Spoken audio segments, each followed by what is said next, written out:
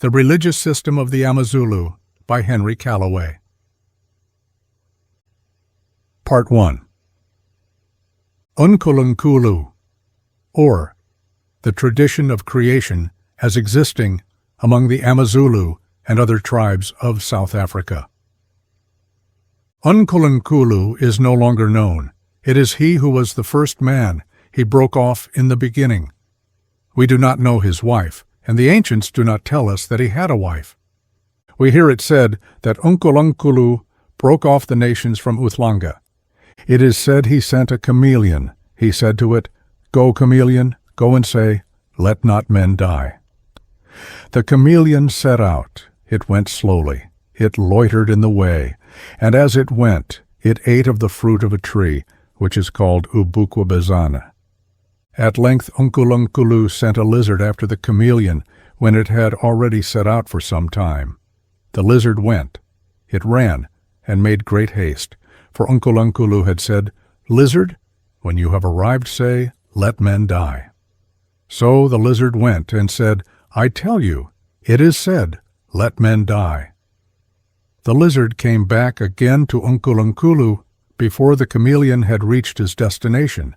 The chameleon which was sent first, which was sent, and told to go and say, "Let not men die." At length it arrived and shouted, saying, "It is said, 'Let not men die.'" But men answered, "Oh, we have heard the word of Abantu the lizard. It has told us the word, it is said, 'Let men die.' We cannot hear your word. Through the word of the lizard, men will die." UNKULUNKULU gave men AMATONGO. He gave them doctors for treating disease and diviners. He gave them medicines to treat diseases occasioned by the Itongo. UNKULUNKULU said, "If a man is being affected by the Itongo, you shall kill a bullock and laud the Itongo. The man will get well if he has been affected by the Itongo." He said, "You will see also by night, you will dream. The Itongo will tell you what it is it wishes." He said, "It will also tell you the bullock it would have killed." The Itongo dwells with the great man. He who dreams is the chief of the village. It says, "Should you kill a bullock, the man will get well." The bullock which the Itongo mentions is killed. And although people were thinking that the man would die, he gets well, and so it is clear that the man was affected by the Itongo. The gallbladder is taken from the bullock, and the man has the gall poured on him. They give praise and say, "In order that we may see that it is the Itongo, let us see him get well this very day. And at the very dawn of tomorrow, eat meat. So we shall see that it is the Itongo. On the other hand, we shall not admit in our hearts that it is the Itongo. We shall say, 'It is disease only. There is no Itongo in his body.' If we see that it is the Itongo, we shall see it by his getting well, and so we shall give thanks. Then we will kill many cattle and laud the Itongo, and see that the Itongo of our house is good." Ugwais Mdunga and Ilala. The old men say that UNKULUNKULU is Umvelinkangi, for they say he came out first. They say he is the Utlanga from which all men broke off. The old men say that UNKULUNKULU is, he made the first men, the ancients of long ago. The ancients of long ago died. There remained those who had been begotten by them, sons, by whom we hear that there were ancients of long ago who knew the breaking off of the world. They did not know UNKULUNKULU. They did not see him with their eyes. They heard it said that UNKULUNKULU was. He came out where men broke off from Utlanga. He begat the ancients of long ago. They died and left their children. They begat others, their sons. They died. They begat others. Thus we at length have heard about UNKULUNKULU. It was our ancestors who told us the accounts of UNKULUNKULU and of the ancients of long ago. Tell me if at the present time there are any who pray to UNKULUNKULU. There are none. They pray to the AMATONGO. They honor them, that they may come and save them. Who are the AMATONGO? The Amadlozi, men who have died. When they have died, they change again and become AMATONGO, and crawl on their belly. And so the old men call a dead man, so changed an Itongo. It is called a snake. Zulu is the name of the snake. When a man is ill, they go to a doctor to divine, and it is said, the AMATONGO have come to ask for cattle, that a bullock should be killed. The flesh of the slaughtered bullock is put together in a hut, that the AMATONGO may eat. The door is shut, and the people do not eat the meat at the time, but on the morrow. In the evening boys sleep in the hut and watch the meat. In the morning the flesh is boiled, and men assemble to eat the head. They then separate and go to their own villages, and those of the family where the bullock has been killed remain. Then the breast is boiled, which will be eaten by the chieftainesses and by the people of the family.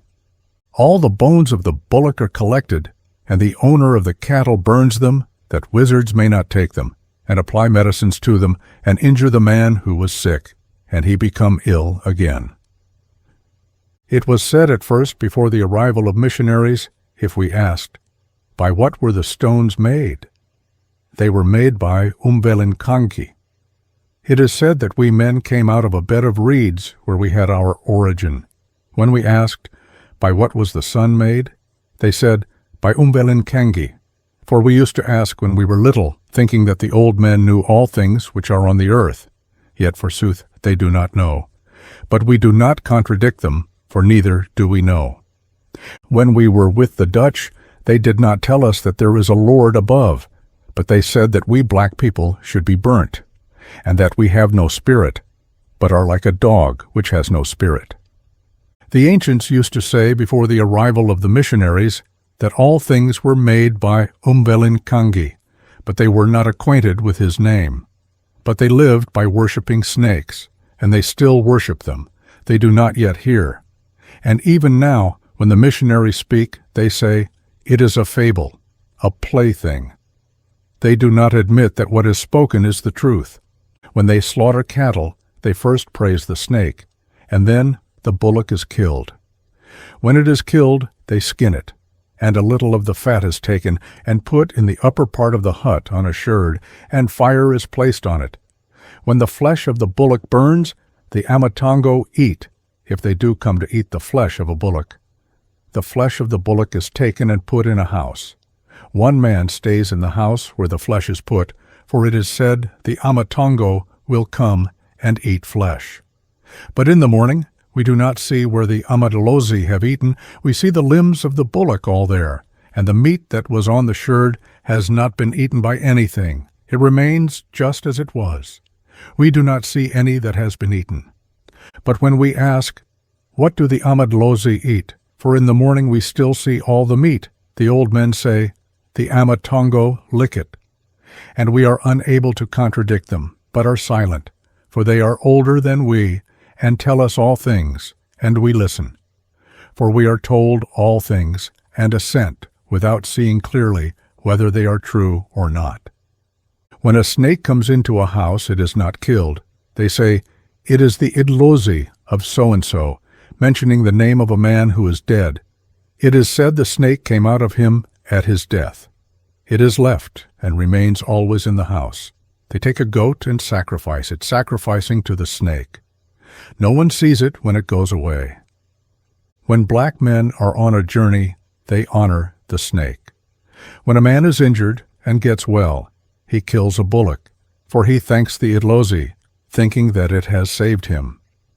When a man obtains cattle, also, he thanks the snake, thinking it is the snake which has given him many cattle. A man whose father is dead when he is about to kill a bullock worships his father, praying him to look on him continually and give him all that he wishes, and give him cattle and corn, everything. When a man is ill, they inquire of diviners. The diviner comes and tells them to eat a bullock, and they eat a bullock, the diviner saying that the man will get well. If when they have eaten the bullock, he does not get well, but dies, they say, he is summoned by those who are beneath. They say, he has been killed by the AMATOLOZI, because they wish the man to go and dwell with them. When anyone dies among black men, they lament very much and make a great noise. And when he is buried, all his things are taken, and a large fire kindled to burn them. Not a single thing which he wore on his body is left. All is burnt, for they are afraid to wear the property of a dead man. Ufulatela sitole. In the speech of black men, when a man does a wonderful thing which other men cannot do, or brings a bad matter to a good issue, men say, "I'll go to, the people of Unsondo do thus." Or if the heaven rains excessively great torrents and causes wonder, it is also constantly said, "How the heaven of Unsondo rains."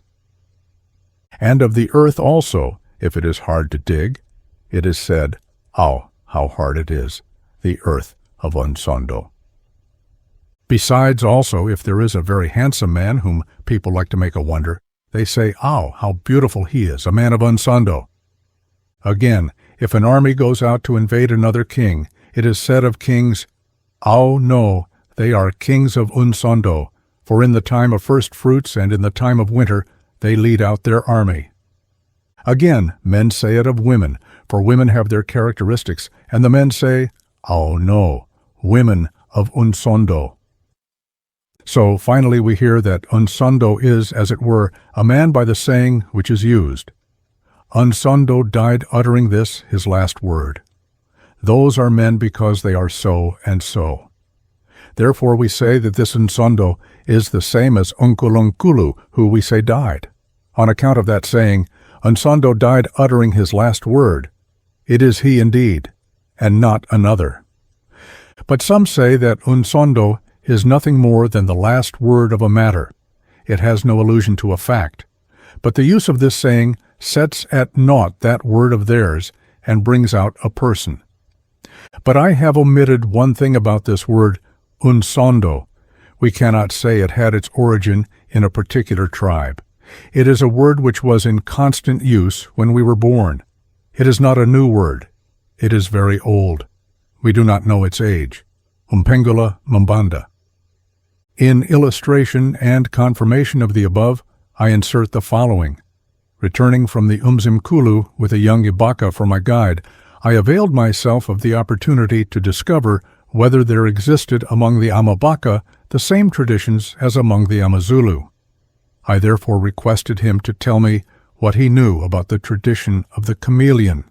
He told me the ordinary tale, but instead of saying it was sent by UNKULUNKULU, he said, "Kwatuniwa Unwaba." There was sent a chameleon. I inquired by whom it was sent. He replied, "By Unsondo." And who was he? He was he who came out first at the breaking off of all things. Ekudabukeni Kwazinto Zonke. Explain what you mean by Ekudabukeni. When this earth and all things broke off from Utlanga. What is Utlanga? He who begat Zala, Unsondo. You do not mean then a reed, such as those in that bed of reeds in the valley. No, but Utlanga, who begat Unsondo. Where is he now? Oh, he exists no longer. As my grandfather no longer exists, he too no longer exists. He died. When he died, there arose others, Unsondo who were called by other names. Utlanga begat Unsondo, Unsondo begat the ancestors begat the great-grandfathers begat the grandfathers, and the grandfathers begat our fathers, and our fathers begat us. Are there any who are called Utlanga now? Yes. Are you married? Yes. And have children? Yebo, Umina, Enye Utlanga. Yes. It is I myself who am an Utlanga. Because you have become the father of children? Yes, I am an Utlanga on that account. As he said this, he tapped himself on his breast. But for my part, I say they speak truly who say that UNKULUNKULU is named Umvelinkangi. But as for what they say respecting his having a wife, I have not heard of it. What I have heard is this, that men sprang from UNKULUNKULU as if he made them because he existed before them. It was not said that UNKULUNKULU had a wife. This is what we know. And as regards worship, they speak truly who say, he was not worshipped, and I agree with them. For it is not worship when people see things as rain or food such as corn and say, yes, these things were made by UNKULUNKULU. But no such word has come to them from him as this: I have made for you these things that you might know me by them. He made them that men might eat and see them, and nothing more. Afterwards they had power to change those things that they might become the AMATONGOs. They took them away from UNKULUNKULU.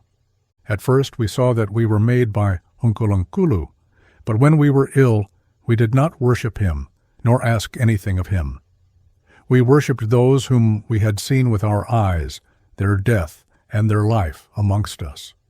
So then we began to ask all things of the Amazulu, whether corn or children or cattle or health. By that it began to be evident that UNKULUNKULU had no longer a son who could worship him. There was no going back to the beginning, for people increased and were scattered abroad, and each house had its own connections. There was no one who said, For my part, I am of the house of UNKULUNKULU. To us black men, UNKULUNKULU is as a stalk of maize.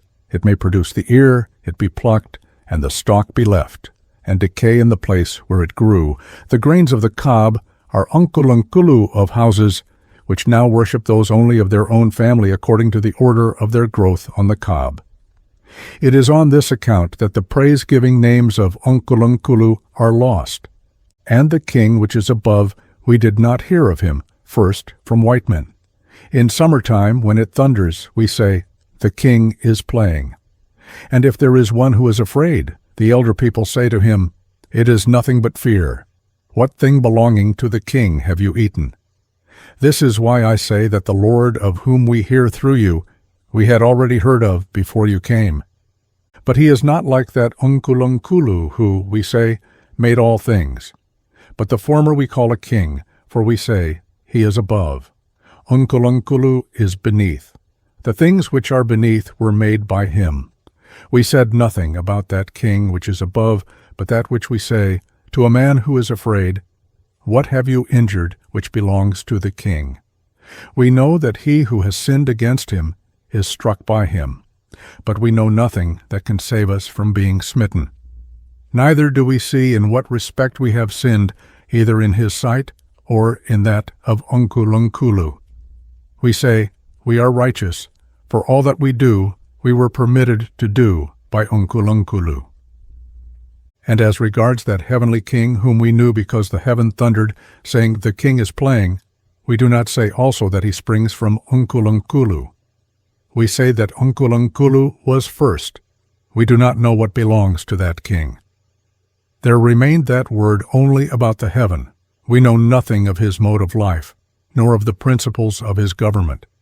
His smiting is the only thing we knew, because we said to a man who was afraid, Why are you afraid when the king is playing for his own pleasure? What sin have you done in his sight? That is all. There is no connection between our knowledge of UNKULUNKULU and of him. For we can give some account of what belongs to UNKULUNKULU. We can scarcely give any account of what belongs to the heavenly king. We know much of what belongs to UNKULUNKULU, for he was on this earth, and we give an account of matters concerning him. The sun and moon we referred to UNKULUNKULU together with the things of this world. And yonder heaven we referred to UNKULUNKULU. But we did not say that the heaven belonged to this king, although he dwells there, for we said, All was made by UNKULUNKULU. It is not proper, because we now hear from you about that king of heaven, that we should begin to say, All is his, as though that belonged to our original opinions. That knowledge is theirs who tell us. For our parts, we used not to say that the king of heaven made all things. We said that UNKULUNKULU alone made them. And we black men, although some missionaries tell us that this king and that UNKULUNKULU is the same, did not say that UNKULUNKULU was in heaven. We said he came to be and died. That is all we said. Umpengula Mbanda. When black men say UNKULUNKULU or Uthlanga or the Creator, they mean one and the same thing, but what they say has no point. It is altogether blunt. For there is not one among black men, not even the chiefs themselves, who can so interpret such accounts as those about UNKULUNKULU as to bring out the truth, that others too may understand what the truth of the matter really is. But our knowledge does not urge us to search out the roots of it. We do not try to see them. If anyone thinks ever so little, he soon gives it up and passes on to what he sees with his eyes. And he does not understand the real state of even what he sees. Such, then, is the real facts as regards what we know about UNKULUNKULU, of which we speak. We say we know what we see with our eyes, but if there are any who see with their hearts, they can at once make manifest our ignorance of that which we say we see with our eyes, and understand too. As to our primitive condition, and what was done by UNKULUNKULU, we cannot connect them with the course of life on which we entered when he ceased to be. The path of UNKULUNKULU through our wandering has not, as it were, come to us. It goes yonder, whither we know not. But for my part I should say, if there be anyone who says he can understand the matters about UNKULUNKULU, that he knows them just as we know him, to wit, that he gave us all things. But so far as we see, there is no connection between his gift and the things we now possess. So then if anyone says he knows all about UNKULUNKULU, meaning that he knows them by means of what we see, I should say it would be well for him to begin where we begin, and travel by the path we know until he comes to us. For we say, UNKULUNKULU, the first outcomer, gave us all things, and that he gave them to us, and also made us men, in order that we should possess the things which he made for us. I say then that there is not one amongst us who can say that he knows all about UNKULUNKULU, for we say, truly we know nothing but his name, but we no longer see his path which he made for us to walk in. All that remains is mere thought about the things which we like. It is difficult to separate ourselves from these things, and we make him a liar. For that evil which we like of our own accord, we adhere to with the utmost tenacity. If anyone says, it is not proper for you to do that, if you do it, you will disgrace yourself. Yet we do it, saying, since it was made by UNKULUNKULU, where is the evil of it? Just as we married many wives, saying, how? We cannot deny ourselves as regards the abundance which UNKULUNKULU has given us. Let us do just what we like. And if we wish to enter into sin, we enter into it in his name, and are like people who are in possession of his word. But we do not really possess it, but do our own will only, doing it in his name. But we have no union with UNKULUNKULU, nor with that which he wished we should do by creating us. We black men could not see the greatness of UNKULUNKULU, nor that he loved us by creating us. And we worship him when we eat and are filled, or when we get drunk, or do our own will in matters in which we love to have our own will, and are now like children who have no father or mother, who have their own wills about things which they would not do if their father and mother were still living. But they do it, for they imagine they are in a wilderness where no one can see them. This is the way in which we worship UNKULUNKULU. When anyone would find fault with us, asking us why we do so and so, we should say to him at once, but since you say it is not proper that this thing should be done, why did UNKULUNKULU create what is evil? And the other is silent. That is how we worship him. We do not worship him by praying UNKULUNKULU to keep us ever in his path, that we might never forget it. But we now worship him by drunkenness and a greedy pursuit of those things which we do by our own wickedness. But there are no praise-giving names with which we praise him similar to the great number of them with which we praise the AMATONGO. For my part, then, if anyone says, yes, if you seek the path of UNKULUNKULU, I am still acquainted with it, I should say. Oh, the matter, forsooth, is now set in order. Now we shall see where we separated from UNKULUNKULU, and perceive, too, what we meant by saying, UNKULUNKULU made these things because they are good. For my part, I say that UNKULUNKULU is no longer like the Creator, for we sin in his name, and maintain that he made all evil for us. But it is not so, but it now appears to be so, because it is now difficult to separate ourselves from those things, and we are helped by saying, oh, it is no matter, although they say I have done wrong. But I say UNKULUNKULU was unable to create what is evil, and although they say it is evil, It is really good. This, then, is what I maintain. If anyone says he understands all about UNKULUNKULU, I say all men would be glad to go to the man who says this to see him and to hear him. For in process of time we have come to worship the AMATONGO only, because we knew not what to say about UNKULUNKULU. For we do not even know where we separated from him, nor the word which he left with us.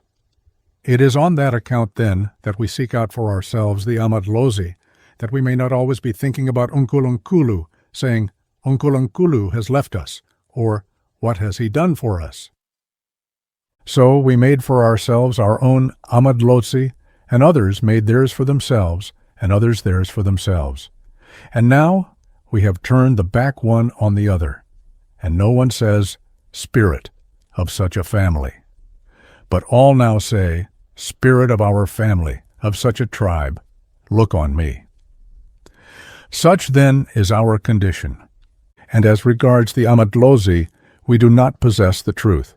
For as regards the men we worship men who, when they too were departing from the world, did not wish to depart, but were very unwilling to depart, worrying us excessively, telling us to go and seek doctors for them, and that we wished them to die.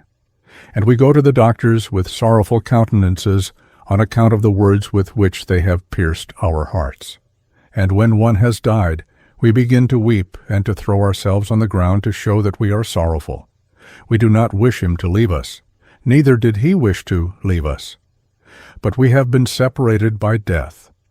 And on the morrow, after the day of our funeral lamentation, if there arise some little omen, we say, Just let us go to the diviner and hear of him, since this thing has happened, for yesterday we buried so-and-so.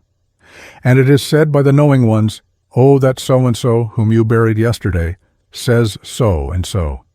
And we begin to worship him, although the day before we wept and did not see that he had gone to unite with the rest of the dead, that they might make a strong rampart around us, which shall not be penetrated even by death.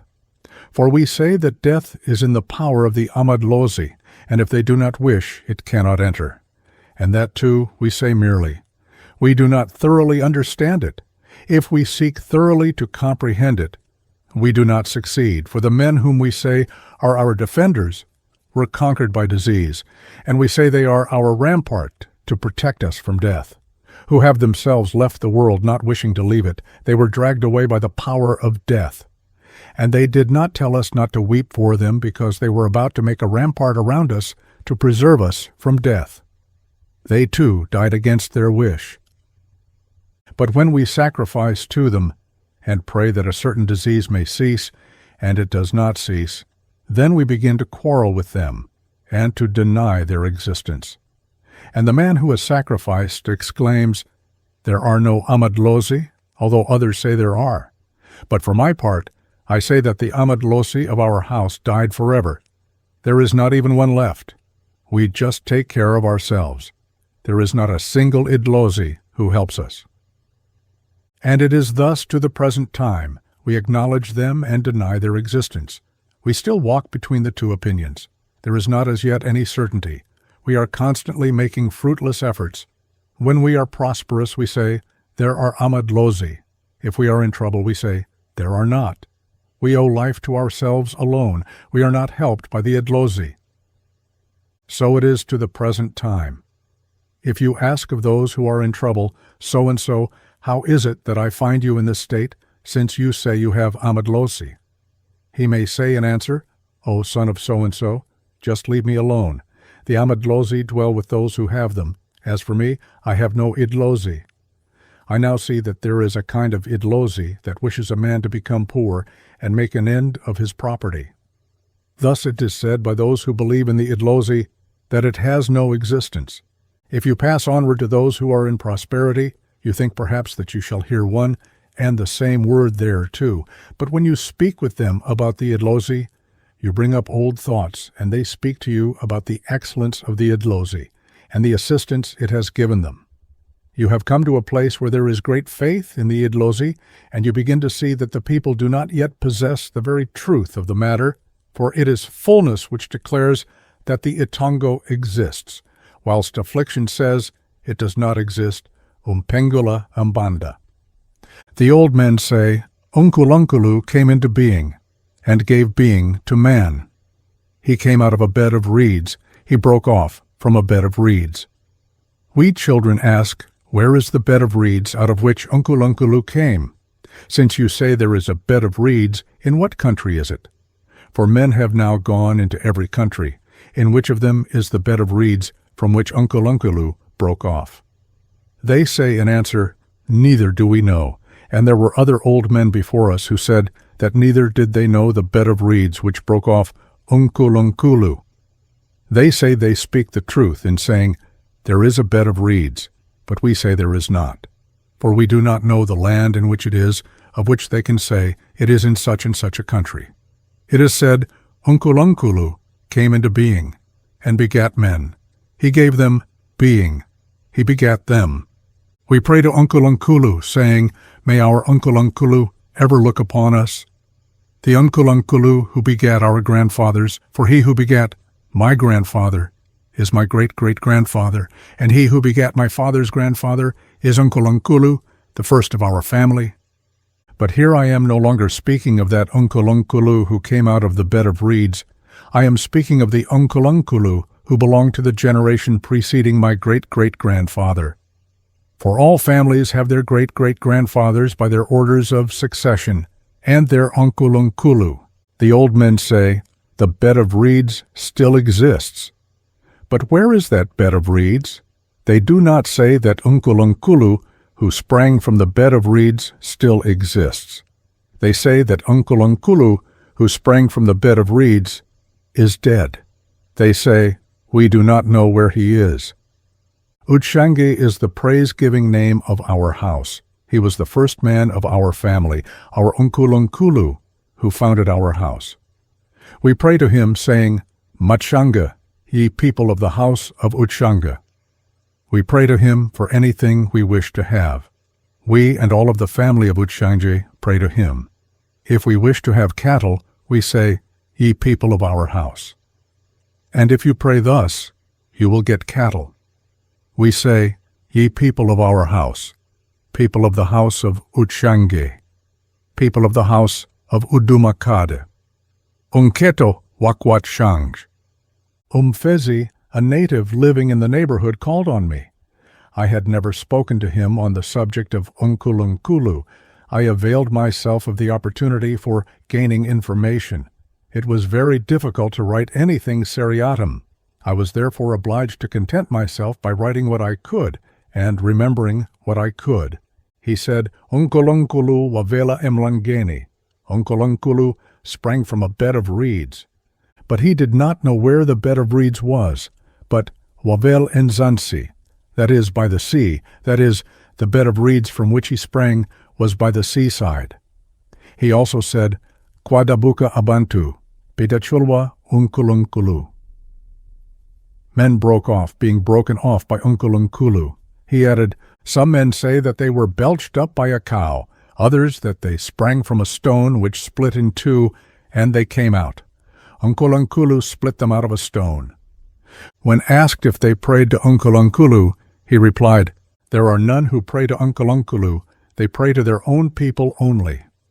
I inquired what they said about thunder. He said, we say, O Lord, what have we destroyed? What sin have we done? We have done no sin.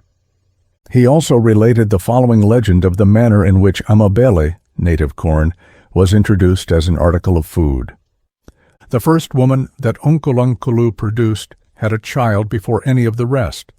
There was another woman who was jealous when she saw her with a child, and hated her, and wished to poison her.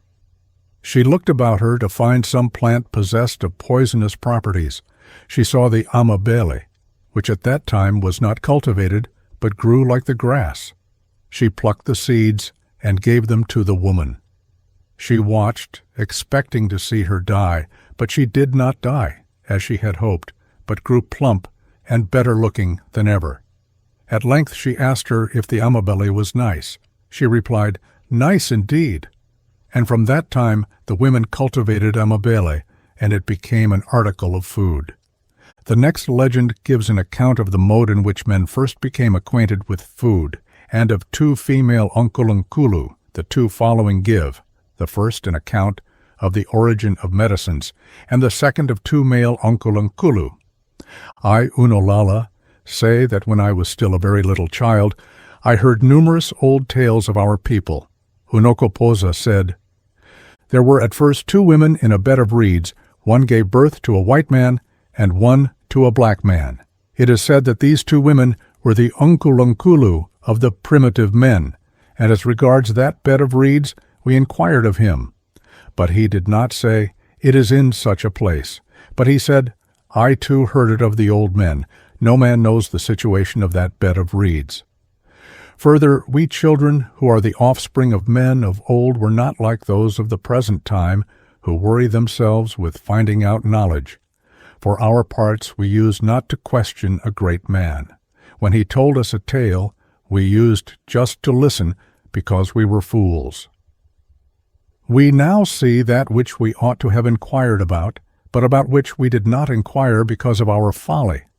And those women gave birth to children. There being no food which was eaten, they saw corn and maize and pumpkins.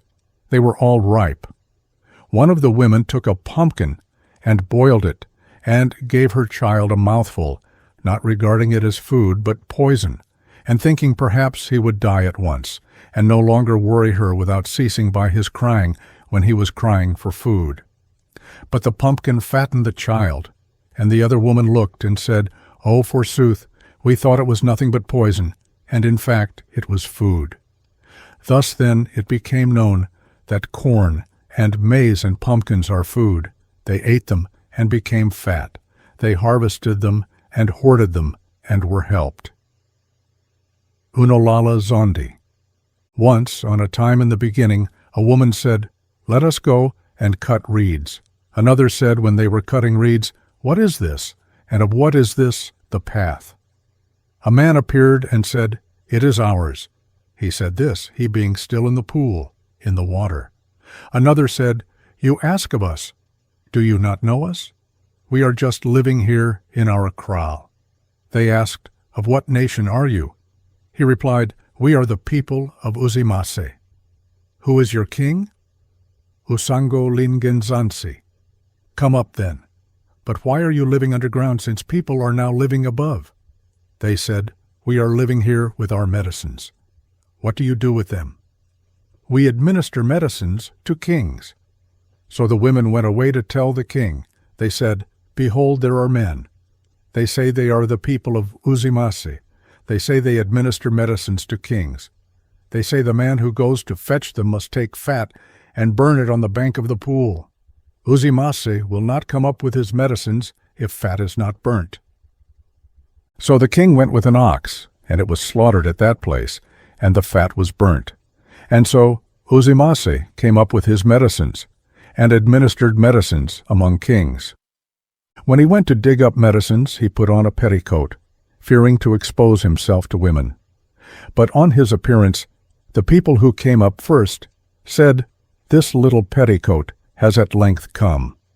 Our people said in reply, "These little pigs are living above." So there was a dispute about medicines between those who came up from below and those who were already above. Our people were called people of the little petticoat, and they called them people of the pick. They were begotten by a man. That man was Umbala. They separated from each other. And so we went in one direction, and some in another. I say then that Uzimase is the UNKULUNKULU of our tribe.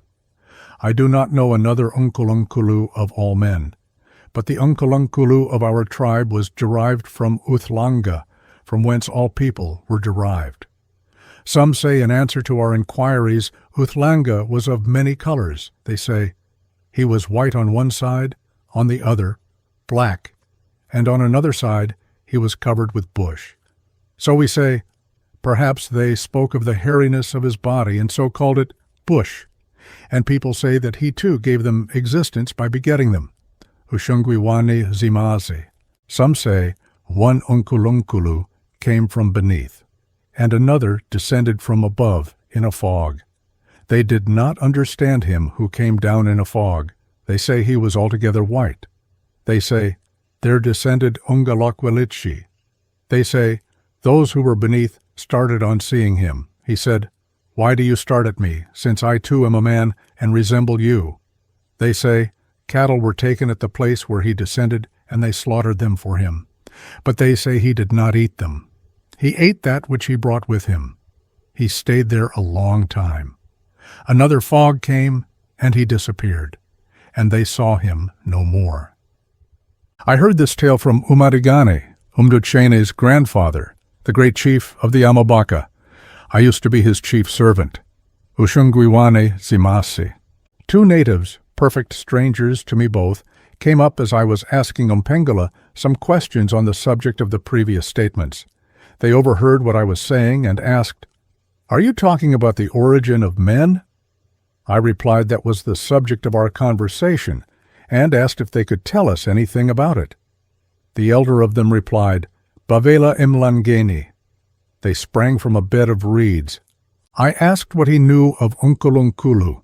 He replied, "He gave origin to men, he too having had an origin given him from a bed of reeds." I asked Wavezwa Ubanina, who gave him an origin. He said he did not know, and added, "UNKULUNKULU told men, saying, 'I too sprang from a bed of reeds.'" I asked how men were produced, and got for a reply only a repetition of the statement that they sprang from a bed of reeds. I asked if he had heard anything of a woman. He replied, "UNKULUNKULU sprang from a bed of reeds, and a woman, a wife, sprang from the bed of reeds after him. They had one name, viz. UNKULUNKULU. I then took him to my study and wrote the following at his dictation. We heard it said, UNKULUNKULU sprang from a bed of reeds. There first appeared a man, who was followed by a woman. Both are named UNKULUNKULU. The man said, "You see us because we sprang from the bed of reeds," speaking to the people who came into being after him. It is said all men sprang from UNKULUNKULU, the one who sprang up first. It is said UNKULUNKULU had his origin in a valley where there was a bed of reeds in this world. And men sprang from UNKULUNKULU by generation. Umbelinkangi is the same as UNKULUNKULU. The earth was in existence first. Before UNKULUNKULU as yet existed, he had his origin from the earth in a bed of reeds. All things as well as UNKULUNKULU sprang from a bed of reeds. Everything, both animals and corn, everything, coming into being with UNKULUNKULU. He looked on the sun when it was finished and said, "There is a torch which will give you light, that you may see." He looked on the cattle and said, "These are cattle. Be ye broken off, and see the cattle, and let them be your food. Eat their flesh and their milk." He looked on wild animals and said, "That is such an animal. That is an elephant. That is a buffalo." He looked on the fire and said, "Kindle it, and cook, and warm yourself, and eat meat when it has been dressed by the fire." He looked on all things and said, "So-and-so is the name of everything." There sprang up a man and a woman. The name of both was UNKULUNKULU. They sprang from a reed, the reed which is in the water. The reed was made by Umbelinkangi. Umbelinkangi caused grass and trees to grow. He created all wild animals, and cattle and game, and snakes, and birds and water, and mountains. He made a reed. The reed gave origin to UNKULUNKULU and his wife. UNKULUNKULU begat primitive men. UNKULUNKULU said, "I, UNKULUNKULU, and my wife are the offspring of Umbelinkangi. He begat us with a reed, it being in the water. At his origin he said, We will fight and stab each other with spears, that the strongest may be manifest who overcomes the other, and he who overcomes the other shall be the great king, and he who is overcome shall be the dependent. And all people shall wait upon him who is the king who overcomes the other." Umbelinkangi was a man who begat UNKULUNKULU by a reed whilst it was in the water, and who begat his wife, Unsukuzonke Memela. The ancients did not say there is a Lord in heaven. As for UNKULUNKULU, we do not know that he left any word for man. We worship the AMATONGO. The word of UNKULUNKULU which we reverence is that which says there are AMATONGO. It is as though we sprang from UNKULUNKULU. We do not know where we were made. We black men had the same origin as you, white men. But we black men at our origin were given cattle, and picks for digging with the arms, and weapons of war. It was said, "It is enough. You shall now shift for yourselves." So we departed, and came in this direction. You white men stayed behind with all good things and with laws, also which we did not possess. We used to hear it said by our fathers, they too having heard of others, that a man first came into being, and then a woman after him. After that a cow came into being. It appeared walking with a bull. After that a female dog, and after her a dog. And after that all the little animals and elephants. All came into being in pairs. After that corn came into being. When the corn had come to perfection, the man said to the woman, "That which you now see, true woman, is something for us to eat. We shall eat at once. Behold corn." The woman asked, saying, "In what way shall it be eaten?" The man replied, "Since you see it growing thus, let it be cut. Take a rod and thrash it, find a stone, and then find a second that it may be an upper stone." He said, "There is clay. Take it and mold it, and pour water into the vessel." For his work he cut down a small tree, the uluzi, and obtained fire by friction.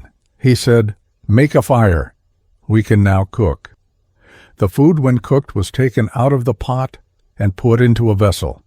And so they ate, and said, "We shall never die if we eat this corn."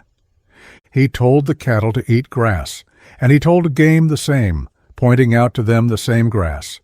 And he told them not to remain all at home. On the day the first man was created, he said, as to what happened to them in the bed of reeds, that they did not see their own creation. When he and his wife first saw, they found themselves crouching in a bed of reeds, and saw no one who had created them.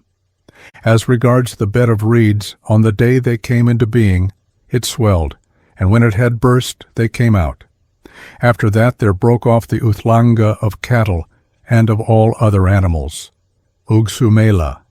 Ukoto, a very old Zulu, one of the IZINYANGA tribe, whose father's sister Unandi was the mother of Uchaka, gave me the following accounts. Enter.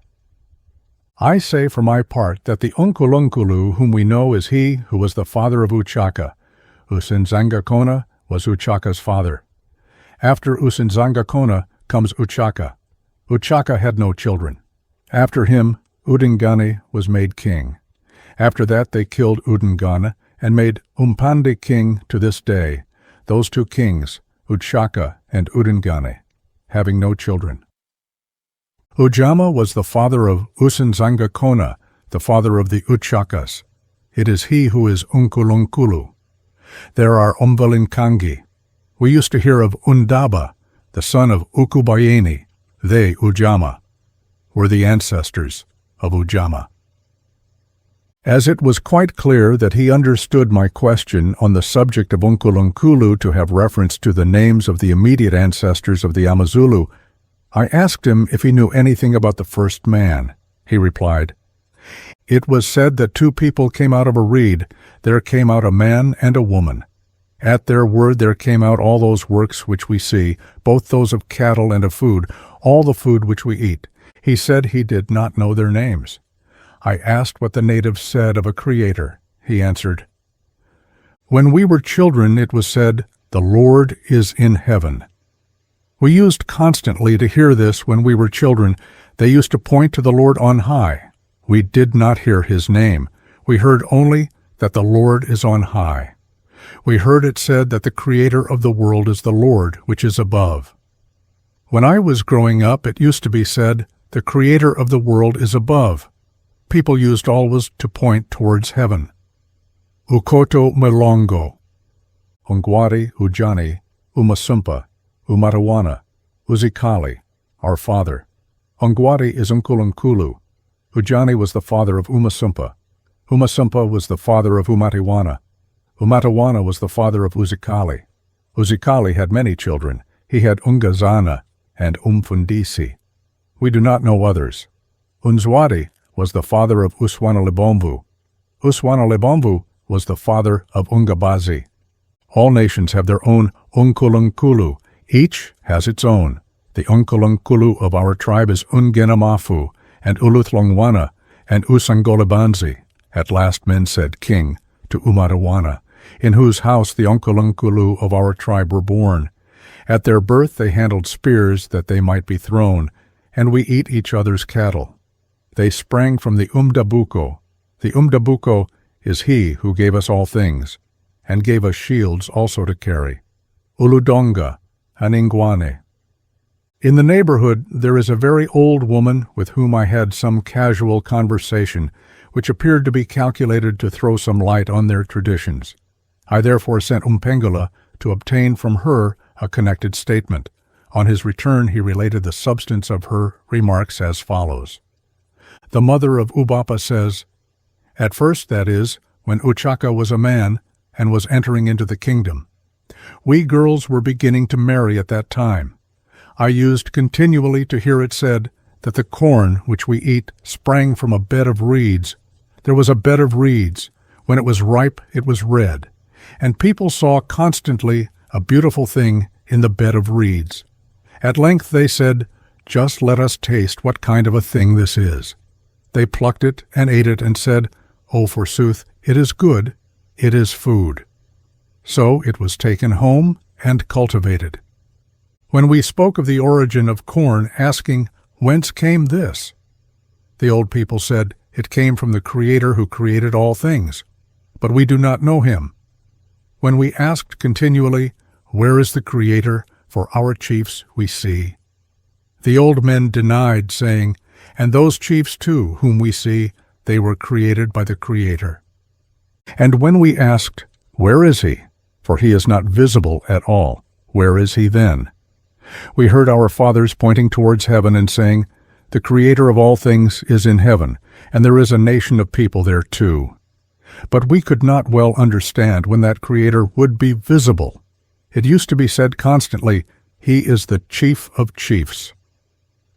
Also, when we heard it said that the heaven had eaten the cattle at such a village, we said, 'The Lord has taken the cattle from such a village.' And when it thundered, the people took courage by saying, 'The Lord is playing.' That was the state of the matter till we grew up. But as for UNKULUNKULU, Ubapa's mother did not mention him of her own accord, but I tried to direct her attention to him, that she might speak of him of her own accord. But I could not get her to mention him of her own accord. At length I mentioned the name of UNKULUNKULU, and she understood and said, 'Ah, it is he in fact who is the Creator which is in heaven, of whom the ancients spoke.' But Ubapa said, 'No, she now begins to speak at cross purposes. She did not say this to the missionary yesterday. She said UNKULUNKULU was from beneath, but now she says he was from above. And she said, 'Yes, yes, he went up to heaven afterwards.' She left the first account and began to say, 'Truly UNKULUNKULU is he who is in heaven, and the white men, they are the Lord's who made all things.'" Ubibi, who related the following, was a very old man, belonging to the AMATONGO tribe. He had seen much. His people were scattered by the armies of Uchaka, and he showed 4 wounds, received at different times. The chief inquires then what our forefathers believed.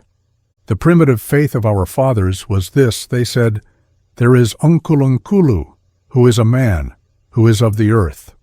And they used to say, "There is a Lord in heaven." When it hailed and thundered, they said, "The Lord is arming. He will cause it to hail. Put things in order." They said this to our mothers, and they set all things in order, cattle and corn. And when the Lord played by thundering, they said, "If there was anyone afraid, why do you start because the Lord plays?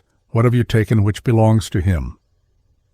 It was said, UNKULUNKULU said, "Let there be men, and let them cultivate food and eat." And the grass was created by UNKULUNKULU, and he told the cattle to eat. He said, "Let firewood be fetched, that a fire may be kindled, and food be dressed."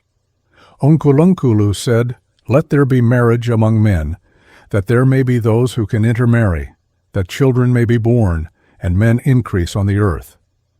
He said, "Let there be black chiefs, and the chief be known by his people." And it be said, "That is the chief. Assemble all of you, and go to your chief." We do not know the origin of UNKULUNKULU. We hear it said, "Men are the children of UNKULUNKULU." Our fathers used to say, "UNKULUNKULU is he who begat men by Utlanga." We do not know whence Utlanga came, or whether UNKULUNKULU and Utlanga both came from one Utlanga or not. We do not know whether Utlanga was a woman, for our fathers said, "We were begotten by UNKULUNKULU." We used to ask our fathers about UNKULUNKULU, saying, "Where is UNKULUNKULU of whom you speak?" They said, "He is dead, and Utlanga also is dead." Our fathers said, "We were told that we are the children of UNKULUNKULU and Utlanga." And our fathers told us they were told, "UNKULUNKULU was a black man, for we see that all the people from whom we sprang are black, and their hair is black." They circumcised because UNKULUNKULU said, "Let men circumcise, that they may not be boys." And UNKULUNKULU also circumcised, for he commanded us to circumcise. As to the source of being, I know that only which is in heaven. The ancient men said, "The source of being is above, which gives life to men. For men are satisfied and do not die of famine, for the Lord gives them life, that they may live prosperously on the earth and not die of famine. If it does not rain, the heads of villages and petty chiefs assemble and go to a black chief. They converse and pray for rain. Their praying is this: the heads of villages select some black oxen. There is not one white among them. They are not slaughtered. They merely mention them. One is killed. The others are left. It was said at first, the rain came from the Lord, and that the sun came from him, and the moon which gives a white light during the night, that men may go and not be injured. If there is no moon, it is said, let not men go. It is dark. They will injure themselves. If lightning struck cattle, the people were not distressed. It used to be said, the Lord has slaughtered for himself among his own food. Is it yours? Is it not the Lord's? He is hungry. He kills for himself. If a village is struck with lightning and a cow killed, it is said, this village will be prosperous. If a man is struck and dies, it is said, the Lord has found fault with him. Ubebe.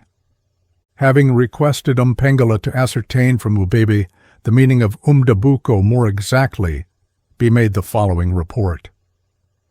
I have done as you directed, teacher, and asked of Ubebe what men meant by the word Umdabuko, when they say, the Umdabuko of men.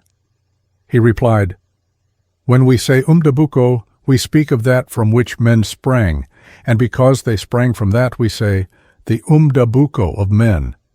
Further, as regards that Lord who is above, I never heard our fathers say he had a mother or wife. I never heard such a thing. It is UNKULUNKULU only of whom it was said he gave men origin by means of Utlanga, and so we said, the Umdabuko is Utlanga.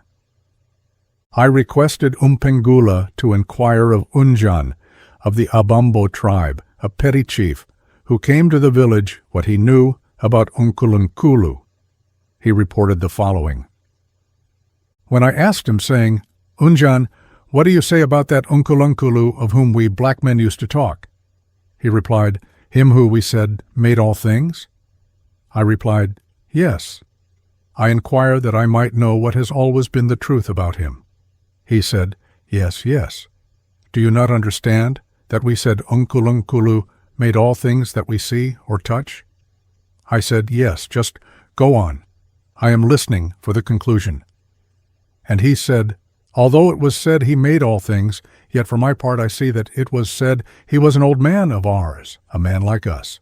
For we did not point to any place where he was, but said he was a man who came into being first of all other men, who was older than all of us, Umvelinkangi. So then I see that by our word we said, UNKULUNKULU made all things, but we know not whence he sprang. I asked, where is he now? He said, "Oh, he is dead." I asked, "Where is he gone?" He replied, "We too used to ask, and it was answered, 'He is dead.' But by that it is evident that all things were not made by a man who is now dead. They were made by one who now is." And when I inquired, saying, "Do not your teachers tell you that the Lord which is in heaven is UNKULUNKULU?" he replied with a start, "How? By no means. I never heard such a word, neither did I ever hear them even mention the name. It is your teacher alone with whom I have ever spoken about it." The next day I asked him myself, when he made the following statement. The ancients said that it was UNKULUNKULU who gave origin to men, and everything besides, both cattle and wild animals. They said it was an ancient man who gave origin to these things, of whom it is now said that ancient man is Lord. It is said, He is the Lord which is above. We have now heard from you that the Lord which is in heaven is He who made everything. The old men said that UNKULUNKULU was an ancestor and nothing more, an ancient man who begat men, and gave origin to all things. Ulangeni, an old Ixosa, but one living at a mission station, paid us a visit. I went to him and inquired of him what he knew about UNKULUNKULU, because I saw he was a very old man. When I entered the house where Ulangeni was, I inquired of him, saying, "My father, help me in the matter of Utikso, and tell me where Utikso is said to be, and whether the word came into use after the arrival of the missionaries." And Ulangeni answered, "No, the word Utikso is not a word we learned of the English. It is an old word of our own. It used to be always said when a man sneezed, 'May Utikso ever regard me with favor.'" Then I asked, "Since you merely used the word Utiko, what did you mean? Since what is very truth about him you knew not, what did you mean?"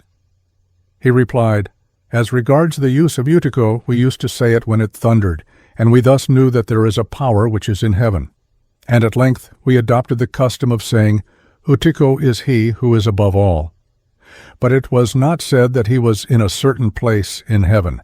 It was said he filled the whole heaven. No distinction of place was made." I asked, "By what name did the Hottentots call God?" He said, "How? What Hottentots do you mean?" I replied, "Those reddish Hottentots." He said, "I hear. But where were those people that they should use the word Utikso?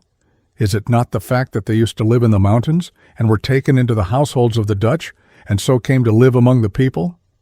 Utikso is not a Hottentot word. Everything belonging to the Hottentots was thrown into confusion when they united with the Dutch. We have learnt nothing of them." This, then, is what I heard of Ulangeni. So I inquired further, "Have you never heard of UNKULUNKULU?" He replied, "I have for the most part heard UNKULUNKULU mentioned when stones are thrown on Anisivavan. When a man throws a stone, he says, 'Generations of UNKULUNKULU,' and passes on. So I said, 'What UNKULUNKULU does he mean?' Ulangeni said in reply, 'He means the first man, before all other men, who was created by Utikso first, and men saw him. Utikso was concealed by UNKULUNKULU and was seen by no one. Men saw UNKULUNKULU and said he was the creator of all things, UNKULUNKANGI. They said thus because they did not see him who made UNKULUNKULU. And so they said UNKULUNKULU was God. This is what I know about UNKULUNKULU." I replied, yes, Ulangeni, I see clearly that what you say accords with what I said. But further, your answer is the answer of a man on whom the sun has risen, for you see that which many do not regard in the least. He said, "On the arrival of the English in this land of ours, the first who came was a missionary named Uyegana. On his arrival he taught the people, but they did not understand what he said. He used to sleep in the open air and not in a house. But when he saw a village, he went to it.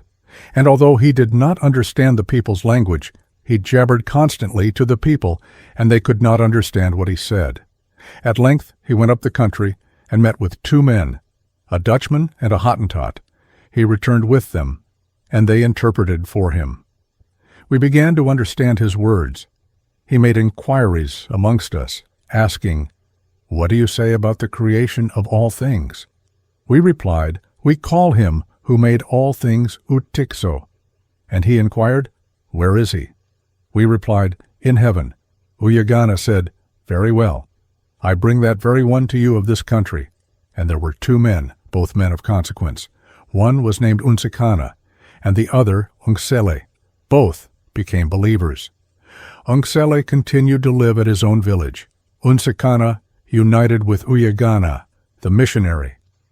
These men began to dispute about the name Utikso. Unksele said, Utikso is beneath. Unsikana denied, saying, No, Unksele, Utikso is above. I see that he is above from whence power proceeds. The 2 disputed on that subject, until at length Unksele was overcome, for he said, He is beneath, meaning UNKULUNKULU, when he said he is beneath. But Unsikana said, No, Utikso is in the high place. At length the word Utikso was universally accepted on the arrival of the missionaries. For we used to speak of the whole heaven, saying, Utikso dwells in the whole heaven, but did not clearly understand what we meant. But the faith of Unsikana is wonderful. We do not understand what it was like, for when he had refuted Unksele, he composed a great hymn for him, which he called the Hymn of God. And to this day, that hymn is a great treasure among the Amaxhosa. It celebrates the great power of God. And the man Unsikana did a wonderful thing at his death. He went with his son into the forest. When he entered the forest, he sought for a large tree called the umumbu. He found one and cut it down. He measured it by his own size. He carved it and made a box of it and a cover for it, hollowing it so as to be equal to himself inside. When it was finished, he carried it home. He assembled his children and said to them, My children, you see I have cut this tree, that when I am dead you may place me in it, and not look on my nakedness. And in fact he died a few days after. Umpengula Mbanda. As regards calling UNKULUNKULU, when he is called by little children or by boys when they are herding cattle, he is called at the bidding of old people. I do not mean those who are really old, but those who are grown up more than others. They send children to go and call him. For there is no one who will say, Why do you like to make sport with a relative of mine? Do you not know that it is painful to me? It is because the house of UNKULUNKULU, which can feel pain for him, no longer exists. All the people who send children to go and call him do so because they care nothing about him. That sport about UNKULUNKULU springs from this. For if children ask who UNKULUNKULU is, the old people answer, Umbelinkangi, who made all things. But when they ask, Where is the place where he now is, they say, He died, and we no longer know the place where he died, nor his grave. This only is what we know, that all these things which we have, he gave us. But there is no such conclusion as this come to. The house which is descended from UNKULUNKULU is the house of so-and-so.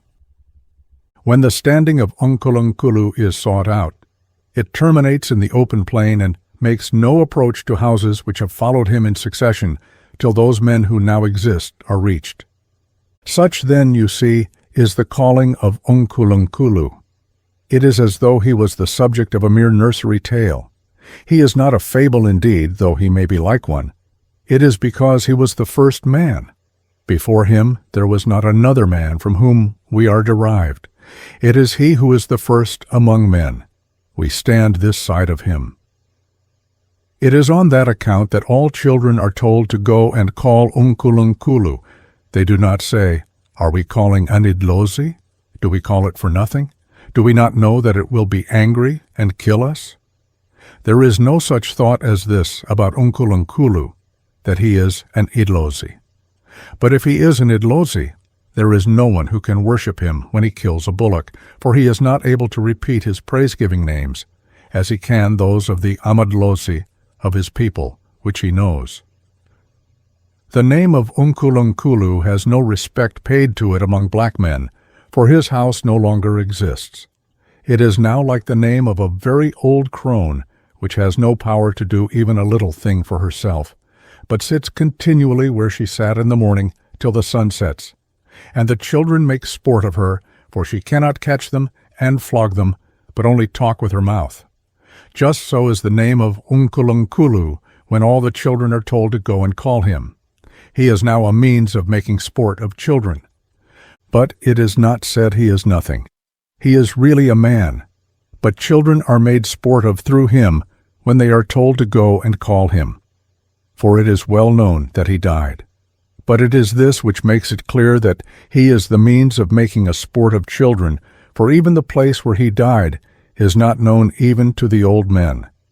But when children are sent, they are told to go yonder, or they say that he is here near at hand, or that he is at this very place. And children call and call again and again, but he cannot answer. They return to report that he does not answer. The people say, "Shout aloud, call him with a loud voice." When the children hear it said that they are to shout aloud, they shout aloud until they are hoarse, and their voice is scarcely audible. And they begin to see that they are deceived, and ask, "How is it that UNKULUNKULU does not hear shrill words with which we first shouted? Now how can he any longer hear, since we are now hoarse?" But because they have been told to shout, even though they are hoarse, they cannot leave off shouting. The end of their shouting is this: one of the bigger boys goes to call them, saying, "Come back now." He says this because the people have now finished what they wished to do without the children. So the children return and say, "He did not answer." The people reply, "He is a great way off. It is now no longer of consequence." By this shouting they do not worship UNKULUNKULU, but the children, through their ignorance, shout with sincerity, for they think he will appear. But those who send them know that he will not. For a person who is shrewd among them cannot be sent to go and call UNKULUNKULU. If he is told to go and call UNKULUNKULU, he may say in reply, "If you wish to do something in private, or if you wish to eat that food of yours, which you do not wish me to see or eat, tell me to go away to some other place. Don't tell me to go and call UNKULUNKULU, like children who know nothing. So old people are not sent." The account of UNKULUNKULU we now see in books, that is, it is coming near to us, whilst we ourselves used to say, UNKULUNKULU is the first man. We did not worship him, though we all sprang from him. We worship our UNKULUNKULU whom we know by name. We cannot worship him, for all of us in our childhood were deceived through him. When we were told to go and call him, we shouted and shouted, but he did not appear in the least. But now if a man tell us to worship UNKULUNKULU, how shall we forsake these our own UNKULUNKULU, whom we do worship, and worship him, by whom we have been deceived? We cannot assent. For if a man urge us to worship UNKULUNKULU, the old sores of all of us will break out again, and we shall ask if the deception which was practiced on us when young is brought up again. It is said, "Since we have grown up in the presence of this deceit, have we now forgotten it? We still know that we were much deceived through him. I do not mean that we were deceived because the people thought he was nothing. I mean, we were deceived by being told to go and call him, and he would appear. And if we are told to worship him, and he will give us so and so and so and so, or health, it will still be like our being deceived." Mpengula Mbanda, the account which black men give white men of their origin. It is said the black men came out first from the place whence all nations proceeded, but they did not come out with many things, but only with a few cattle and a little corn, and assegais, and picks for digging with the arms, and some other things which they have. Fire to kindle, that they might not eat raw food, but that which is cooked. And potter's earth is a thing which they know, to wit, if we temper earth, and make it a vessel, and leave it that it may dry, and when it is dry, burn it with fire, that it may be red. We know that although water be now poured into it, it will no longer fall to pieces, for it has now become strong. And wisdom, which suffices to help ourselves when we are hungry, and to understand the time of digging, that it may not pass, and we die of famine, through not knowing suitable and unsuitable times. Our little knowledge just sufficed for helping ourselves. We had no great knowledge. So we came out possessed of what sufficed us, we thinking that we possessed all things, that we were wise, that there was nothing which we did not know. We lived boasting that we possessed all things. But now when the white men have come with wagons, oxen are yoked, they being clothed in fine linen, being very wise, and doing things which for our parts we thought could not be done by man, about which we did not think in the least that they could help us. We did not know that the ox was useful for many purposes. We used to say, the purpose of the cow is that it should have calves, and we eat milk, and of the ox that we should kill it and eat flesh, and that was all. We knew no other purpose of cattle. When one is killed, we prepare its skin, and make women's clothes and blankets, and that is the whole purpose of the ox. We wondered when we saw oxen yoked into a wagon which had goods in it, and go through the country, and go to a distance, there being nothing that is not in the wagon. And when the oxen are loosened, there comes out all the property of those men. We said, those are come who go about with a house. By house we meant the wagon. That then made us wonder exceedingly. We saw that, in fact, we black men came out without a single thing. We came out naked. We left everything behind because we came out first. But as for the white men, we saw that they scraped out the last bit of wisdom, for there is everything which is too much for us, they know. They know all things which we do not know. We saw that we came out in a hurry, but they waited for all things, that they might not leave any behind. So in truth they came out with them. Therefore we honor them, saying, it is they who came out possessed of all things from the Great Spirit. It is they who came out possessed of all goodness. We came out possessed with the folly of utter ignorance. Now it is as if they were becoming our fathers, for they come to us possessed of all things. Now they tell us all things, which we too might have known had we waited. It is because we did not wait that we are now children in comparison of them. Therefore, as to their victory over us, they were not victorious by armies. They were victorious by sitting still, they sitting still, and we too sitting still. We were overcome by their works, which make us wonder and say, these men who can do such things, it is not proper that we should think of contending with them, as if, because their works conquer us, they would conquer us also by weapons. UNKULUNKULU Mbanda. The white men came out from a great Itongo with what is perfect. As regards the great Itongo which is spoken of by black men, they say that we black men at our origin came out with little things, which were merely sufficient for us to obtain food and to live. Our wisdom was enough to enable us to help ourselves. As regards, then, that little wisdom, whilst we black men were by ourselves, we used not to think we had little wisdom. We thought we had great wisdom, which UNKULUNKULU gave us. But now we say it is little, because we see the great wisdom of the white men which overshadows all our little wisdom in which we used to trust. Further, we used not to say that there were those who remained behind when the nations broke off. We used to say we came out all together. But now we see it was not so, but that we did not come out with anything which made us really men. We see that the white men remained behind and obtained very much from the great Itongo.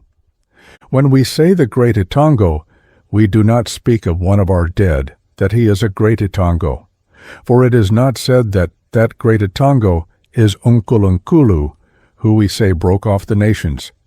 It is only a word which points out that the white men came out with everything, and possessed of everything that was needed for manhood. They came out perfect, not like us who came out imperfect, not having cast off the skin of imperfection. And all those things with which we came out, we did not know sufficiently to understand them. On that account, the word has arisen, that the white men came out with what is perfect from a great Itongo. But I do not know that that Itongo is said to be UNKULUNKULU, but it used not to be said that that Itongo was one with UNKULUNKULU, for he too sprang from UNKULUNKULU. We cannot well understand whether that Itongo is more likely to be UNKULUNKULU or UNKULUNKULU. That is by no means clear. UNKULUNKULU Mbanda. The following account was obtained many years ago. It was in fact among some of the very first papers written at the dictation of natives.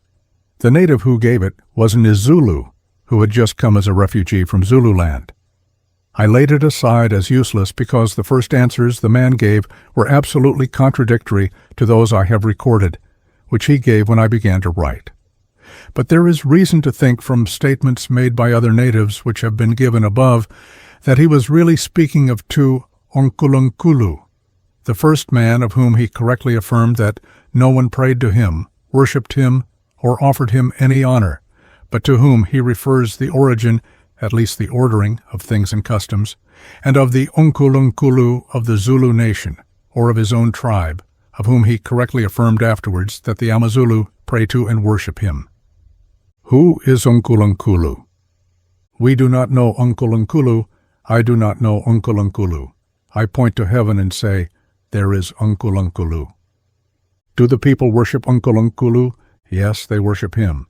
We love UNKULUNKULU because we eat corn and mix it with amasi, and kill our cattle and eat our maize and our sweet cane. We love UNKULUNKULU because he told us to take 10 wives. We love UNKULUNKULU because he told us to eat our meat. But UNKULUNKULU erred when he said that we were to be killed and die and leave our meat. He said that we were to die and never rise again. He erred, therefore, when he allowed us to die and rise no more. UNKULUNKULU is good because he told us to take our cattle and buy a wife. We love him on this account because we eat amadumbi and umthlaza, and because he told us to drink our beer. We love him because he told us to eat the flesh of game. Do the people salute UNKULUNKULU? Yes, they salute him, saying, "O friend, chief." Do they ask him for anything? Yes, they say, "Give us rain, O chief, that our maize may grow." The old men say that UNKULUNKULU was a man and had a wife. Neither do I know the name of his wife. The old men say that he had a wife and that he had children. UNKULUNKULU produced children by generation. Having had some conversation with Mr. Thomas Hancock on the meaning of UNKULUNKULU, be summoned several old Amabaka living near him on the Umzimkulu, and we inquired the names of the fathers of Generations, beginning from the present and going backward. They gave the following: Ubaba, my father; Ubaba Makulu, my grandfather; Ubaba Makulu, Kababa Makulu, my great-grandfather, literally, the grandfather of my grandfather; Ukoko, my great-great-grandfather; Ukulu, my great-great-great-grandfather. They did not go further back, but were inclined to give the names of those who preceded. They said nothing about UNKULUNKULU until we mentioned the word and asked who he was. They then threw their heads backward and said, "He was a long, long time ago, and begat many people." Shortly after, Mr. Hancock sent one Usithlanu, an old Zulu, one of Utshaka's soldiers, with a note in which he says, "Since you were here, I have questioned the bearer about UNKULUNKULU, as also others. But unless I first give them the idea, they know very little or nothing about it but the name, and that he is one that has begotten a great number of children. He may be the 50th grandfather or the 500th. I proceeded to inquire of Usithlanu by the aid of a native, directing him in the first place to ask Usithlanu to go backwards and tell me what the Amazulu call the fathers of generations, beginning with his own father.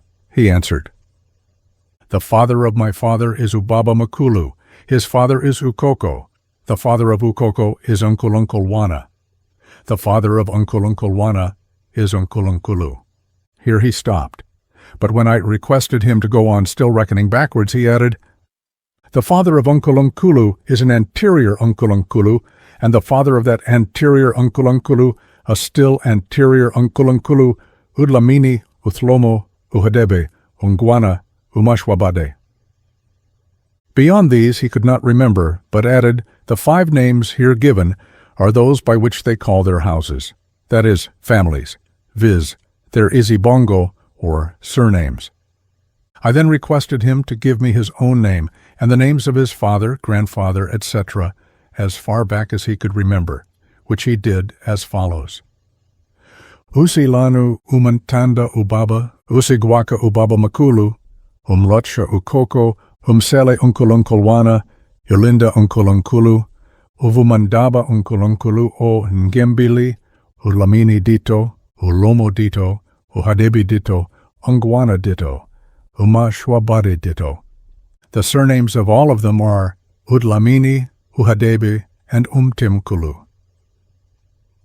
Upon further inquiry, it appeared that he did not mean that all the UNKULUNKULU here mentioned were the heads of generations in regular retrogression, but that the last 6 were contemporary and descended from one father. I asked him to go still further back, but he was unable, and added, "We end with Umtimkulu and Ungwana and Umashwabade and Uthlomo, because they were the chiefs who divided the nations." As he did not of his own accord go back to the first UNKULUNKULU, I asked him to tell me what, when he was a boy, he was told about the origin of man. He said, "They told us that we came out of the water from a bed of reeds by the sea. We heard it said, 'There appeared the first man, who came out of a reed. He pointed to the growing corn and said, "Pluck, that is corn." This was said by the most ancient UNKULUNKULU, Ukili, for Ukili was the first UNKULUNKULU who came out of the bed of reeds and begat men. The first man is called UNKULUNKULU. He came out with a wife, and other men came out of the bed of reeds after him, all the primitive men. He the first was chief indeed, he who begat men. We say, they were begotten by him who came out first. We do not know that the primitive men were begotten. They came, as they were, out of the bed of reeds, and UNKULUNKULU came out as he was. We do not see him, and hear only of Uthlanga. So we say, he was first. He made the earth, and the mountains, the water, corn, food, cattle, and everything. All things came out of the water, dogs and cattle. We say they were made by him, for when we came into being, they were already all in existence. UNKULUNKULU came out of Uthlanga with a wife. She, as well as he, is called UNKULUNKULU. I asked him to trace back the female heads of generation, as he had already the male heads. He said, "She who gave birth to me is Umame. She who gave birth to Umame is Umakulu or Ukulu. She who gave birth to Umakulu is my Ukoko. She who gave birth to my Ukoko is UNKULUNKULU. She who gave birth to UNKULUNKULU is UNKULUNKULU. Whether it is man or woman, we say UNKULUNKULU, both of the female and of the male." Thus, according to this native, the male and female heads of the 5th generation, backwards, are called UNKULUNKULU.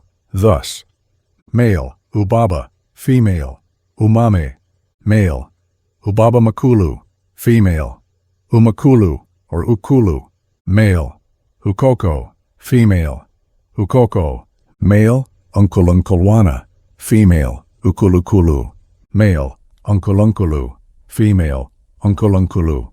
I said to him, "Where now is the first UNKULUNKULU?" He replied, "All we know is this, the young and the old die, and the shade departs. The UNKULUNKULU of us black men is that one to whom we pray for our cattle and worship, saying, 'Father,' we say, 'Udlamini, Uhadebi, Umutimkulu, Uthlomo, let me obtain what I wish, Lord. Let me not die, but live, and walk long on the earth.'" Old people see him at night in their dreams. I asked him if, when he was a boy in Zululand, the people ever said anything about a heavenly Lord. He replied, "I Usithlanu, for my part, say there used to be something said about a heavenly Lord, I mean as regards rain, and our prayers when we asked for rain. That did not begin even with Uchaka. Even the primitive men used to pray for rain. But Uchaka came, and made his prayers greater than those who preceded him. He summoned the people, a great assembly, consisting of the chiefs of villages. He collected black oxen and sheep and black rams, and went to pray.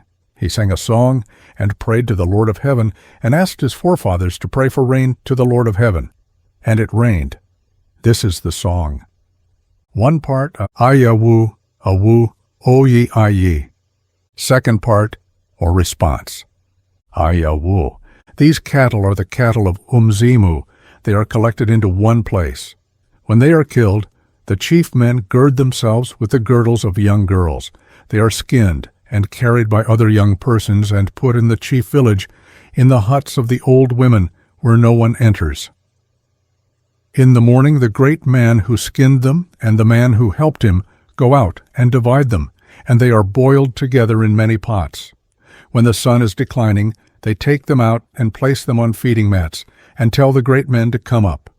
All the great men come up, the flesh not being touched by anyone. All the people are made to sit down by their villages. They have the meat put in an orderly manner in their hands. They hold it without carrying it to their mouths, until all are given, and all carry it to their mouths at the same time. They begin by singing the song before they eat. They sing it very loud, and the ground resounds with the noise of their feet. They take the meat after singing, and carry it all together to their mouths. If one has taken a long time in eating the meat, he puts it on the ground and sings again when he has swallowed what is in his mouth. During the conversation he remarked, "You white men remained behind with our great Itongo." I asked what he meant by Itongo here. Umpengula answered, "When he says Itongo, he is not speaking of a man who has died and risen again. He is speaking of the upbearer of the earth, which supports men and cattle. The upbearer is the earth by which we live, and there is the upbearer of the earth by which we live, and without which we could not be, and by which we are." He also related the following curious tradition. One of our old traditions. It happened that some things came down from heaven. Yes, they were seen at the lower part of the chief Ungwana's village. They were, as it were, covered with hair. They were beautiful, and had the eyes and form of a man. It was said, "They are wild beasts, let them be killed." There were two.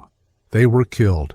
The whole country died. The chief was carried away by the wind because those animals were killed, and the houses were carried away. And we hear that there then began to reign Ugodongwana, the son of Ujobe. Ugofana and Umieni, two Amakusa, came to see me. I asked them to give me the names of the heads of generations on the female side. They agreed in the main, but Umieni made UNKULUNKULU the head of the 5th generation backwards and Ugotana of the 4th, Umieni inserting UNKULUNKULU as the 4th, like Usitlanu. I then asked them to give me the heads on the male side, in like manner. The result was as under. First, Ubaba Umame. Second, Ubaba Makulu, Ukulu. Third, Ukoko, Ukoko. Fourth, UNKULUNKULWANA, UNKULUNKULU. Fifth, UNKULUNKULU, UNKULUNKULU.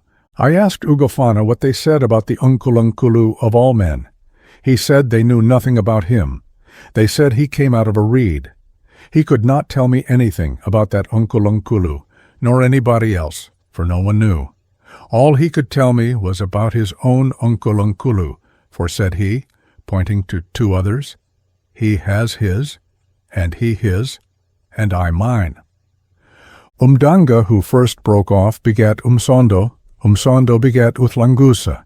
Uthlangusa begat Ujamo, who begat me. I asked them what they meant by Owadabuka, who first broke off. Umieni replied, Kuyise, from his father.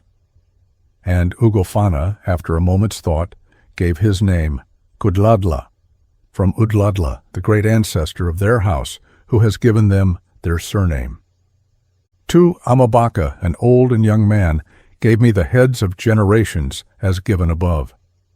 But, I said, is there not another word, Ukulukulu or UNKULUNKULU?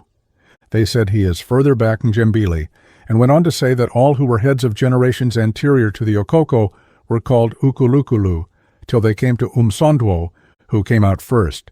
He is the Uthlanga of men. He is that Uthlanga who broke off men, they having been broken off from him. The Uthlanga is Umsondwo, who broke off, and then broke off men, the Umdali of the earth. I asked them what they said about the Okulukulu. They replied, They who are anterior to the Okoko are the UNKULUNKULU of the Okoko in continuous retrogression, till they reach Umsonduo, who first appeared, the Umdali of the earth. I asked what they meant by Utlanga. They answered, Utlanga is an old man who made all things, both cattle and all kinds of property. Umdumo, an old man, one of Ukukulela's people, and Ikuza, being unwilling or unable to give me any account of the traditions of the people, I asked him to give me the names of the heads of generations backwards. He gave them thus. He who begat me is Upochiyana, my father. He who begat Upochiyana is Umzabani, my grandfather. He who begat Umzabani is Uthlomo, the father of my grandfather. He who begat Uthlomo is Unsele, my Ukoko. He who begat Unsele is Usivunga, the Ukoko of my grandfather. He who begat Usivunga is Ulusibalukulu. Ulusibalukulu was begotten by Udlamini, the UNKULUNKULU who broke off the nations. When he came, he broke off Ubithla, the chief, and afterwards Ukukulela and Umagaga. I asked him if there was not an UNKULUNKULU. He replied, UNKULUNKULU and UNKULUNKULU is one. I again asked him who was the first man. He answered, Udlamini is he who broke off first. He begat Ulusibalukulu, who begat Usivunga. I again asked him still more pointedly, referring to their tradition of the origin of man. He replied, Udlamini is the name of the whom we call UNKULUNKULU. I asked, Wadabukapi? Where did he break off? He said, It is said that Udlamini broke off from the mountain Ingoma, the place of the origin of our tribe. I asked him what were the nations he broke off. Izizwe Owa Zidabula. He mentioned several, but I did not succeed in writing the names.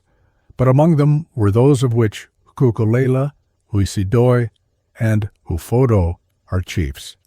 The Isibongo or surname of these chiefs is Udlamini, he being their common ancestor. I overheard Utlanga Beza, one of Ukukulela's people, talking with some of the men of the village.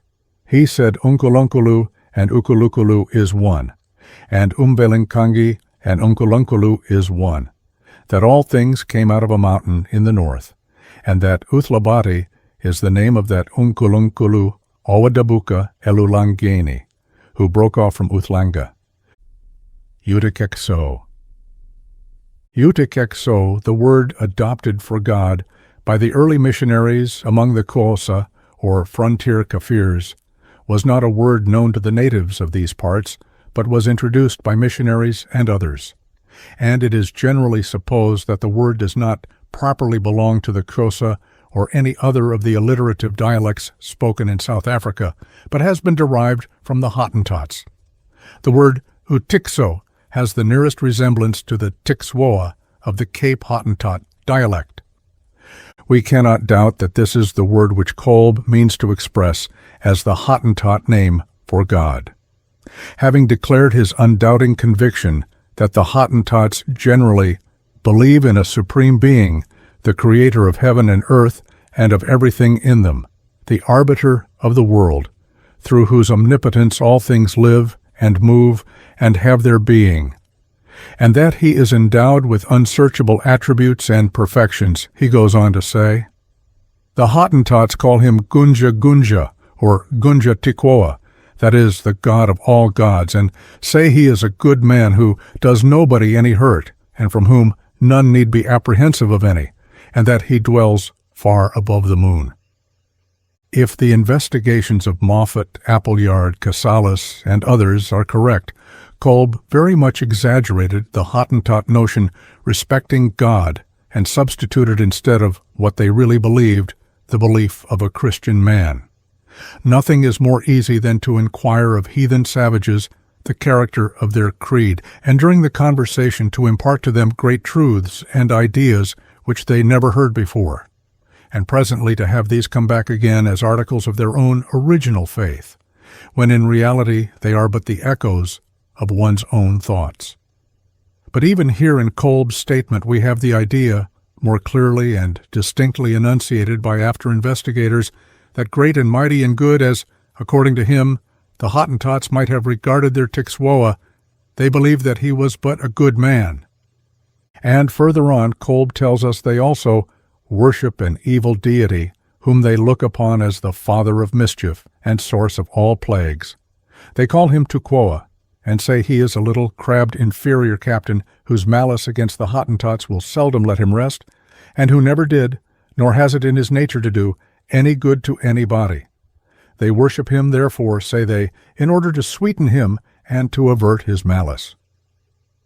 The two words, Tikwoa and Tukwoa, here given for a good and evil deity, are remarkably alike, and it is not improbable that Kolb mistook two words, identical in meaning, and applied to one imaginary being for the name of two beings, a good and evil one.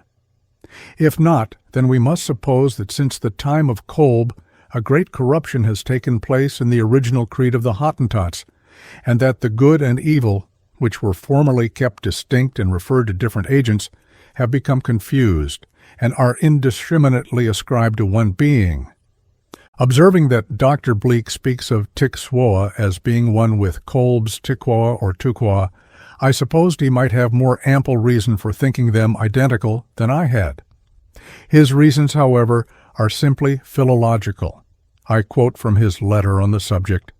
By identifying this Tukwoa with Tikwoa, the name for God found in the vocabulary, where Chamuna is that for the devil, who is called in Nama Hottentot Kauap, I do not think I exceeded the probability, but it may yet be that Kolb meant a different word.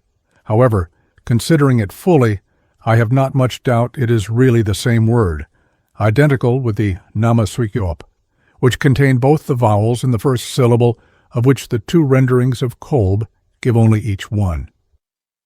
I may add that whilst recently on a visit among the Griquas, I met with several persons who were acquainted with the Hottentots and understood their language. They told me that the name they used for God was Tikwa. They did not know any other name for an evil principle resembling it. They also understood the language of the Bushmen and told me that their word for God was Ikumen, and that the meaning of the word was Father who is above. Moffat quotes from Dr. Vanderkemp the following, which appears to justify the surmise that Kolb was mistaken in supposing the two words referred to two beings, from not observing that he was dealing with a merely tribal difference of pronunciation. A decisive proof of what I here say with respect to the national atheism of the Kafirs is that they have no word in their language to express the idea of deity. The individuals just mentioned calling him Thiko, which is a corruption of a name by which God is called in the language of the Hottentots, literally signifying one that induces pain. But Moffat is equally decisive that the Hottentots and Namaquas are just as ignorant of God and their language just as devoid of a word for God as Dr. Vanderkemp and others have represented the Kafirs. Whilst pursuing his investigations among the inhabitants of Great Namakwa land, he says, I met with an ancient sorcerer or doctor who stated that he had always understood that Suikwap was a notable warrior of great physical strength, that in a desperate struggle with another chieftain he received a wound in the knee, but having vanquished his enemy, his name was lost in the mighty combat which rendered the nation independent. For no one could conquer the Tsuikwap, wounded knee. When I referred to the import of the word, one who inflicts pain or a sore knee, manifesting my surprise that they should give such a name to the Creator and Benefactor, he replied in a way that induced the belief that he applied the term to what we should call the devil, or to death itself, adding that he thought death, or the power causing death, was very sore indeed. And then he asks, may not the Tsuikwap of these people be like the Thlanga of the Kafirs, an ancient hero, or represent some power which they superstitiously dread from its causing death or pain? We see, then, that Moffat comes to a conclusion somewhat similar to that of Kolb, that there is an evil principle or being feared by the Hottentots and which has received the name of Soikwap, which is equivalent to Utikso. But he does not appear to have heard anything of the good principle or being, of which Kolb speaks. Again, Casales expresses an equally decided opinion as to the endemical atheism of the inhabitants of South Africa generally. He says, "The tribes had entirely lost the idea of a creator. All the natives whom we have questioned on the subject have assured us that it never entered their heads that the earth and sky might be the work of an invisible being." Shaw also says, "The Kafir nations cannot be said to possess any religion." And again, "Before missionaries and other Europeans had intercourse with the Kafirs, they seem to have had extremely vague and indistinct notions of God. The older Kafirs used to speak of Umdali, the creator or maker of all things, and Utlanga, which word seems to have been used to denote the source or place from which all living things came forth." A similar statement is made by Arbusay. He says, "They have scarcely retained the idea of a supreme being. The more enlightened admit that there is a Morena in heaven, whom they call the powerful master of things, but the multitude deny that there is, and even this name of Morena is the same as they give to the lowest of their chiefs. All the blacks whom I have known are atheists, but it would not be difficult to find amongst them some theists. Their atheism, however, does not prevent their being extremely superstitious, or from rendering a kind of worship to their ancestors, whom they call Barimos, or in the singular Morimo." He says of the mountain bushmen's faith, "They say that there is a Kang, or chief in the sky, called also Kweakung Teng, the man, that is to say, the master of all things. According to their expression, one does not see him with the eyes, but knows him with the heart. He is to be worshipped in times of famine and before going to war, and that throughout the whole night, performing the dance of the Makoma." The same notion of malevolence is connected in the native mind among the Bechuanas with the word Morimo, which the missionaries have adopted for God. The meaning of Morimo as given by Moffat and of Molimo as given by Casales is, like that given to the bushman's Ikumen, he that is in heaven. But, says Moffat, Morimo, to those who knew anything about it, had been represented as a malevolent silo or thing. And again, according to native testimony, Morimo, as well as man, with all the different species of animals, came out of a cave or hole in the Bokoni country. There is, says Casales, an obvious contradiction between the language and the received ideas. That is, I presume Casales supposes that the word Morimo, or Molimo, a heavenly one, is a testimony preserved in the language of the people against their present infidelity and corruption of faith. And Archbishop Trench, in his work on The Study of Words, has brought this word forward as a remarkable instance of the disappearing of an important word from a language, and with it the disappearing as well of the great spiritual fact and truth whereof that word was once the vehicle and the guardian. But Dr. Bleek has made it more than probable that Moffat and Casales are mistaken in the derivation and meaning of this word, and that Molimo has a sound by accident only similar to Moholimo, one who is in heaven. He says, "In other South African languages, different words are found indicating the idea of a supreme being, but in Setswana, at least the word for God has a similar reference to their ancestor worship as the Zulu UNKULUNKULU. Thus in Sesotho Molimo means God, and Milimo gods, but Molimo ancestral spirits, plur, Balimo. This is a far more probable derivation, and when we remember that Morimo is supposed to have come out of the same hole that gave origin to man and beasts, as UNKULUNKULU came out of the same bed of reeds, and that in the native mind there is no connection of thought between a heavenly being and this Morimo, there can be little doubt of the correctness of the view taken by Dr. Bleek. Further, it may be added in corroboration that although the Amazulu do not say UNKULUNKULU is an Itongo, an ancestral spirit, they say he was an Ukoko, an ancestor, And not only does it appear that they suppose that at one time he was regarded as an Itongo and was worshipped among other AMATONGO by his own law-giving names, but we find them incidentally giving intimations of a belief in a great Itongo from whom all things proceeded.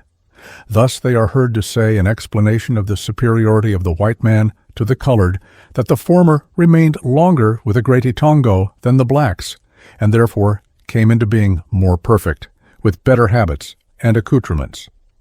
This view brings the notions of different people of South Africa into a certain similarity and consistency, whilst on the other view they are neither consistent with themselves nor with each other. Appleyard gives a somewhat similar account to that of Moffat as to the meaning of utikso. He says, Choi Koap is the word from which the Kafirs have probably derived their utikso, a term which they have invariably applied, like the Hottentots, to designate the divine being since the introduction of Christianity. Its derivation is curious. It consists of two words which together mean the broken knee.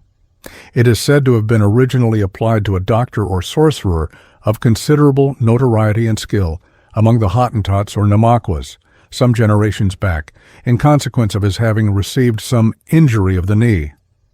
Having been held in high repute for extraordinary powers during life, he continued to be invoked, even after death, as one who could relieve and protect, and hence, in process of time, he became the nearest in idea to their first conceptions of God. If this account be correct, and there appears no reason whatever for doubting its accuracy, it is clear that the early missionaries, in using the word utikso for God, adopted an Isibongo or law-giving name of some old brave. To my mind, nothing here found conveys the idea that the notion of divinity was ever in the uneducated native mind connected with utikso, much less that utikso ever meant God. On the contrary, that it meant something very different from God. In some instances, at least, an evil spirit, which was worshipped just on the same grounds as the Yazidis worship Satan, because he must be conciliated and reverenced. For as he now has the means of doing evil to mankind, so will he hereafter have the power of rewarding them. And it appears to me to have been unwisely and improperly adopted by the early missionaries, to be explained and excused only on the ground that at first the teachers and taught were unable freely to communicate ideas one to the other. The term molimo or morimo appears equally improper. How very objectionable is it to use a word for God in teaching savages the doctrines of Christianity, to which they have a natural or rather educated repugnance, and of the being whom it is meant to represent. They can speak as a native chief spoke to Mr. Moffat. When we assured him that God, Morimo, was in the heavens, and that he did whatever he pleased, they blamed us for giving him a high position beyond their reach, for they viewed their Morimo as a noxious reptile. Would that I could catch it, I would transfix it with my spear, exclaimed S., a chief whose judgment on other subjects would command attention. At the same time, it is quite possible that the confusion of ideas between good and evil, the association of the idea of evil with God, which we here meet with, is a confusion of comparatively recent times, that originally there existed a defined belief in a good and an evil being, but that the common multiform natural phenomena which are constantly exhibiting the Creator's beneficence were lost to these afflicted populations amidst phenomena of an apparently opposite character, and especially amidst the sufferings and wants of their daily life. Until created, things spoke to them only of suffering, and fixed their attention on a pain-creating being, whom they feared more than reverenced, and whom, if they worshipped, it was to deprecate wrath, rather than to express their faith in his love. And may not the legend, so bizarre and bald, given by Dr. Bleek in the Hottentot tales of a contest between Heitzi Ibip and Guachrip, be a confused tradition of some old faith, the fundamental principle of which was that of a contest between good and evil in nature, but which in process of time has been lost, and the good and the evil come to be confounded and referred alike to one fabulous being. According to Du Chaillu, we find even at the present time among the inhabitants of the western coast of Africa the worship of a good and evil spirit. He says, Anyambia enjoys the protection of two spirits of very great power, named Abambu and Mbwiri. The former is an evil spirit, the latter is beneficent. They are both worshipped, and their accommodations, so far as I was permitted to see, were exactly alike. Abambu is the devil of the Kama. He is a wicked, mischievous spirit who lives near graves and in burial grounds. He takes occasional walks through the country, and if he is angry at anyone, has the power to cause sickness and death. In worshipping him they cry, Now are we well, now are we satisfied, now be our friend and do not hurt us. Mbwiri, whose house I next visited, is lodged and kept much as his rival. He is a good spirit, but has powers much the same as Abambu, so far as I could see. Being less wicked, he is less zealously worshipped.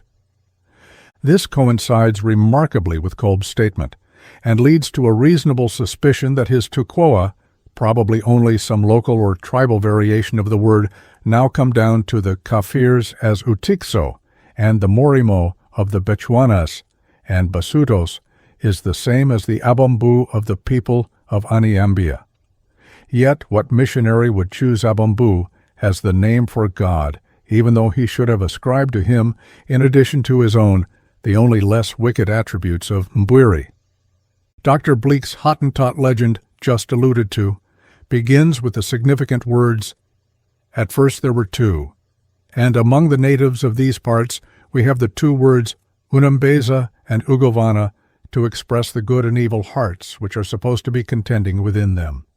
And they ascribe good and evil to the AMATONGO which they worship, and worship more sedulously to avert evil than to acknowledge good.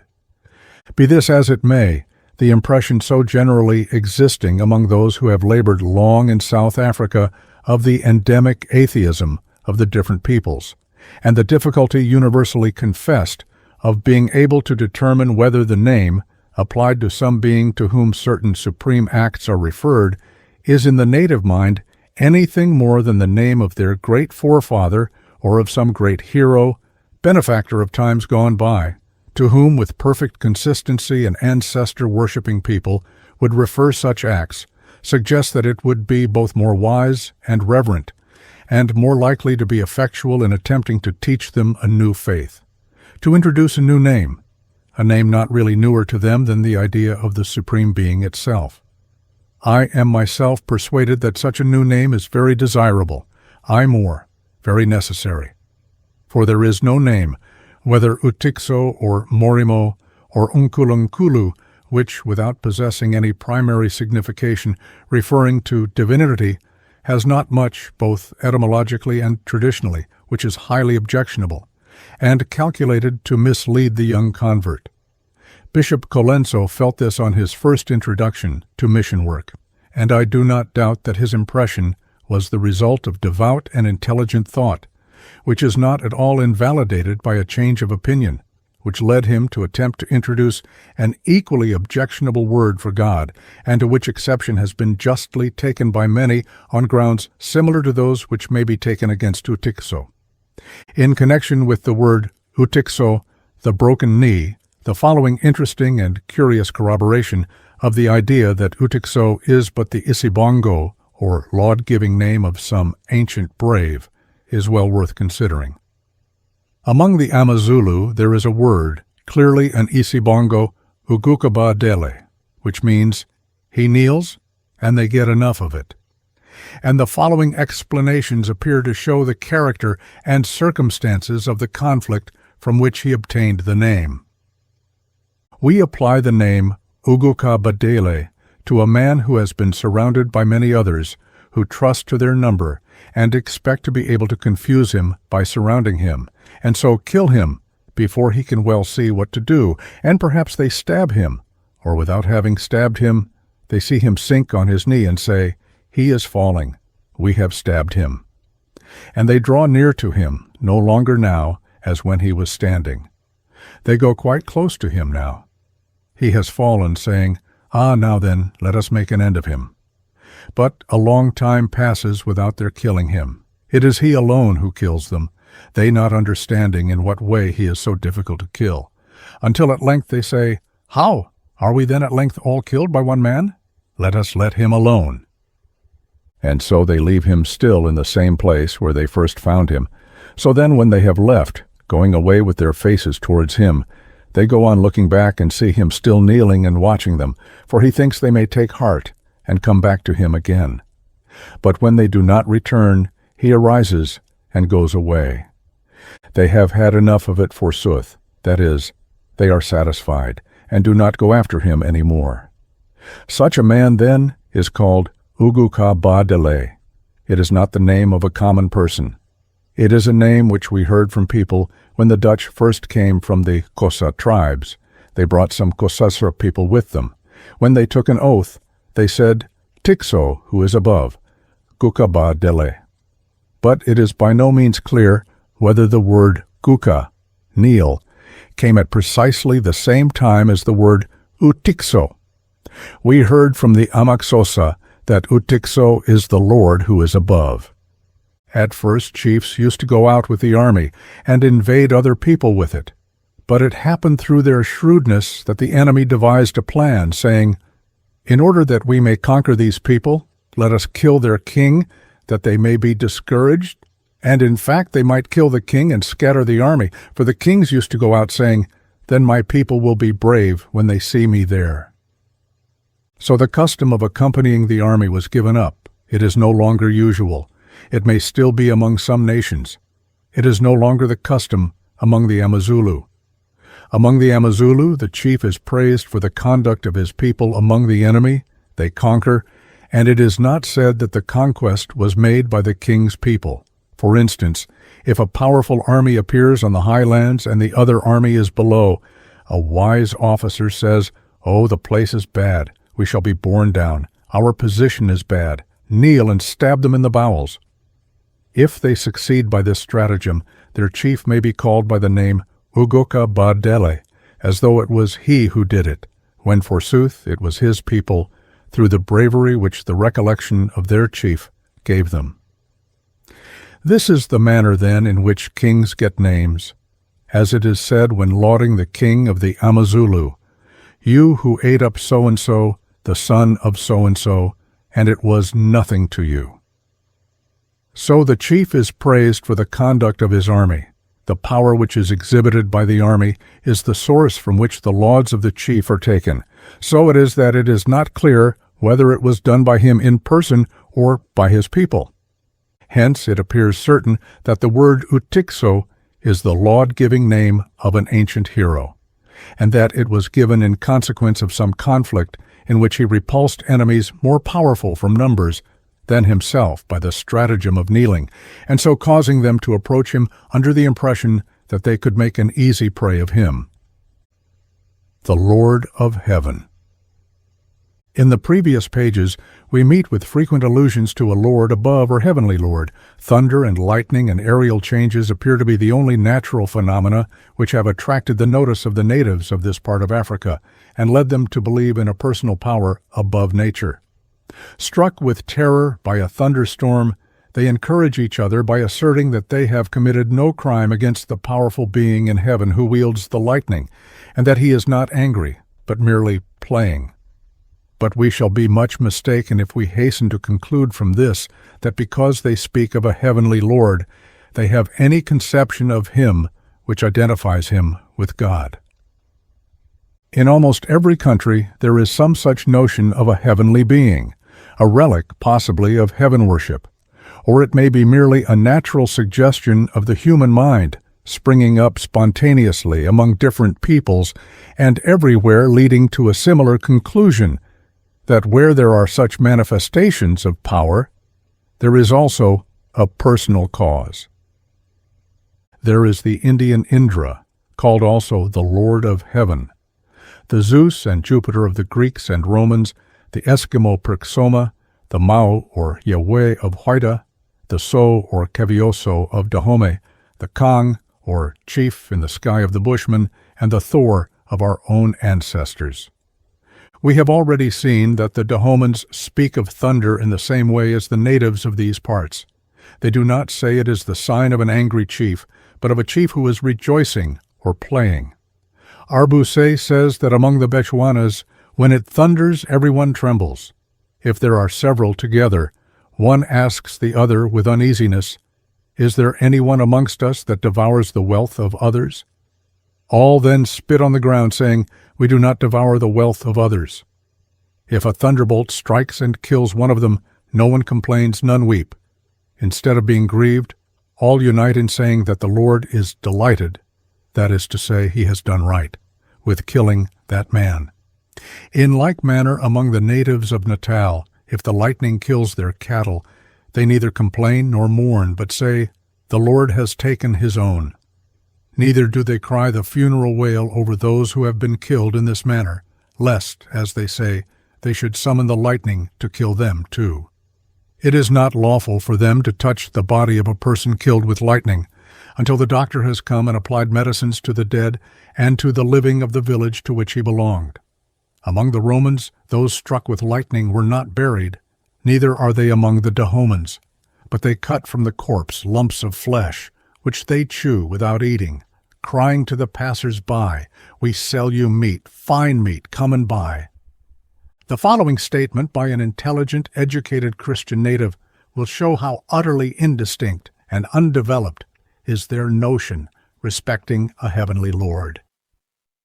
It is by no means clear what is really said about the Lord of heaven, for when the heaven, lightning, has struck any place, it is said the Lord is angry. This is said because of the lightning stroke.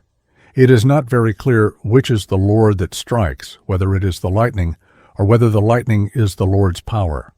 It is said of the lightning, "The Lord has struck." But there are many who are called lords by men, and even beasts, as the boa and the lion. But although they are thus named, they are notwithstanding killed. That is, their being called lords is not the same as giving the name Lord to the Lord of heaven. There is a bird of heaven. It too is killed. It comes down when the lightning strikes the earth and remains on the ground, but neither is it said to be the Lord. It is not very clear which is meant by Lord the lightning or the Lord which is in heaven. We hear it said, "There are men in heaven and under the earth." But it is hard to understand what is the condition of these underground men. Neither do we know what is the condition of those who are above. All we know is that it is said they are there. Among the Amazulu, when there is a thunderstorm, they say, "The heaven of Umjokwane is thundering and raining, the heaven of Upunga and of Umageba, the heaven of Ugukabadele." The first three of these names are Izibongo of the Amazulu, that is, of the royal family, the names of ancient chiefs. But Ugukabadel is said to be a new name, invented for that Lord of heaven of whom the white man speaks to them. It means the unconquerable. This is explained in the following account. As regards the saying, "the heaven of Upunga and of Umageba and Umjokwane," it is not permitted that there should be anything greater than the chief. The greatness of the heaven was said to belong to Upunga, who was a great Zulu chief, for you can see by this that it is merely something done for the purpose of exalting a man when it is said that the heaven too belongs to him. It used to be said, if any omen happened in a village, that it was occasioned by the chief. For instance, Uchaka once sprinkled the blood of a bullock in the royal house during the night, saying by that means he should know if the diviners were true when they pointed out offenders. But they did not divine rightly, and he killed them all but one, who said, "It was done by the heaven," and asked if he could point out the heaven as the offender. That was all he said, and the people understood that by the heaven he meant Uchaka, for the heaven too was said to be his. This is not true. It is a mere exaltation of the chief. For they say he is as big as the mountains, meaning great mountains. But it is not so. For if he is standing or sitting at the foot of the mountain, it would hide him, and he could not be seen. It is the mere exaltation of a human being. Further, the word Ugokabadela is not a name of Utshaka or Usanzanga Kona. It is a name which has arisen here among the English as a name for the Lord of Heaven. For at first, when the Dutch came, the white men used to make us swear to the truth of what we said, for they did not understand what a man said when he swore by our chiefs. So the oath was, Utikso o Pezulu, God of Heaven, or I swear by the Lord of Heaven. And one spat on his finger and pointed towards heaven and said, May he take me if I know this thing.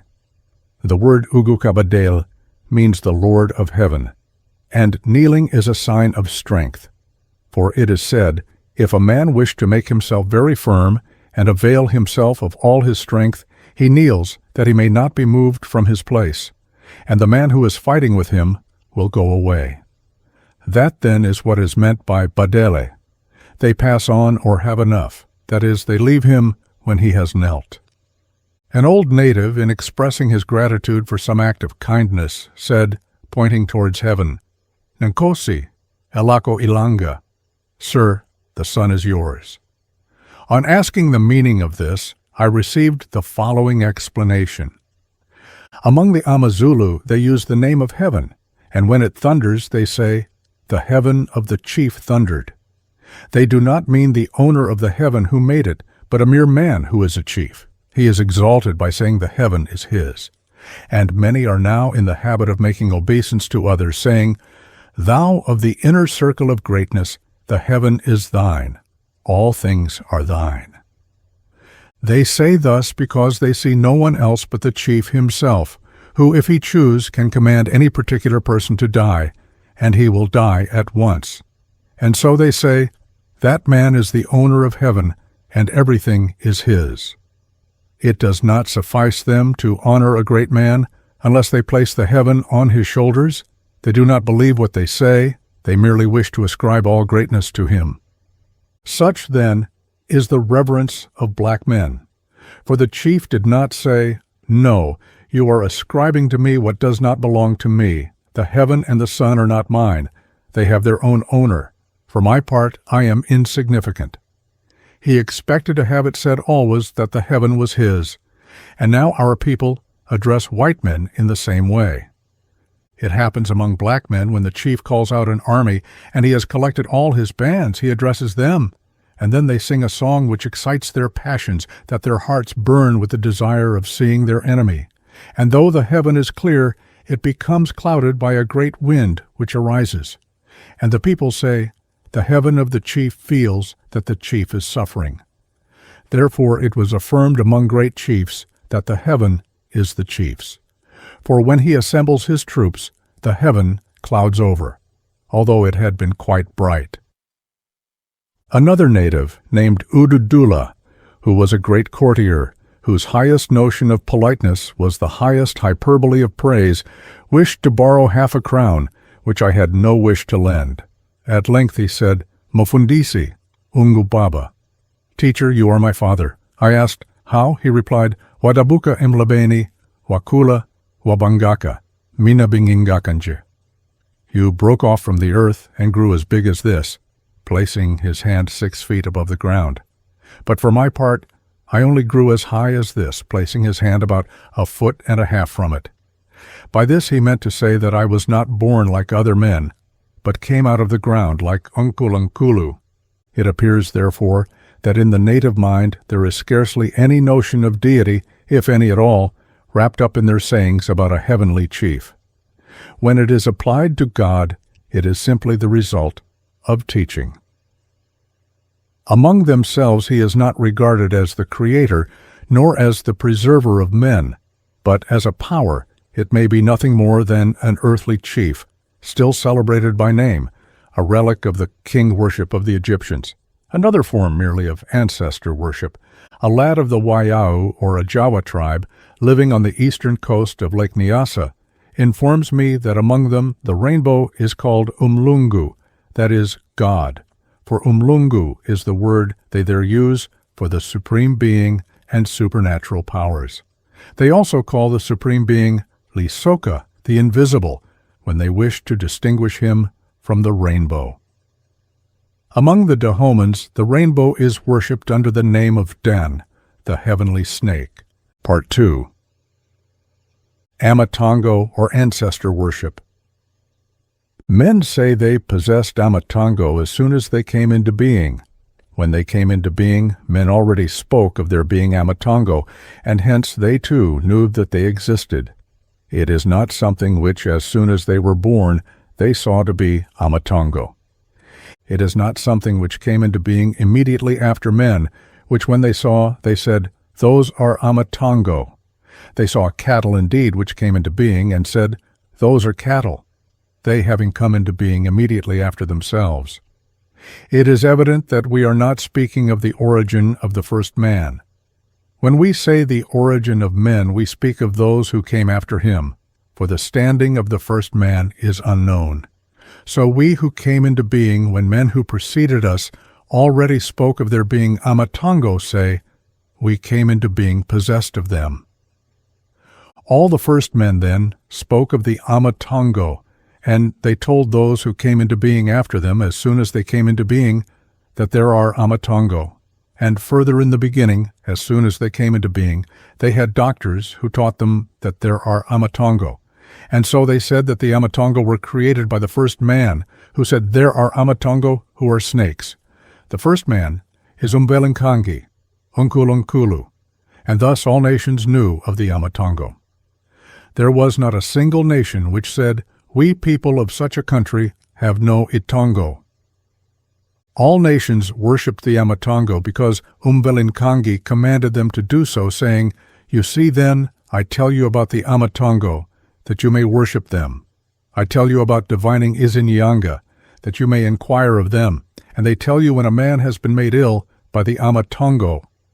They shall hear the itongo declaring that he has been made ill by the AMATONGO." So all nations used to think when they were about to attack an army that they should be assisted by the itongo. And although they were killed by the army, the friends of those who were killed said, "The itongo of our people has turned its back on us." They asked, "How is it that all our people have at length come to an end, and not one man come back from the army?" If there is one who has escaped, he says, "As for me, I escaped, I know not how." The AMATONGO had decreed that we should all die. One man would not assent. When we were destroyed by the enemy, where was he, I wonder? I escaped, I know not how. I no longer expected to be saved when I saw all our people destroyed. At first the people say, "The AMATONGO of our people are good for nothing. Why has the whole village perished in the fight? So many men as there were. Our whole army destroyed by the enemy. How did it happen that they turned the back on so many? How is it that they never mentioned anything to us that we might understand why they were angry? Have they at last destroyed the whole village? Has it come utterly to an end? Where had the itongo who saved so-and-so gone? Why was he not among the other AMATONGO? Those who weep for the dead say thus, and those who died in the fight will now become AMATONGO. And those who escaped, whose national AMATONGO looked on them and saved them, say, "We have been saved by the Amazulu of our people." When they come back from the army, they sacrifice cattle to the AMATONGO. They return thanks because they think they have saved them. They pour the gall of the sacrifices on their bodies, saying, "Let the AMATONGO be bright and white, and not dark, that they may save us on another occasion." They return thanks with glad hearts. And there is funeral lamentation where they have lost their people. They say their idlozi is dark. At length they sacrifice, that if perchance their chief lead them again to attack the enemy, the AMATONGO of their people may have no cause of complaint, because they have made amends to them and made them bright. And now when they reach the enemy, they know what they have done, and say, "Can it be, since we have made amends to the Amazulu, that they will say we have wronged them by anything?" When they see the enemy with which they are about to fight, they remember the Amazulu, and think of what they have done for them, by sacrificing to them that they may be propitious. They see that in their hearts, and know that they have made amends to the Amazulu of their people, and that though they die, they cannot say, "There is anything of which the Amadlozi have reason to complain. So truly, they are very brave, saying, "The Amatongo will turn their backs on us without cause." For when they go to the enemy, they say, "The Amadlozi of our people go with us." And so they fight with the enemy. And if their Amadlozi are white and do not allow them to die, and they kill on their side only, then they see that their Amadlozi go with them. But on the part of those who are conquered, those who survive say, "We have no Amadlozi. Why have we died utterly? Why have our Amadlozi been conquered by the Amadlozi of other people?" For those who have not died say, "The Amadlozi of so-and-so have been conquered by the Amadlozi of our tribe." Thus it is with black men.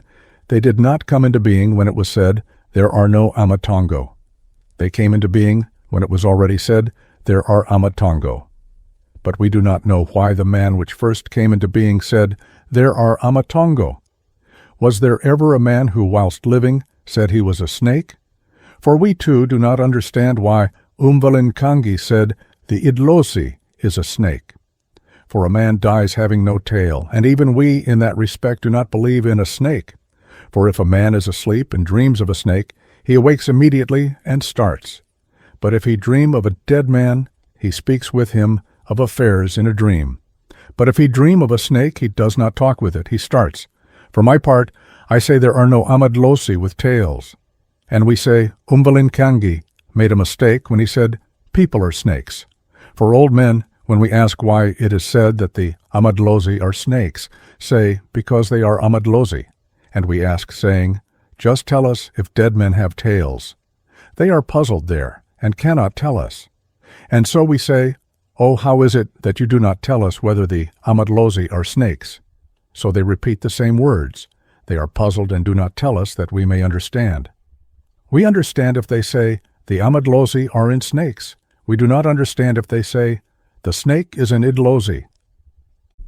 Ukwaba equivalent to create. Just as when the Lord said, "Let there be light," and there was light in accordance with the word of the Lord, we say the light was created abiwa by the Lord. So the people say, "The Amatongo were created abiwa by UNKULUNKULU." So they say, the first man created Abai, the Amatongo, that is, he gave them being. They say, all things were made by the first man, UNKULUNKULU. They were made by him. For Ukwabiwa and Ukwensiwa has one meaning. We then, who come into being at the present time, now say, black men are mistaken. Why do they say that they do not know UNKULUNKULU? The people who know are the missionaries who speak of the commandments of the Lord. We hear his name and that of his son. We do not know who the first man was. This only we hear, that UNKULUNKULU is one with UNKULUNKULU, not knowing who is the father of UNKULUNKULU. But since the white men came and the missionaries, we have heard it said that there is God. We cannot understand what the black men say, for there is no one who tells us that UNKULUNKULU first came into being, and what was his wife's name, and that he had a son. But we hear the missionaries say that Jesus is the Son of God. We do not understand what the black men say. We say, they are mistaken. Why do they tell us about UNKULUNKULU? We hear them say that he created all the black nations, but we do not hear of the place where he created them. So we do not understand what these people mean when they say we were made by UNKULUNKULU, UNKULUNKULU. He is called UNKULUNKULU for no other reason but because he came into being first immediately before men. So they say, he shouted, saying, Let men come forth, let all things come forth, both dogs and cattle and grasshoppers and trees and grass. But we could never understand in our hearts when we heard them say that all things were made by UNKULUNKULU, and did not hear the name of the river where UNKULUNKULU broke off the nations which he created, Abai. We say this matter about UNKULUNKULU is a vain thing. They wandered with folly as a companion. We do not know a single thing that was created by UNKULUNKULU. As soon as we were born, they told us we were made by UNKULUNKULU. We say, it is a vain thing. There is no truth in it. For there are none who say, they know the place where UNKULUNKULU broke off the people. We say we understand the white men, the true accounts of the Lord which are in books. We say, behold the men who speak the truth, when they say, the Lord is. And even now the Lord is. And we too say that from our birth it was said, the Lord is. He is in heaven. That is God. We do not understand the account of UNKULUNKULU. It is not easily understood. It is a mere fable. For although they say, UNKULUNKULU sent a chameleon to go and tell the nations of men that men were not to die, and that after the chameleon he sent a lizard to tell men that they were to die. And the lizard arrived first, and said that men must die. The chameleon, forsooth, loitered at a bush of ubukwebezane, until the lizard came back again, and the chameleon, which was sent first, had not yet arrived, stopping to eat the ubukwebezane. And when it came to men, it said, UNKULUNKULU says that men are not to die. And when the chameleon had made this proclamation, men refused to listen and said, we have received the word of the lizard. What you now say is vain. The word which we have received is that of the lizard which came and said, UNKULUNKULU says, man must die. That is the word which we have accepted. We do not understand the matter, chameleon, of which you speak. We thus say, teacher, that these are false accounts. The tale is not real. Men were made by the Lord. We ask, how could UNKULUNKULU send animals while creep on their bellies to take a message to man? We say they are deceived. We do not know the place where UNKULUNKULU gave men being, that they might have life. Neither can we any more than our fathers understand this matter. And the ancients who are dead died without knowing the country where UNKULUNKULU created men that they might have life. And the old people who are still living do not say they know the country where UNKULUNKULU created men, and they too want to be told about the creation of the nations by UNKULUNKULU. Other UNKULUNKULU of those nations are not heard of, whom their own UNKULUNKULU did not create. And if we say to them, just tell us about UNKULUNKULU, that we may understand, they reply, we do not know. We say, how did you hear that there was UNKULUNKULU?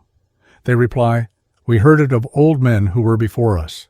We ask, of whom did those who were before you hear? They say, we cannot tell. We do not know. We say, UNKULUNKULU was a mere vanity. Why do you not understand the accounts of UNKULUNKULU, which he told the nations which he made? Since you only assert continually that UNKULUNKULU was, how can we understand what relates to him? We do not believe. Umpengula Mbanda. The people say their Amadlosi exist. They believe in that, for they do not know where men go when they die. When they thought of the matter, they discovered that they turned into snakes. They say a man dies, and when he is dead, he turns into a snake. And they gave that snake the name of Itongo, and they worship it by sacrificing cattle, for they say the cattle, too, belong to it. It is it that gives them cattle, and they say it is by it they live, therefore they sacrifice cattle to it. When they are going to sacrifice, they bring home the cattle if they have been driven out to pasture, or if they are still at home, they drive 3 or 4 together. They do not collect them all. They select those which are with the one they are about to sacrifice to the Itongo, and drive them into the pen. They close the gateway with poles, and then drive the cattle together in one place. The owner of the bullock having prayed to the AMATONGO, saying, there is your bullock, ye spirits of our people. And as he prays, naming grandfathers and grandmothers who are dead, saying, there is your food. I pray for a healthy body that I may live comfortably. And thou, so-and-so, treat me with mercy. And thou, so-and-so, mentioning by name all of their family who are dead. And then the one who is going to kill the bullock takes an assegai and goes cautiously towards it, and stabs it in the place where the ox is usually stabbed, that is, in its side. And then the ox bellows, and the owner says, cry, ox of the Amadlosi. And then he again mentions the AMATONGO by name, because he thinks they have given him health, because of the cry of his ox. It is then skinned. When the skinning is completed, the owner takes a little blood and cuts off a portion of the caul and burns it in a secret place with the blood, which also he places in a secret place. And he takes incense and burns it, having placed the caul on the incense, thinking he is giving the spirits of their people a sweet savor. After that they eat the flesh. That is the end. When a man dies among black men, the grave is covered over with branches. The person to whom the dead man belongs watches the grave continually. If a son has died, his father watches the branches constantly, that when they see that the branches are rotten, they may be satisfied, knowing that nothing can now disturb the remains, for they are rotten. And if he observe a snake on the grave, the man who went to look at the grave says on his return, "Oh, I have seen him today basking in the sun on the top of the grave." So then, if the snake does not come home, or if they do not dream of the dead, they sacrifice an ox or a goat, and it is said he is brought back from the open country to his home. And if they do not dream of him, though the snake has come home, they are troubled and ask, "How did this man die? We do not see him. His itongo is dark." They go to a doctor of Ubulawo, if it is the chief man of a large village, but nothing is done as to the poor. The doctor comes and mixes Ubulawo, and a goat is killed, it being an animal which makes a great noise and cries. But a sheep is not killed, because it is said it will cause the itongo to be dark. For a sheep is foolish and makes no noise, and therefore it is not usual to sacrifice a sheep to the itongo. The itongo has a goat sacrificed to it.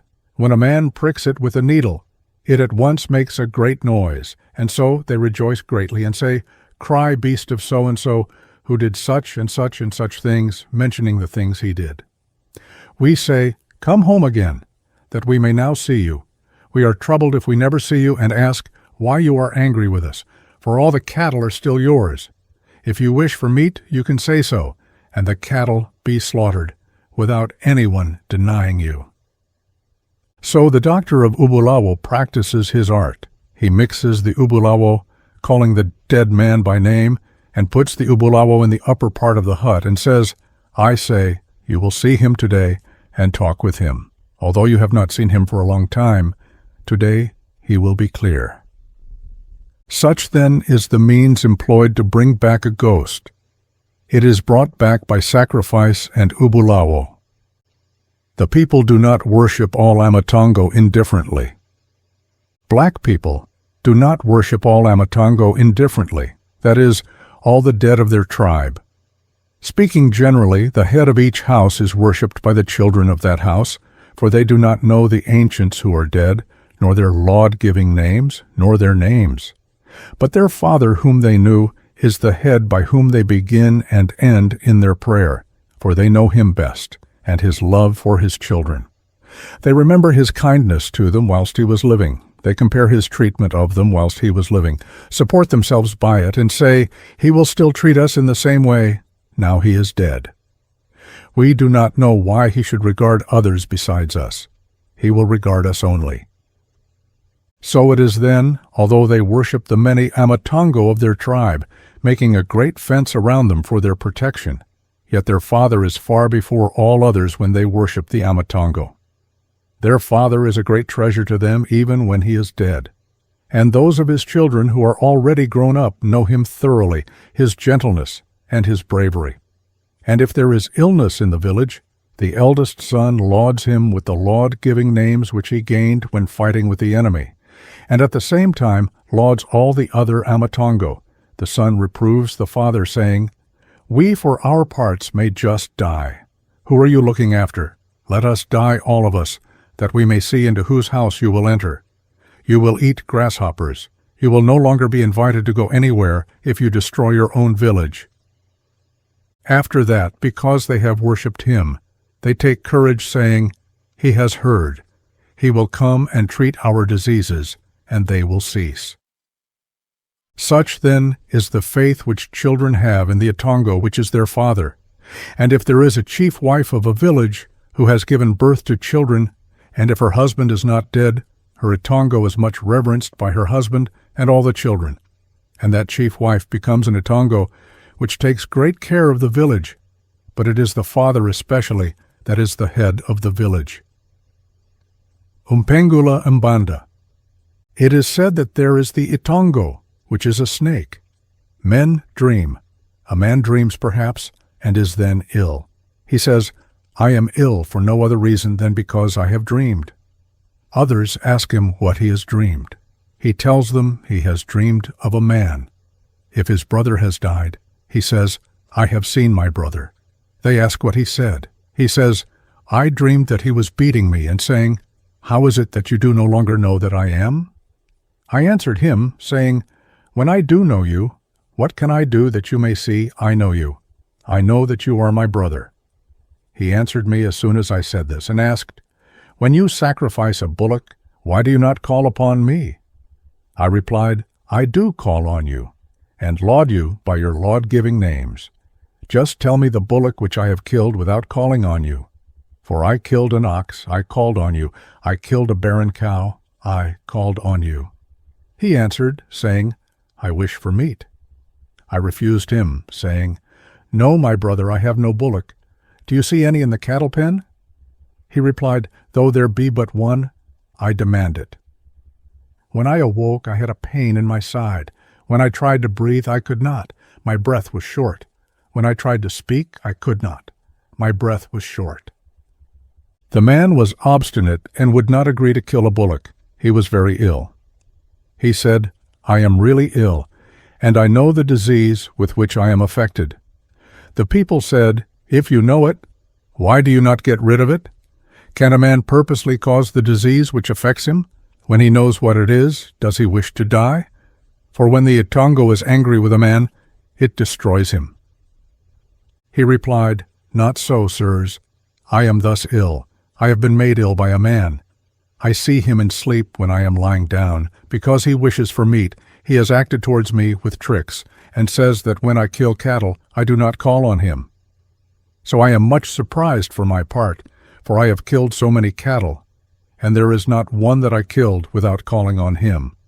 I always called on him when I killed a bullock. And if I kill a goat, I call on him. And whenever I kill a sheep, I call on him. But I say he is guilty of an offense. If he wished for meat, he might just tell me, saying, My brother, I wish for meat. But he says to me that I never laud him. I am angry, and say he just wants to kill me.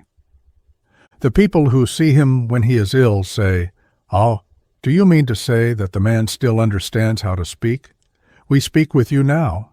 Where is he, that we too might take him to task?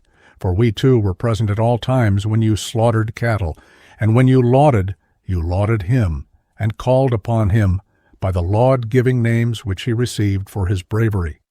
And we heard. And, son of so-and-so, if it could really be that brother of yours, or any other man who is already dead, should rise again, could we not take him to task and ask, Why do you say so, since so-and-so is continually killing cattle, and lauds you with the laud-giving names which you received for your manliness? And we too heard. The sick man replies, My brother acts in this boastful way because he says he is oldest, for I am younger than he. I wonder when he tells me just to destroy all the cattle, did he die and leave none behind? They say, Oh, the man died, son of so-and-so. For our parts we say, when we are really speaking with you, and your eyes are still really looking upon us, we say, as regards that man, you should just speak quietly with him, and if you have a goat only, worship him with it. But we say it is a shame in him to come and kill you without telling you properly, that you may understand. But you are dreaming of him constantly, and are then ill. It is a bad dream. Why do you constantly see your brother in your sleep and become ill? It were well that a man should dream of his brother, and awake with his body in health, and tell the people his dream, saying, My body is now restored to health. It is without pain. I have dreamed of my brother, telling me pleasant news. But now he comes to you at all times with hostile intent, and you are ill. And so we know that you are ill on that account, because you dream of your brother. He says, sirs, I will now give him the flesh he loves, for he speaks to me when I dream of him. He demands flesh. He kills me. I say, what prevents him from coming to me by night when I am asleep, and telling me quietly, saying, My brother, I wish so-and-so, that we may talk pleasantly with each other, and it be evident that I have dreamed of my brother? He wrongs me. Daily I dream of him, and then awake in suffering. I say he is not a man. He was a thing which was a wretch, which liked to fight with people. But, sirs, we have been accustomed to hear you say, As to a man who died being a wretch, one of a word and a blow is the idlozi of such an one good. We have become accustomed to hear you say thus, that when he is dead, his itongo becomes right, and is good. But forsooth that man is good who had been good long before his death. Perhaps he too, who was good, becomes bad when he is dead, and he who was bad, when he is dead, is good, and becomes a good itongo. Both are alike. We deny the truth of what you say when you assert that a man who died being a wretch of a word and a blow, when he is dead, may have a good spirit. We maintain that the two things are alike. Both he who was good will be a wrathful man when he is dead. It does not turn out in accordance with his righteousness which he had when he was still living on the earth, and the wretch when he is dead becomes righteous and becomes a good spirit. They say, Ehi, we agree with you. You speak the truth. The two things are alike. He replies, I say then, my brother has gone away with his wickedness, which he exhibited whilst living on the earth, and though he is dead, his spirit resembles him whilst he was alive, for he was a man of a word and a blow. If a man spoke to him, he used to wish at once to fight with him, and then a dispute might arise. It was caused by him, and then he would fight, and did not see it, nor say, So then the fault was committed by me. I ought not to fight with these people. But he started up and wished to injure the people. And his spirit is like him. It is wicked. It is constantly angry, and when it is angry, it sends animals. But I will give him his flesh which he demands of me. I sleep, and when I awake, find that he has affected my body with disease. I will give him.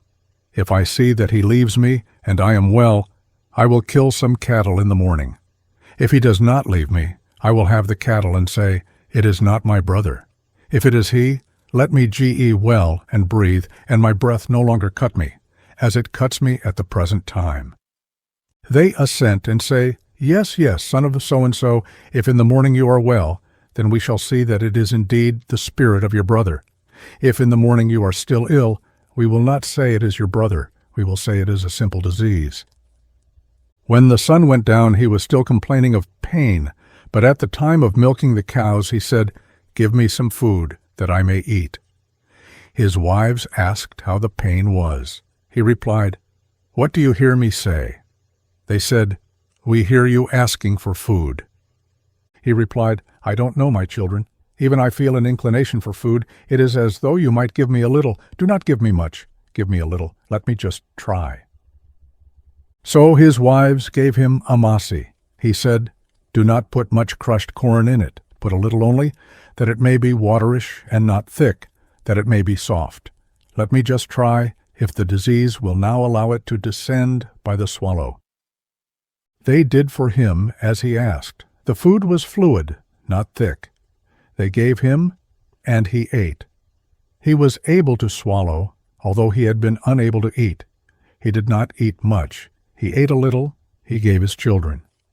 He said, Just give me some beer. I am thirsty. They took beer and gave him. His wives had confidence in their hearts when they saw their husband taking a mouthful of food. They rejoiced in their hearts, for they had been fearful, saying, Is it then that the disease is great, since he does not eat? They rejoiced in their hearts. They did not speak out their joy, but looked at each other only. He drank the beer and asked for snuff, saying, Give me some snuff too, my children. Let me just take a little. They gave him some, for he had left off taking snuff too. His wives looked at each other and wondered to see the man now taking snuff, for the itongo had restrained him also from taking snuff. His wives had disputed in their hearts, saying, What kind of an itongo is this that restrains him even from snuff? They were afraid, thinking it was disease, and not an itongo which was affecting him.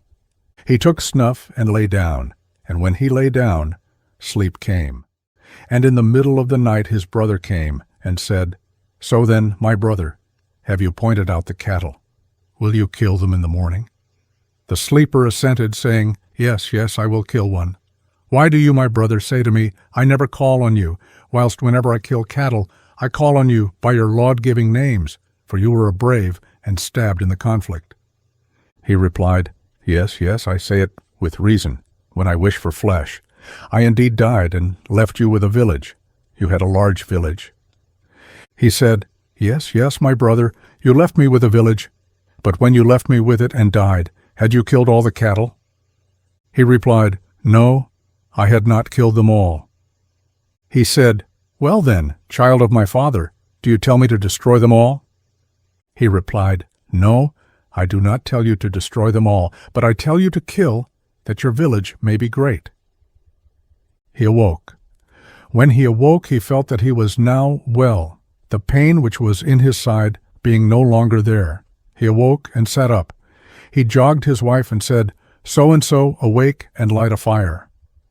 His wife awoke and blew up the fire. She poured snuff into her hand and took it, and asked him how he was. He replied, "Oh, just be quiet. On awaking my body was feeling light. I have been speaking with my brother. On awaking I was quite well."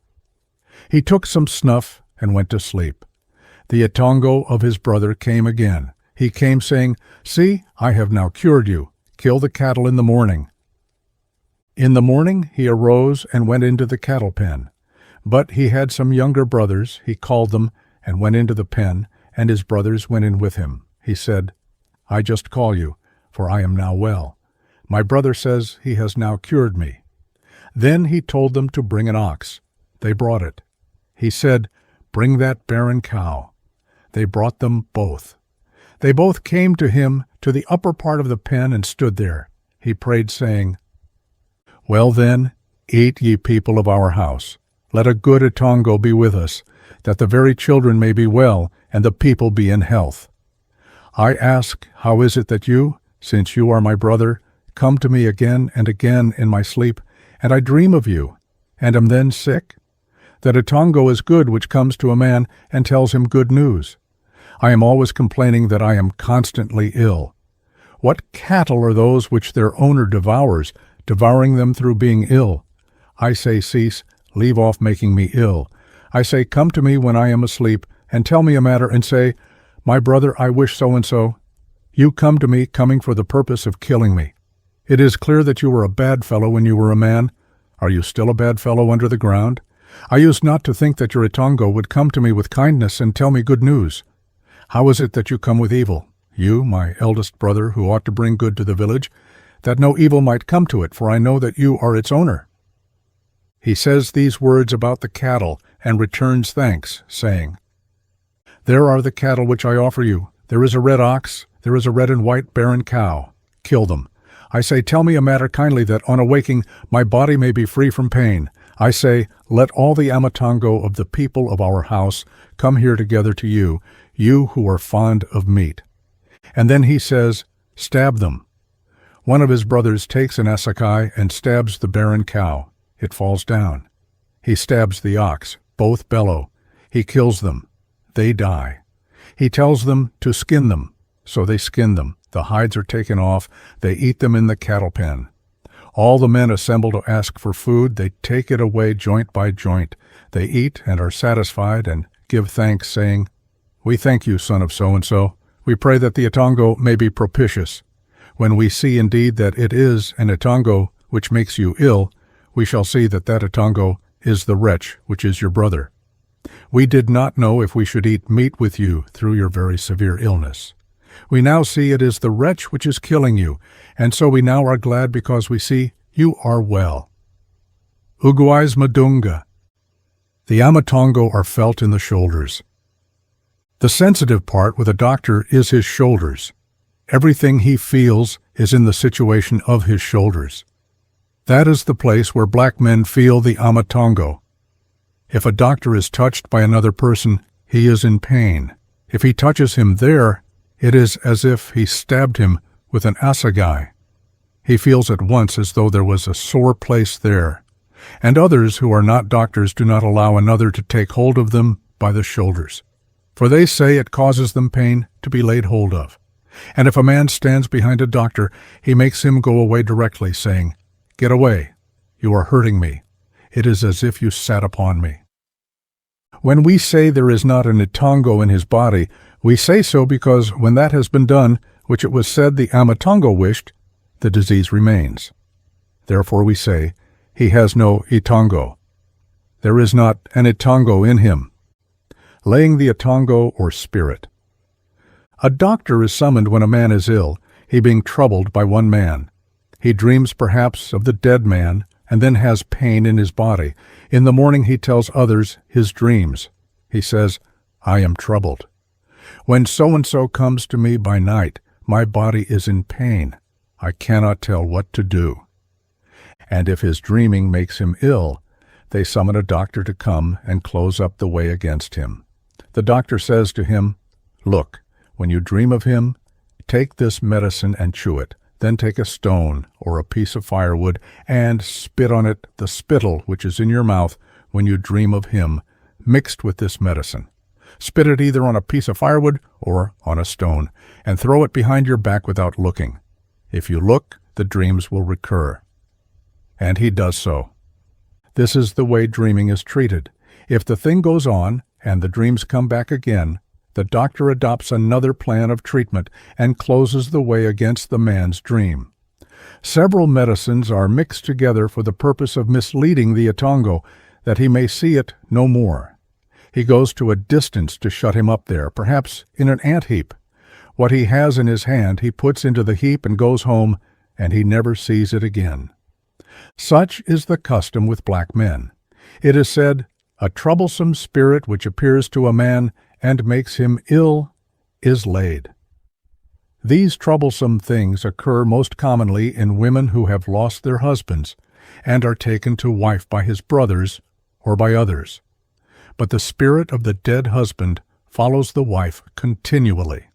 If she is pregnant and the spirit of her husband comes to her, and she is ill and miscarries, the atongo is at length laid because it has acted thus. If it trouble her when she has gone to another man without being as yet married, if she has left her husband's children behind, the dead husband follows her and asks, "With whom have you left my children? What are you going to do here? Go back to my children. If you do not assent, I will kill you." The spirit is at once laid in that village because it harasses the woman. Perhaps another spirit never leaves her until she returns to the village of her dead husband. She never marries again, but remains at home and takes care of her children. It is said the children's father brought her back again. This is how doctors lay a spirit. Umpengula umbanda. The AMATONGO reveal medicines, etc., in dreams. Sometimes men who have medicines distinguish between their own medicines and those they have been shown by the dead. For instance, Undayeni was frequently given the knowledge of such medicines. It used to be said to him in a dream, "Go to such a place, and when you get there, dig up a certain medicine. That medicine is the remedy for a certain disease." Undayeni had very many such medicines, which he was shown by the spirits of his people whilst he slept. He made a distinction between the medicines he knew and the medicines which were revealed to him. And Undayeni was not alone in this respect. There are many like him. I have seen my father also, Unkomidlilale, for he was a great cattle doctor, and he also had many medicines for men. I used to go with him when he was called by anyone whose cattle were ill. I heard him say as we were digging up medicines, "Dig up that." I had that revealed to me in a dream. I was told to mix it with certain other medicines. And so it was continually. There was no end of his dreaming of medicines until he had a great many. Therefore he was useful to cattle when they were ill. He gave them physic. He ordered them for one day to drink no water, but only that into which he had put his medicines. And a large pot was put in the cattle pen full of medicines and water. When the medicines had sunk to the bottom and the water was clear, some drank. Others were drenched.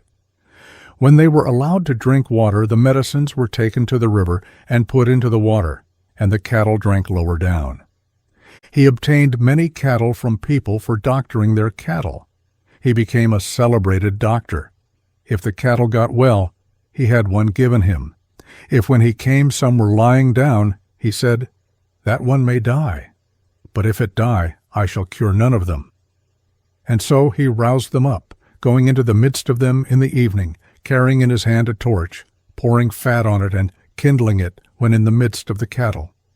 The cattle were much frightened when they saw the great flame, as he ran through the whole cattle pen, and he said, "If I hear that one of these cattle has died, never come to me again. I shall not be able to do anything." Sometimes there is a man who is acting with a secret intention of injuring another without his suspecting it, and without his knowing anything about him, he being his friend. But if he hears in a dream a voice saying to him, "So-and-so is pretending merely to be your friend," do you not see that he will kill you? What do you think he means by saying such and such things? Alluding to something he has said, he remembers it and exclaims, "Yes, surely, so-and-so may hate me on that account." And he begins to separate from him and to be on his guard. And he tells the dream and says, "I wonder that I have seen so-and-so killing me about such and such a matter." And he keeps at a distance from him. And if he says to him, "So-and-so, now you keep at a distance from me," what is it? What difference has arisen between us? The other puts him off by saying, "O son of so-and-so, can you think there is anything which has made me quarrel with you? No, there is nothing.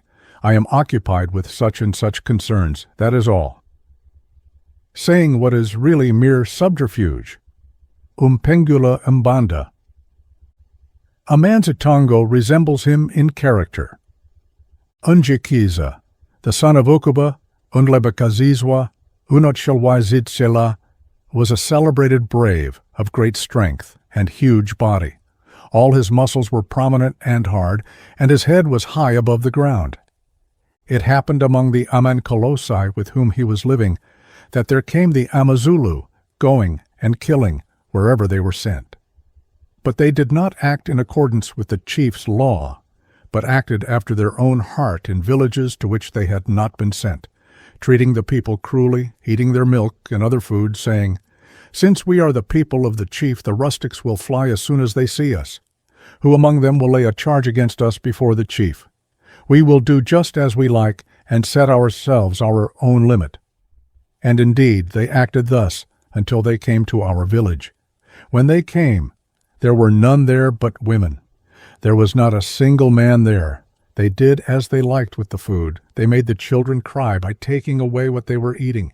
And the women cried, saying, "If Undlebekazizwa were here, you would not do so. Go on then. He will be here presently." And indeed, after a time he came and heard the noise of crying whilst he was at the gateway. He smote the ground with his huge club, saying, "Unoth Lola Mazibuko is hungry. It shall have its fill today." The Amazulu heard, for they know him. The noise was at once hushed, and they went out stealthily and fled away.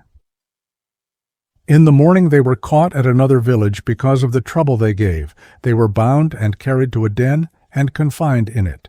Undlebekazizwa told the people to fetch firewood and burn them. The people went into the cave and put down the firewood and lit a fire and fanned it with their shields and drove the smoke into the cave. They were unable to breathe, and all died. And it is not known to this day by the Amazulu what became of them. It happened when the land was desolated by the Amazulu, the people fled into the forests with their cattle. The Amazulu found ours. We fought with them, but our people were conquered. And Undlebekazizwa alone remained. The Amazulu said, "Today is today. We shall see if you will conquer us. For a long time you have plagued us when we have gone to the outer districts." They stabbed him with their assagais in the forest. He killed 20 of them. He then said, "Kill me now. I have now spread out a mat for myself to lie on. I shall lie on men." They stabbed him in every part of his body. Their spears stuck in him as thick as reeds in a morass. So he died. This is his history. He would lay hold of a leopard by himself in the forest as though it was a mere child. He would go along crying like a child, crawling on his knees. The leopard would leap on him, and he seize it as though it was a fly and kill it. He was much dreaded. Everyone who had anything pretty whom he met with in the way, he would kill and take what he liked. Many were glad at his death, for he gave much trouble, and did everything in an arbitrary way. He had no patience. No matter was discussed in our village when he was there, he would bring it to a conclusion with a stick. It was discussed when he was absent, but not when he was at home. And his Itongo is wicked. His name is never mentioned to this day in our village. If anyone mentions him, he is at once silent'd and told not to mention his name in the village, for he might destroy it. He is mentioned only when any cattle are killed. He is not mentioned at other times. Umpengula Mbanda, a doctor of medicine, deceived by the Itongo. A little while ago there was a man among the Amakuza. He lived on the Intlavini near Usigwili, the son of Umsingana. He was a doctor of medicine. Some years ago he left Umahala. It is he on account of whom Umahala quarreled with Umazwana and Ufaku, until they separated one from the other. Umahala drove him away, and they defended him, for he is Umazwana's father-in-law. His name is Unkankadza. So he came here among the Amakuza and lived with Usigwili. At the time when severe epidemic dysentery prevailed and attacked the household of Usigwili, it carried off 2 people. Whilst Usigwili was as yet free from disease, Unkankadza came to him with medicines and said to him, "Usigwili, I come to you because the Itongo told me to come and treat you." That Usigwili is a great man here among the Amakuza. Among his own people, the house of Umbanjwa, he is a petty chief, the elder brother of Utoi among the descendants of Umbanjwa. Usigwili too knew what the Itongo had said and believed, and so did not ask, "How is it that the Itongo comes to you, Unkankadza, without telling me that I am about to be ill, and it is proper that I at once put myself under your care?" He asked no question at the time, because he was afraid that the Itongo had spoken the truth, and said, "See, death has come like an army into my village." He assented at once, saying, "Yes, take me under your care." For the man is trusted much for his knowledge of disease. He forgot that he was driven from Umahala's tribe for sorcery.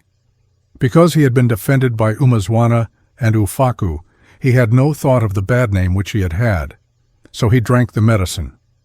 Unkankadza said, "I give you this medicine.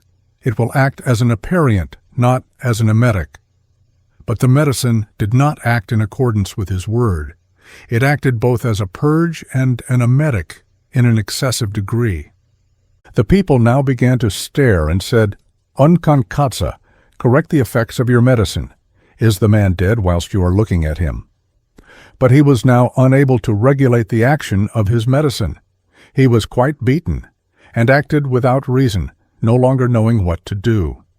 The medicine became poison, and now wished to take away the dead body. People began to wonder at what Unkankadza had done, and now the word which pronounced him a sorcerer is heard everywhere, and people say, "Whoever went to a man who was not ill without being called by him, of his own accord to treat him for disease, he is indeed a sorcerer." Thus the matter stands at present. We do not know what the result will be. Umpengula Mbanda. How the Amatongo are worshipped. The Itongo, for the most part, when it reveals itself, enters a village through some individual living there, and seizes on some part of his body, and so he is ill.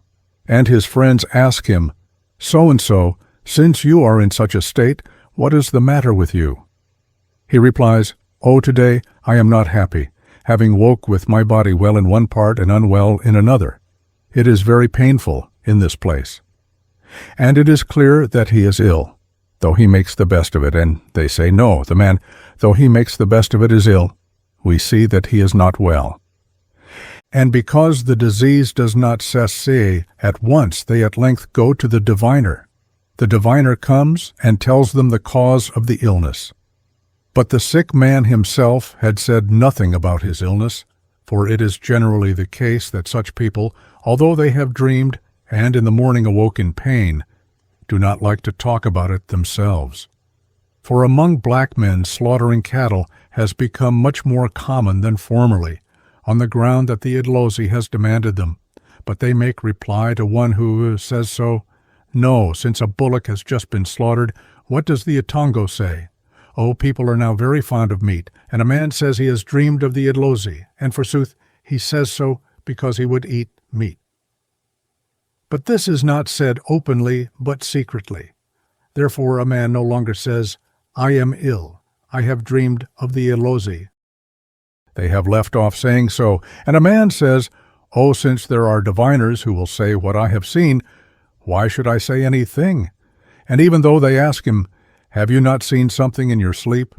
he denies, for he is unable to say that the Atongo demands a bullock, determining not to mention such a thing, but to let the diviner mention it. For the Atongo does not choose the head of a village only, but also common people. But a mere man who is not the head of a village is not able to say, "The AMATONGO command a bullock to be slaughtered." It is the head of the village alone who, if he is seized by disease, will not allow them to go to the diviner. If a diviner is mentioned, he will refuse, saying, "No, I have heard. Kill such and such a bullock, and I shall get well." For the cattle and the village are his. There are none among his children who can take upon themselves to say, "Let such and such a bullock among the cattle of my father be killed, for the Atongo has demanded it." No, neither can a woman. Even though the Atongo has made it most evident to her, she will not say anything about it. Even though she is very ill, she will not say anything about a bullock. She trusts only to the diviner. When they have gone to the diviner, he will tell them everything which the man has seen. When they come back again, they scold the man, saying, "Why, when you knew the disease, and we asked you so much, did you not tell us? What were you afraid of? Did you make yourself ill? Was it not the AMATONGO only?" He replies, "I said, 'Hear the diviner.' And he assents to what the diviner has said, saying, 'Yes, yes, he says all that I saw.' And so the bullock is killed. Before it is killed, the head of the village goes into the cattle pen, carrying incense in his hand. If the bullock is tame, he gently rubs it again and again with incense on the back and says, "All hail, spirits of our tribe." The word "all hail" tells all the people to listen to what is about to be said in the prayer which is made to the AMATONGO. And truly, they are silent. Not a sound is heard, nor the least talking. The chief man only speaks, and the people listen whilst he is speaking to the AMATONGO, saying, "Is it proper that people like you should habitually, instead of asking for food in a proper manner, should habitually come to us at all times in the form of sickness? Is that proper? No. Do you not then see that you are disgraced this day, having been smelt out by the diviner? For it is proper, if you demand food, that I should not refuse it. There then is your food. All ye spirits of our tribe summon one another. I am not going to say, so and so, there is thy food, for you are jealous. But thou so and so, who art making this man ill, call all the spirits. Come all of you to eat this food. If it is you, I shall then see by the recovery of this man, whom it is said you have made ill. I now no longer know what you can demand. I have already given you what you ask. Let the man get well. Come together all of you of such and such a people, which did so and so and so and so. That is, he lauds them by recounting the mighty actions which they did whilst living. He is very earnest, saying, I now greatly wonder that you too so and so, who used to do such and such mighty things, now continually come as a thief. Whilst you were still living, it was not so. You used to do everything openly. Let this coming to me stealthily be at an end. Go openly that I may see you, for that which you ask for I will not refuse, for you gave it all to me, the cattle, the children, and the corn. And thou, old woman of our tribe, we call you to come and eat. And the infant which is dead, let it come and eat, that we may rejoice. Such, then, is the worship with which they worship the Atongo, and so the bullock is killed. They unite all the AMATONGO in one invitation, for some of them they no longer know by name. But the dead know all of the living, and continually help them, and do not forsake them. And on that account the living say, Come, all of you, and eat. For at first those who were known were called by name, but by doing so they summoned disease, and it was very great. And they went to the diviner, saying, How? What is the meaning then of this, that we have killed so great an ox of our tribe, and yet cannot get any breathing time? What is the meaning of this? And the diviner tells them, There is a man whom they have not worshipped, whom they do not know, an old woman or an infant. It is they who find fault. And thus arose the custom of making no distinction, and all are now invited together. Such then is the manner in which people worship the AMATONGO, and then the bullock is killed. And if, when another appointed for the purpose stabs it, the bullock cries, the head of the village again worships, saying, Cry, bullock of our people. And he then accounts the valorous deeds of the dead, mentioning the names of the AMATONGO of their tribe. The bullock drops. When it is skinned, it is laid open, and a small piece of the caul is taken, and a sherd, and a live coal, and incense. And they go with it into the house of the sick man, or into the chief house of the village, where it is said, The AMATONGO dwell. For it is said that the Atongo lives in the great house, and the smoke arises in the house, and there is the odor of the burnt caul. Then the sick man pours the gall on his body. He pours it on himself and talks. I do not mean he is angry, for sometimes ukuteta means to return thanks. And all the people of the village have the gall poured on them. Some pour it on their feet, some on their heads, others drink it. Such then is the account of the AMATONGO. The contents of the bullock's stomach are sprinkled in all the houses, that the AMATONGO may eat, and that is the end of it. And then the flesh is eaten. After that they look for the recovery of the man. If he does not get well, another bullock will be killed until he kills all he has. And forsooth, he has some other disease not occasioned by the AMATONGO. But notwithstanding sometimes what is said about the Amadalozi turns out to be true. For black men steadily affirm that the AMATONGO exist and help them. For when they say that the AMATONGO help them, they do not say so from what diviners have said, but from what they have themselves seen. For instance, when they are asleep, a dead man appears and talks with one of them and says, So-and-so, it is well that such and such be done in this village, telling him something that will happen.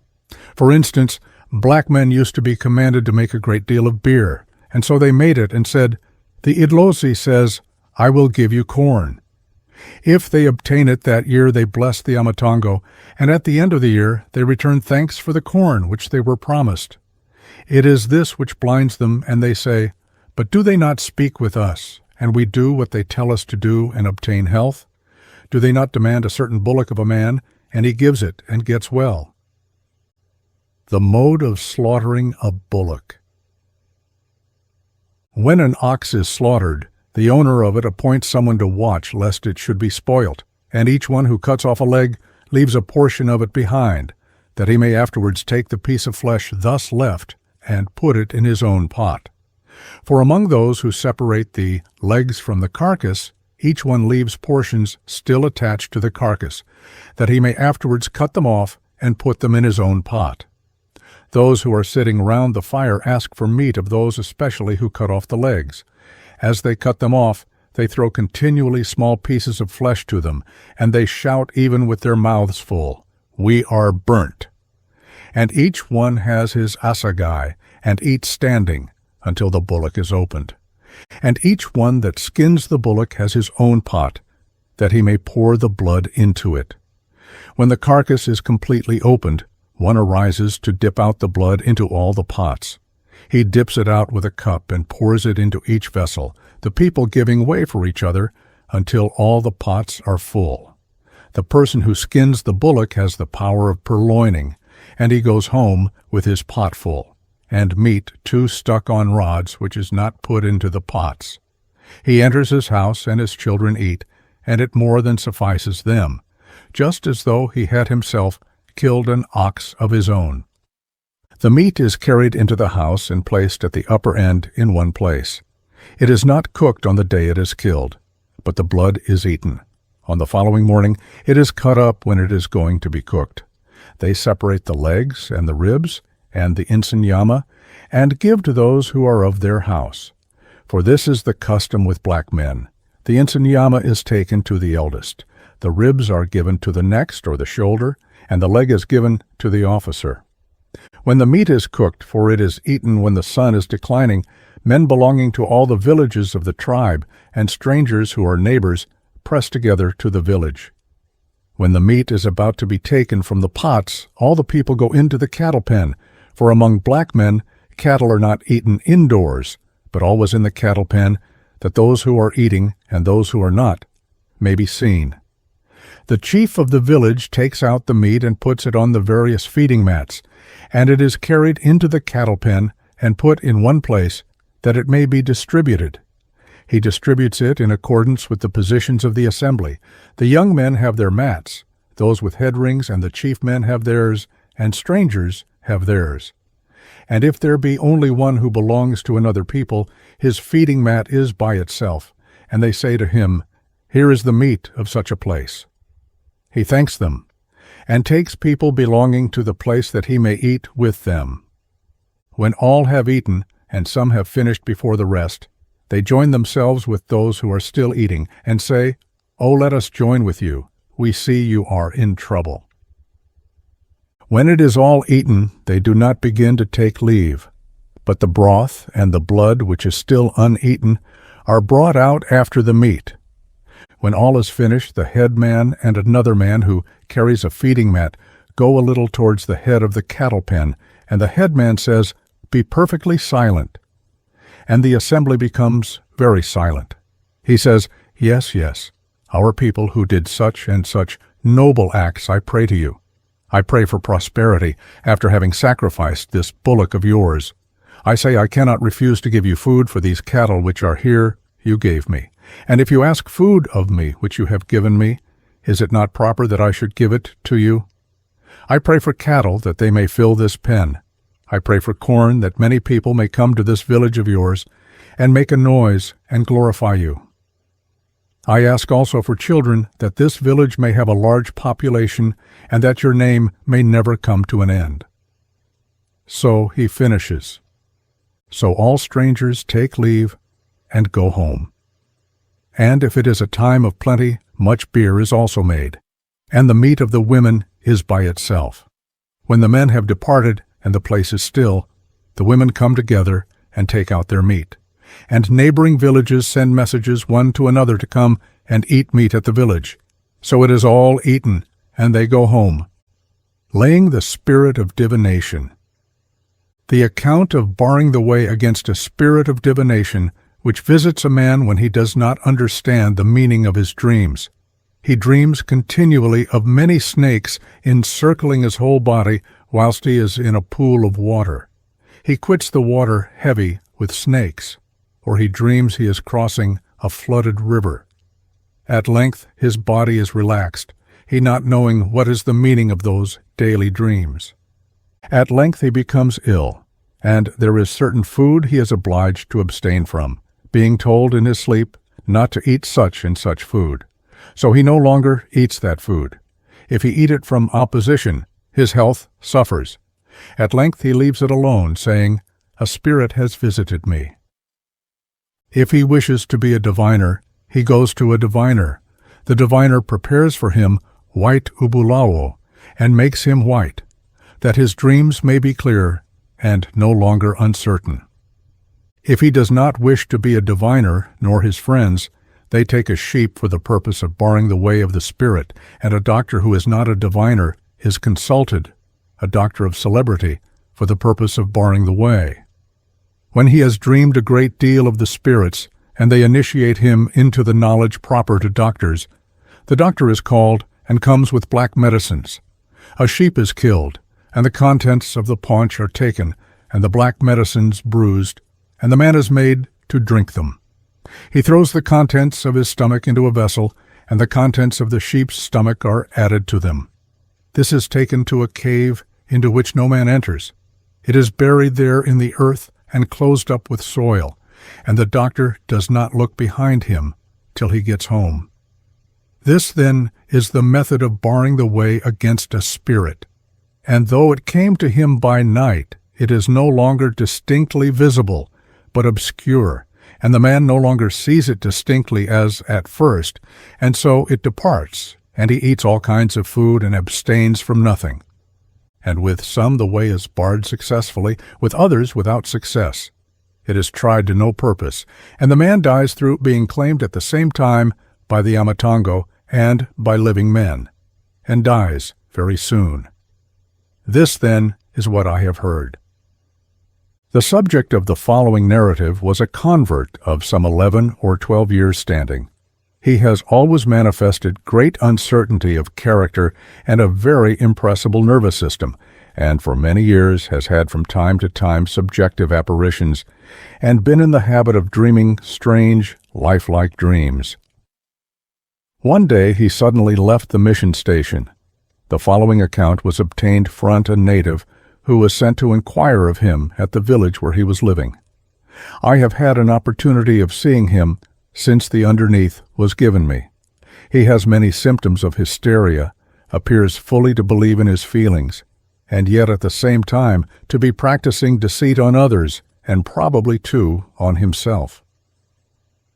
The account of the illness of James, which is not intelligible among Christians, for although a person may appear to be affected with those symptoms which precede the power of divination, yet when he goes to a mission station, all that ceases through continually hearing the word of God. There are many who were so affected, but are now so no longer. But as regards him who is now so old, it is marvelous that he should begin to be so affected, as though he had only just come to a Christian village. I and Paul reached the place where he is, going with the intention of taking him by surprise, saying to each other, "Do not let him hear or see us. Let him first see us when we are already in the hut, before he puts himself to rights, that we may see what he does now, when no man is looking at him." When we came, he was lying down, covered with 2 blankets, one black, the other gray and old. When he saw us, he remained lying and was silent. I aroused him, saying, "Arouse." He writhed himself and said, "Just have patience. I am about to arise. Make haste and tell me what has happened at home." But was a long time before he arose. At length he arose and saluted us, and we saluted him. I asked him, saying, "James, how are you?"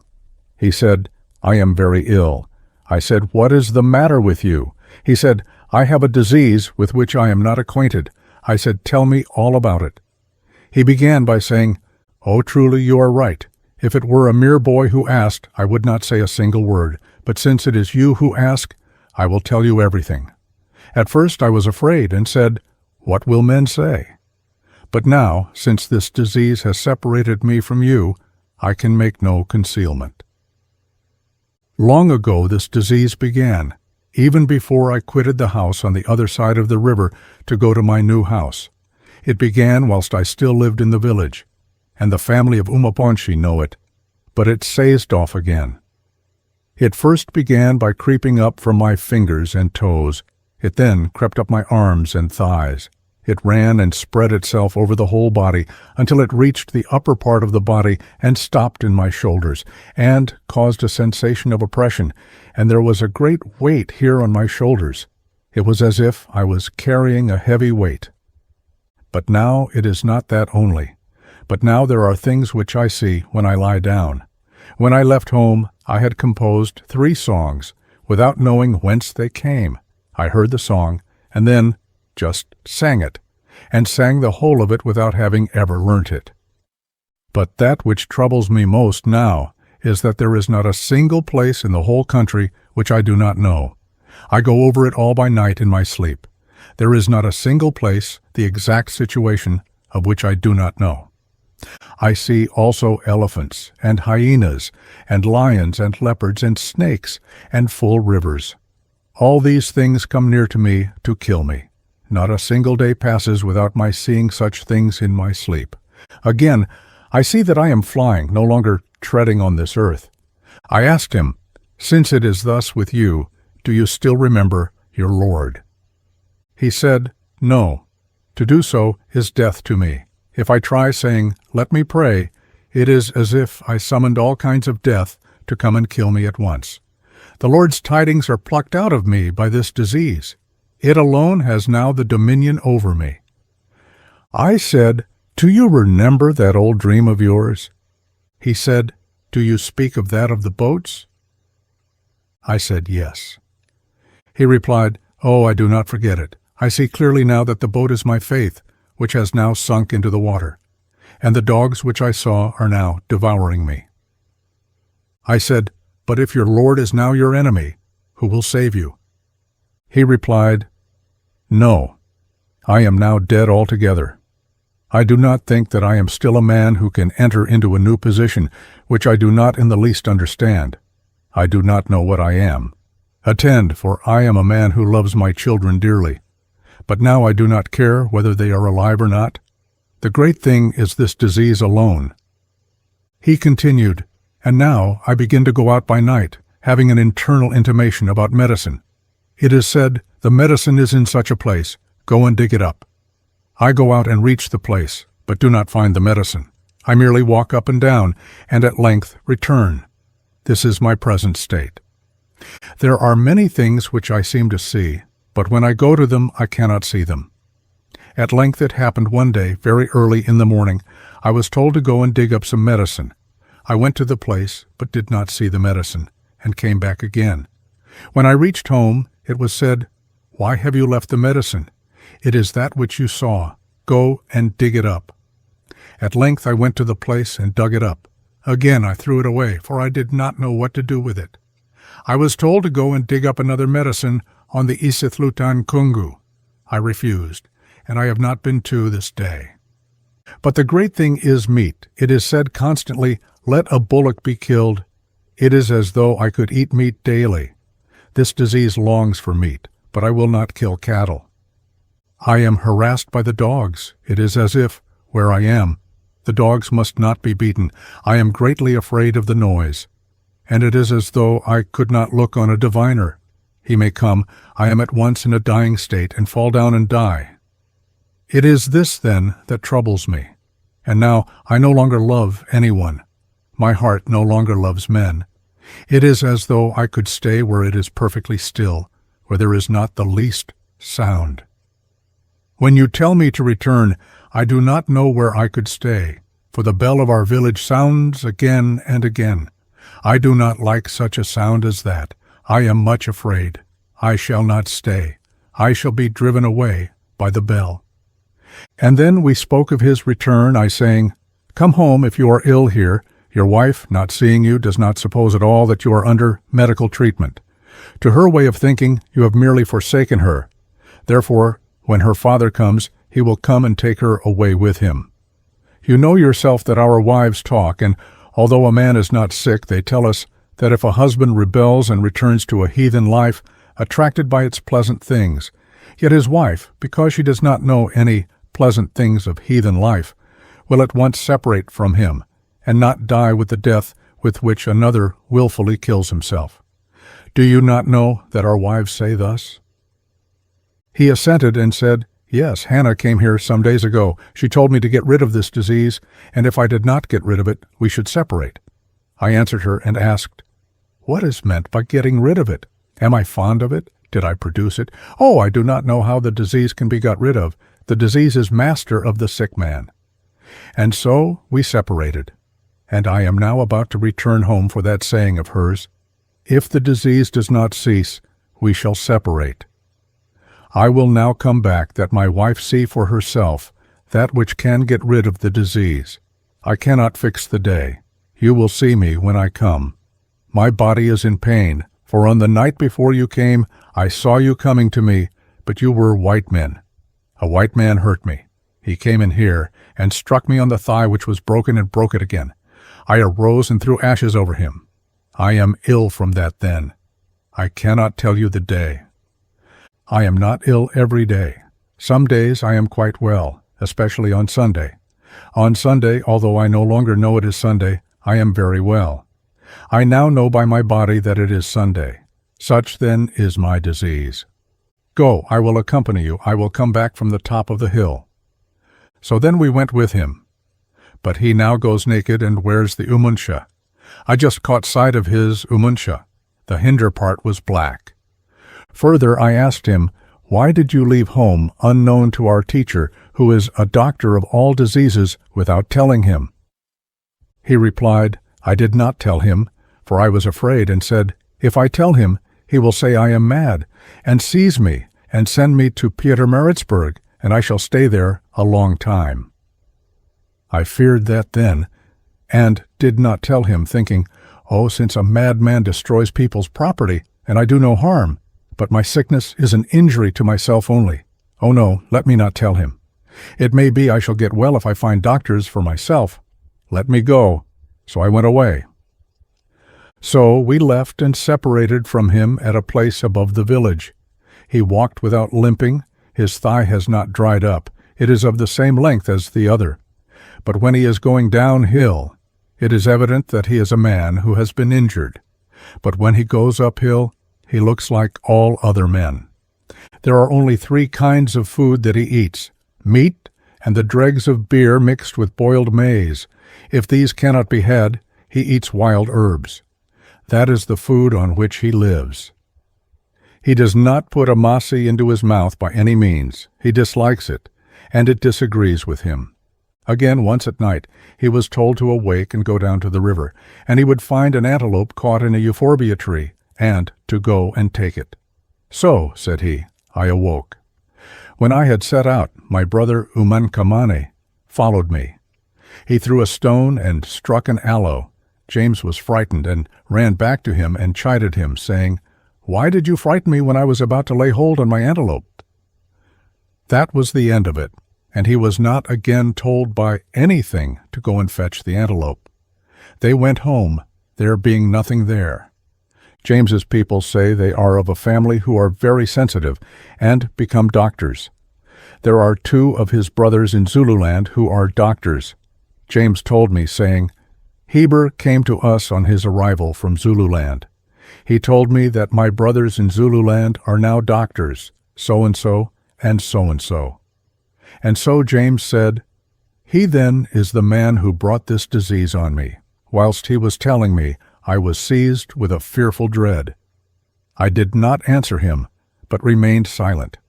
I am now ill because he spoke of what I myself was experiencing, but I did not speak of it, for I did not know what disease it was. He made me understand, and I understand it to this day." It is said that James's father, Ukokela, was the steward of the Zulu king, but he was seized with the disease which precedes the power to divine. The king was angry when he heard it. He ate up all his cattle.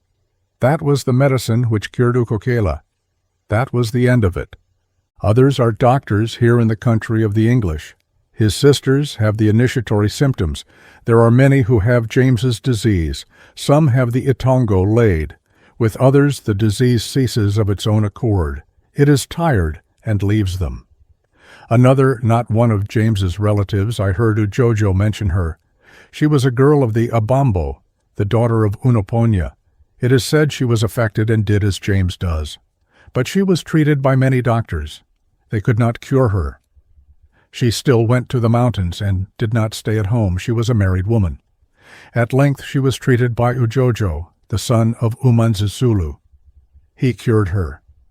He killed 2 goats, or rather a sheep and a goat. The goat was white, the sheep black. He treated her with them. The black sheep made the atongo indistinct and no longer bright. The white goat made the atongo white and bright, that it might make her see clearly. So he laid the atongo, and she went home. He caused her to live at home. And she is now a human being. It is said for a long time she lived in the mountains, but it is now no longer apparent that she ever did so. The diviners tell James that he too is beginning and will soon be a doctor. But they say he must not be treated with black medicines to lay the Atongo, for he will die. He must be just left alone. His friends therefore do not know what to do, since it is said he will die. They merely look on. The diviner's word is their law. They can on no account go beyond it. Umpengula mbanda. How to distinguish snakes, which are AMATONGO, from common snakes. The snakes into which men turn are not many. They are distinct and well known. They are the black imamba and the green imamba, which is called Zulu. Chiefs turn into these. Common people turn into the umthulwazi and chieftainesses. Another snake is called ubulubi, or inkwakwa, and another umzingandlu. Common people turn into these only. These snakes are known to be human beings when they enter a hut. They do not usually enter by the doorway. Perhaps they enter when no one is there and go to the upper part of the hut and stay there coiled up. A snake of this kind does not eat frogs or mice. It remains quiet until someone sees it and calls others. It is not afraid so as to run away, and it is left alone. Some say, "Let it be killed." Others say, "What, kill a man?" If the snake has a scar on the side, someone who knew a certain dead man of that place who also had such a scar comes forward and says, "It is so-and-so. Do you not see the scar on his side?" It is left alone, and they go to sleep. During the night the chief of the village dreams, and the dead man says to him, "Do you now wish to kill me? Do you already forget me? I thought I would come and ask for food, and do you kill me? I am so-and-so."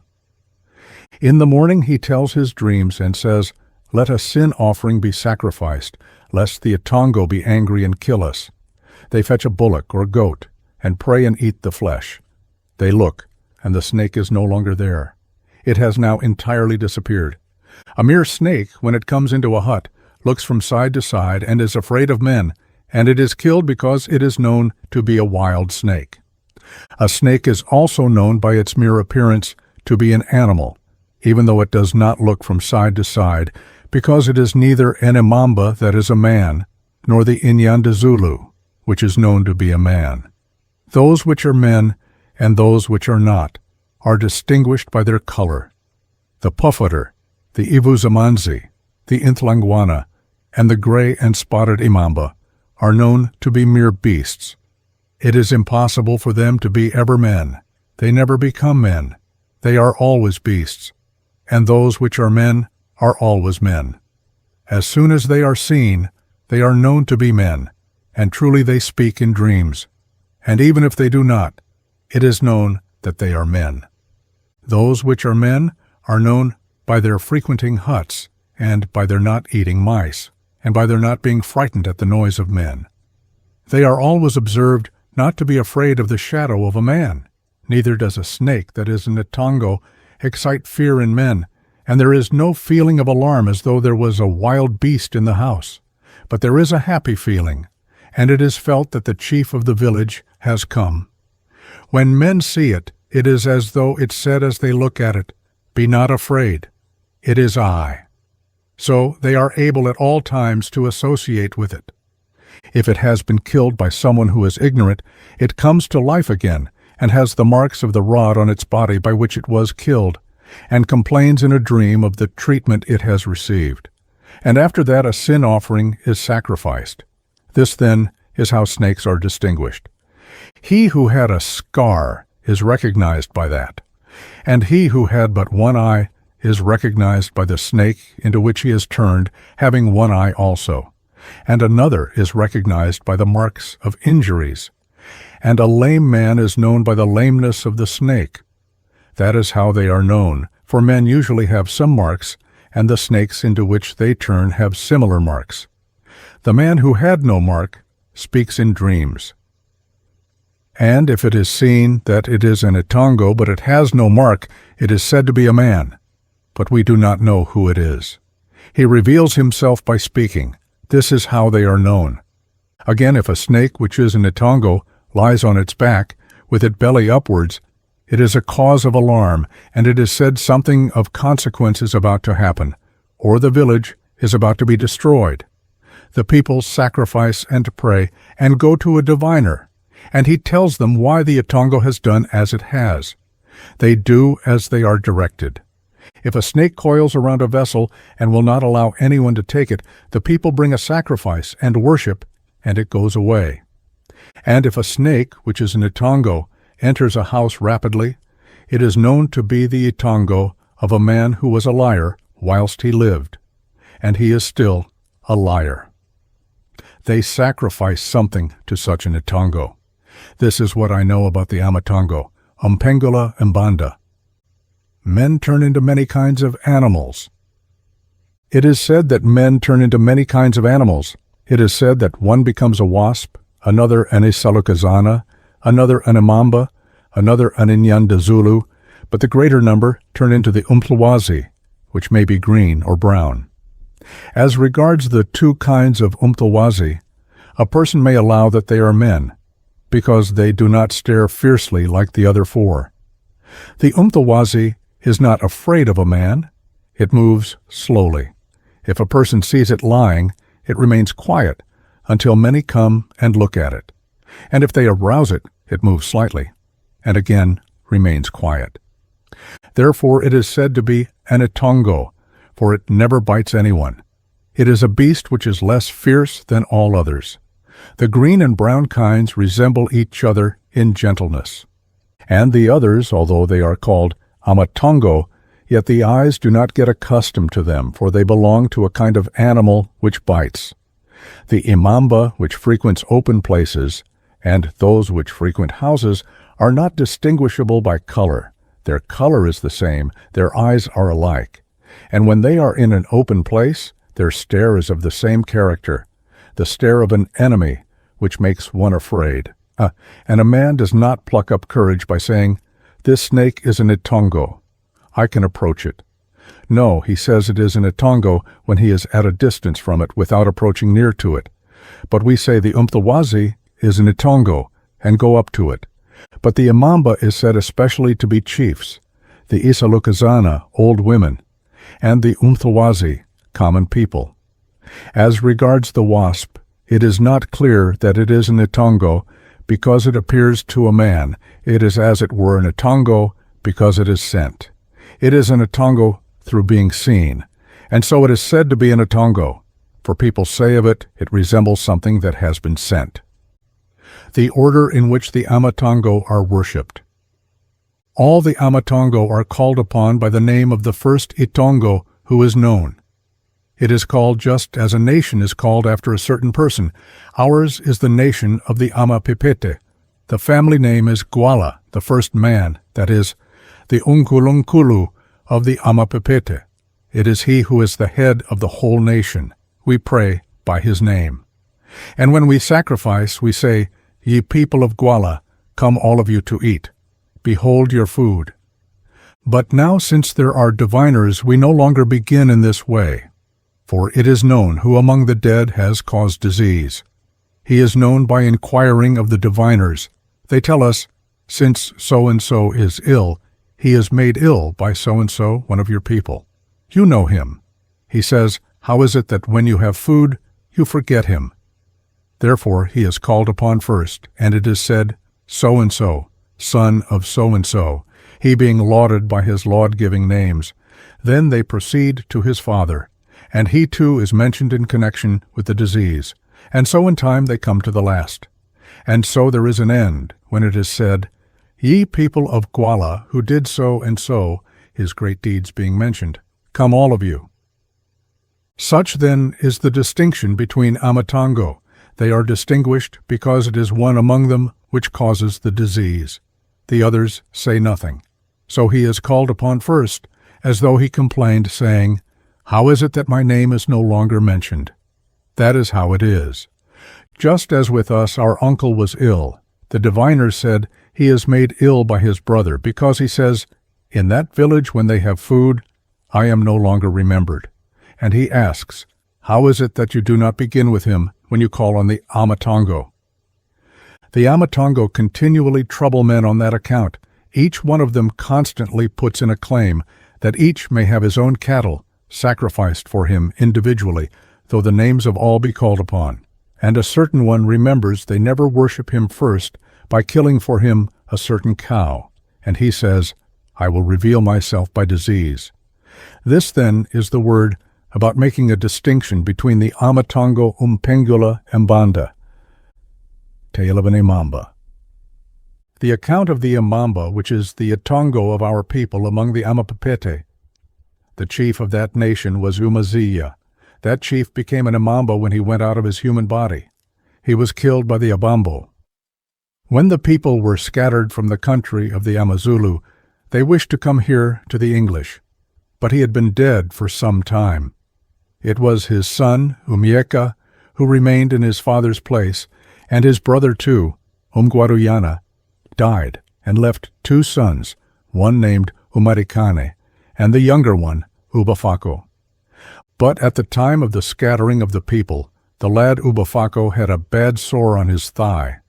They were then living in the open country and had quitted their homes when he was ill with that sore, and it had been already treated with medicines, but the medicines would not adhere, and the sore increased continually. At length it happened one day, as they were living in the temporary booths erected in their flight, an Imamba entered. The child was asleep. The people started up and were frightened when they saw the beast enter the house.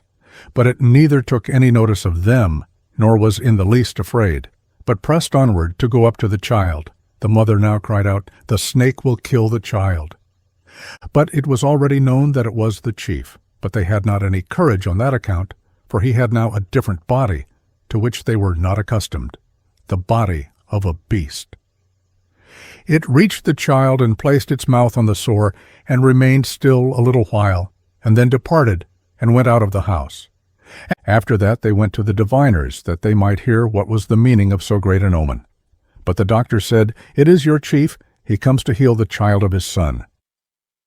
So the people waited in patience, and the sore contracted, and at length healed. And it used constantly to happen when they were traveling towards this country. When they had set out, the Imamba too was seen where they crossed at the fords of rivers. It used to cross lower down constantly, until they reached Table Mountain, where it still was when his son, Umyeka, went down to the Inanda, flying from the Dutch. But the chief refused, saying, "I will not go to a country by the sea. I shall stay here and eat grasshoppers." And so indeed it was. At length Umyeka was very ill, and it was said to him in a dream, "Why did you forsake your father? He is calling the people, let them return." But they would not agree, fearing their feud with the Dutch, for Umyeka had stolen their cattle. So it was until our eldest uncle went up to our father, who was younger than our own father. Our father departed, leaving our eldest uncle, and returned to the old site of our chief's great kraal. But he was on the other side of the stream to it. He did not build on the old site, but dug there only, until on a certain day our father, whilst asleep, dreamt the chief was talking with him, and as at that time it was winter, and the water was very cold. He said to him, "Unkokwan, it would be well for you to make a bridge for me, that I may cross on it and come home, for I am cold, and the water makes me colder still." And truly I heard my father calling me and saying, "My child, come, let us go yonder to the ford which leads to the old site of Umzimvubu, the village of the Nambala chief, and make there a bridge for the chief to cross over."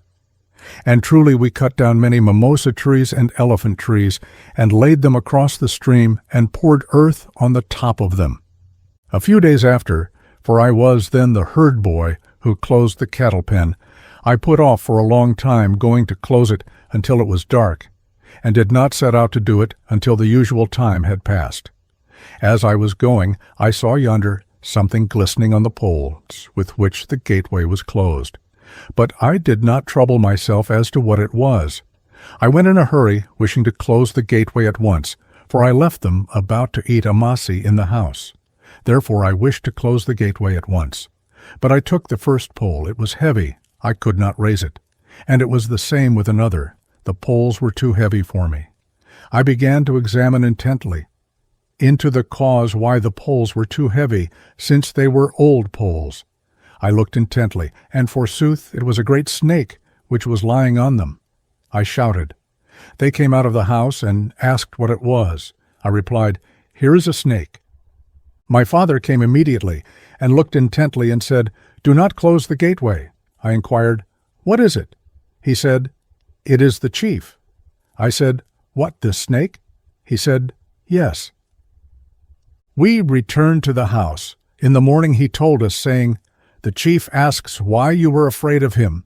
Did he not tell us to make a bridge that he might cross?" Then my father gave praises, praising the snake with the laud-giving names which the chief had whilst living, praising in concert with our grandmother, the mother of my father.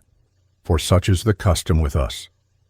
The Atongo dwells with the great man and speaks with him, and when worship is performed at a house, it is the chief man and the oldest old woman who knew those who are dead who worship. Under these circumstances, one of the chief's kraal at length came up to where we were living, and we lived together till Ngotsa came and turned us out by the direction of Usumsiu. We were scattered and went to other places. That then is a thing which I saw. After that Umyeka, the chief, came up. The people said, "Let us go to the old dwelling to call the chief, the present chief's father, for the village is perishing because the chief did not consent to go down to the coast." So then they brought a dun-colored cow in the afternoon, and all the chief men, both old and young, were assembled. They sang a song of their father which used to be sung on great festivals to arouse him to the recollection that his children were truly in trouble because he was not among them. This is the song which was sung. "Dig for the chief and watch our gardens which are at Isiwandiye." Those words are naught. Dig for the chief and watch our gardens which are at Isiwandiye. Those words are naught. Which are at Isiwandiye, Eiz, which are at Isiwandiye. Those words are naught. A large circle was formed outside the old site. They danced. There were there also all the women with beer, and the damsels.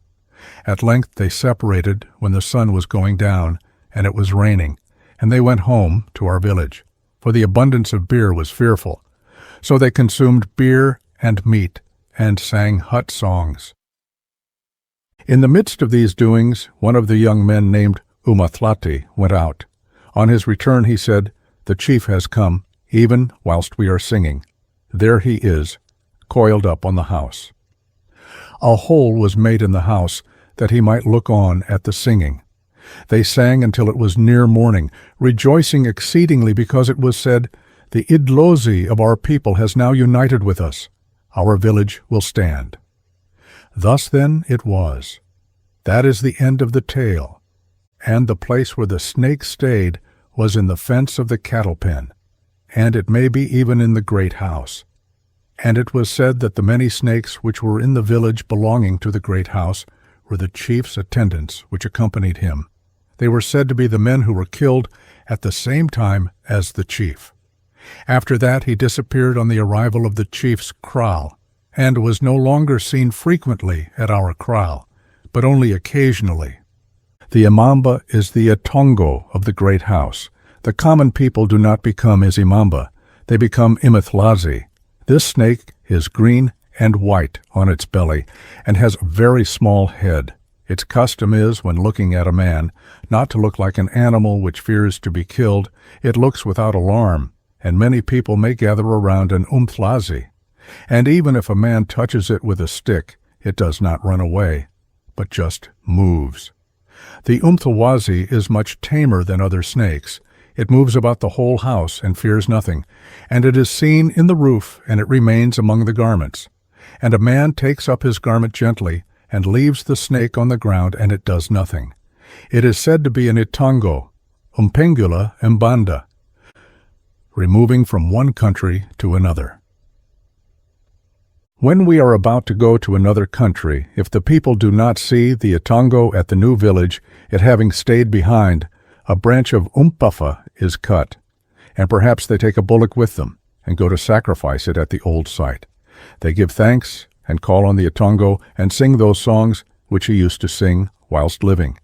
This is a sign of weeping for him to excite pity, so that he may say, "Truly my children are lonely because they do not see me." And the branch is dragged when they set out, and they go with it to the new village. Perhaps the snake follows, perhaps it refuses, giving reasons why it does not wish to go to that place, speaking to the eldest son in a dream, or it may be to an old man of the village, or the old queen. Royal attendants. Amanxusa are people of a chief like servants who go about in company with him, and even when the chief is dead, and especially if he has been killed together with his Amanxusa, they go with him, that they may prepare things beforehand, and get food for him. It was especially the case with us at first. When a chief died, he did not die alone. For at first the bodies of the dead were burnt, and when a chief died, and they went from their home to dispose of the remains, they took shields and adorned themselves with their military ornaments. And when they came to the place where the remains of the chief were to be burnt, they cut down much firewood, and as there were oxen there too, the chief ox with which he made royal festivals was killed with him, that it might die with him. When the fire was kindled, the chief was put in, and then his servants were chosen, and put into the fire after the chief. The great men followed. They were taken one by one. They said, "So-and-so is fit to go with the chief." When the fire began to sink down, they said, "Put the fire together, so-and-so."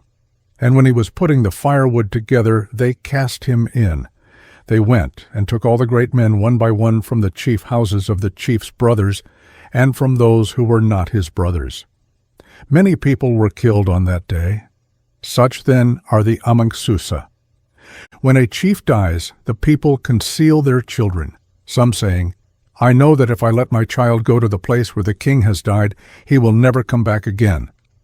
So they usually conceal them. Others, too, feigned sickness and caused the report of their sickness to be spread abroad in all directions.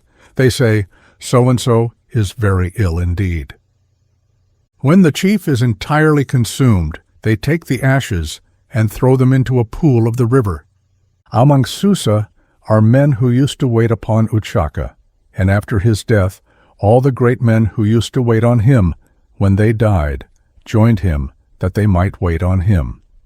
It is said there are many snakes among the Amazulu. These snakes are Amanxusa.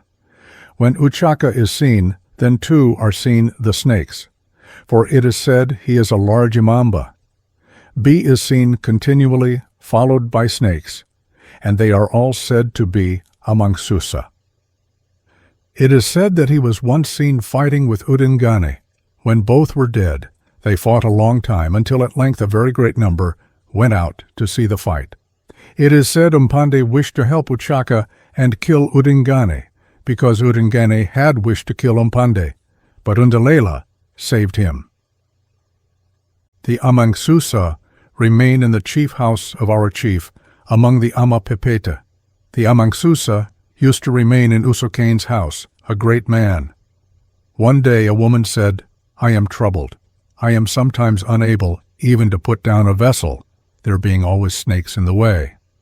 Those who knew them said, "They are Amanxusa of the chief," people who were living with the chief before he died. Umpengula Mbanda, Izalukazana. The lizard is said to be the itongo of an old woman. There is a tale about the Izalukazana, an animal which resembles the intulwa, but it is not an intulwa. It is a kind of isibanqua, but the isibanqua is smooth and purple on its back and whitish on its belly. But the Izalukazana is rather ugly and very rough. It is not liked, and it is active and runs away quickly. But it does not commonly run away, but hides itself. And if a man sees it on this side of anything, it at once goes round to the opposite side. If you see it first, it makes haste to go round to the other side. If you point it out to another, saying, I saw an animal here. It is already hidden on the other side. He may say, let us look. But it sees the shadow of the man as soon as it appears and turns back in the opposite direction, until he disputes, saying, how is it that one so old as you tells lies? And the one who saw it appears foolish, for he no longer sees it. They may see it if they separate, and one stands still, and the other goes round the tree, for so they seize it. When it runs away from one of them, it appears to the other. If it is seen in the house, it hides itself among the wattles, or it may be on the post of the house. Perhaps an old person sees it, but says nothing, not wishing to make much of the affair. For they say an old person is wicked if he see a thing which is like an omen. He troubles the people. They will be smitten with fear, and continue to think of that which has been seen. If something bad happens in the village, the Isalukazana is seen continually in the same place, and it is said to prognosticate death. Then he who saw it says, for some days I have seen an Isalukazana in so-and-so's hut. I said nothing will come of it, and hid what I had seen. But now since the evil has come, it is proper that it should be known. Some say, let us go to the diviner. Others say, what do we want? See, there is the omen come of its own accord. It is proper to get something, if there is such a thing, to send away the Isalukazana, and so they sacrifice a goat or a calf. These animals are called Isalukazana, little old women. It is not said to be the itongo of a man or of a child, but the itongo of some old woman. Neither is it called by the name of any particular person. It is merely called Isalukazana. It is not known who the Isalukazana is. But these lizards are hateful to black men. They are not like the itongo, which is a snake. For when they see an Isalukazana, they are troubled because they know that it is an omen of future evil. That evil comes in its train. Perhaps it appears, and then much fever occurs in the village, which carries off many people. And that is said to be in the train of the Isalukazana, or a man is stabbed in battle after an Isalukazana has been seen in his house. And so that too is said to be something which has come in the train of the Isalukazana. But we heard this tale from our grandmother, our father's mother.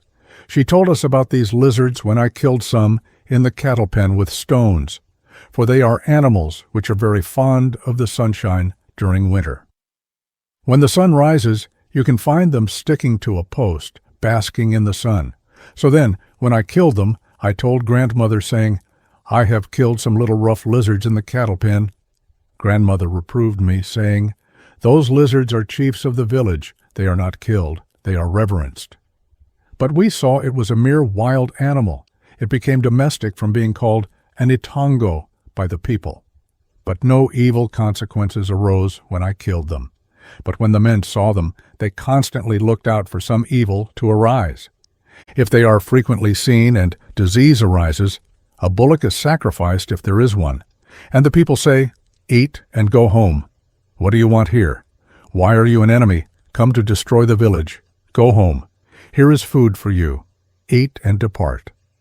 But though they say thus, they do not depart. On the following day we still see them where they were the day before. But the old people are not afraid afterwards, for they say, we are no longer guilty of aught, for we have paid a ransom. Crying at the holes from which medicines have been dug. It is a custom with black doctors, for a doctor when digging up medicines, to dig worshipping the Atongo at the place where he is digging. He says, here is a bullock I may gain, you people of ours. I dig up this medicine trusting in you, that you will give it power to take away the disease from the sick man, that I may become celebrated among the nations as a great doctor, by your power, ye people of ours. He digs up the medicine, then, with a pure heart, expecting the man to get well. But when he has applied his medicines, the people try to eat him up by craft and say, let us tell him that I took his medicine, but gained no relief. It was as though I had taken nothing but corn. For it is common among black men to conceal the power of medicines. They are but few who praise them. In consequence of this craft there came to be appointed secret spies. The doctor says to a man, so-and-so, Do you go and listen for me? There is my medicine. I know that the people will conceal its efficacy and say it was useless, for they are slow in giving me a bullock. I therefore appoint you to look out for me." So then when he has treated the patient, he waits to hear what happens, that he may know how he is. And when he hears him say, "O son of so-and-so, I am still ill. As yet I am in pain all over. And as to that medicine of yours, it was as if I had only eaten corn." So the owner of the medicine wonders who understands its action in the human body when he hears the man denying that it even brought anything away, saying, "No, there came away nothing but water." But his spy tells him that his medicine worked well in the man, that the people deceive him, and the man now goes to wedding dances and to beer drinkings, that he is quite well. But it is hard for him give a bullock. He makes more of the disease which remains than of the health which has been restored. At length the doctor says, "So-and-so, since you refuse to give me a bullock, I shall now remember the holes where I dug up the medicine, which has cured you, and cry there. Something will happen to you, if you eat my bullock deceitfully. Do not say I am a sorcerer. Keep the bullock. I no longer wish to have it." If he is really deceiving him, he refuses, saying, "O son of so-and-so, for my part, I do not say the disease has beaten you. I say you are my doctor. Although I took your medicine without feeling any effects from it, yet it feels as if my body was about to be that of a man, if you persevere in getting medicines for me. I am your bullock. How do you think, if I get well, I can hide myself? Do not talk about crying at the holes where you dug up the medicines. You will kill me if you do so. Just doctor me. Your bullock is ready for you." If he does not agree with him, the doctor awakes in the morning with his heart much pained, because he hears from witnesses that he has really helped the man, but he will not allow that he has been helped. So he goes to the holes where he dug up the medicines and scrapes away the earth and sheds tears, and tells the AMATONGO of his trouble, saying, "Why are you eaten up by a man whom I have cured? Let the truth appear. Let not my bullock be eaten by a living man. Let the power of my medicines be evident, and not be a mere vain thing. I tell you, the medicines were yours. I cured him by your power. Is it pleasant to have your cattle eaten?" He says this weeping, for it is said, if the holes where the medicines were dug up be opened, and the doctor weeps there, the man will be ill and die, if he has really concealed the power of the medicines. Thus it is. With us it is a fearful thing that the doctor should go to the hole to cry, and it is said if he does so, he calls down death on the patient. This, then, is what is meant by crying at the holes. Sneezing. Among black men, sneezing is said to be a lucky sign that a person will now be restored to health. He returns thanks after sneezing, saying, "Ye people of ours, I have gained that prosperity which I wanted. Continue to look on me with favor." Sneezing reminds a man that he should name the AMATONGO of his people without delay, because it is the AMATONGO which causes him to sneeze, that he may perceive by sneezing that the AMATONGO is with him. If a man is ill and does not sneeze, those who come to see him ask whether he has sneezed or not. They ask that they may take heart and believe that the disease will pass away. If he has not sneezed, they murmur, saying, "The disease is great." And if a child sneezes, it is said to it, "Grow," meaning by this that it should continually advance in prosperity. It is a sign of a man's health, and that the AMATONGO is with him. So then sneezing among black men gives a man strength to remember that the AMATONGO has entered into him and abides with him, and he returns thanks with great joy, having no doubt about it. When a man on sneezing says, "Chiefs," it is because he does not like to say, "So-and-so of our people," because he does not know who it is of the AMATONGO who has bestowed on him the benefit. Therefore he puts them all together and says, "Chiefs, do not turn your back on me." When he says, "My father," the man who speaks sneezes, perhaps, shortly after his father's death, and his heart does not yet forget him. And so he says, "Father, look upon me, that I may be blessed in such matters as at present I have not." Or if his mother has lately died, he says in like manner, My mother, do not turn thy back on me. He says, My fathers, uniting in one all the AMATONGO of his people, the brothers of his fathers who are dead. And so he says, Fathers, look upon me, and do not turn your back on me. And though they may not be in reality his father's brothers, yet since they are dead, they are now preservers. And therefore he says, My fathers. The Amaxosa say, Utikso of our people, look upon me, and be ever with me, that I may live in prosperity. It is not known what they used to say before they used the word Utikso, who is the Itongo of the Amaxosa. And now among the Amaxosa believers, when they sneeze, no longer say to the Itongo Father, but Preserver, look upon me, or Creator of heaven and earth. Thus a change has taken place. When a man among black men sneezes, he says, I am now blessed. The Idlozi is with me. It has come to me. Let me hasten and praise it, for it is it which causes me to sneeze. As I have sneezed, I will see the things for which it is proper for me to praise the spirits of the dead belonging to our family, and say, Ye of such a place, which did such and such great actions, I ask of you that I may get cattle and children and wives, and have children by them, that your name may not perish.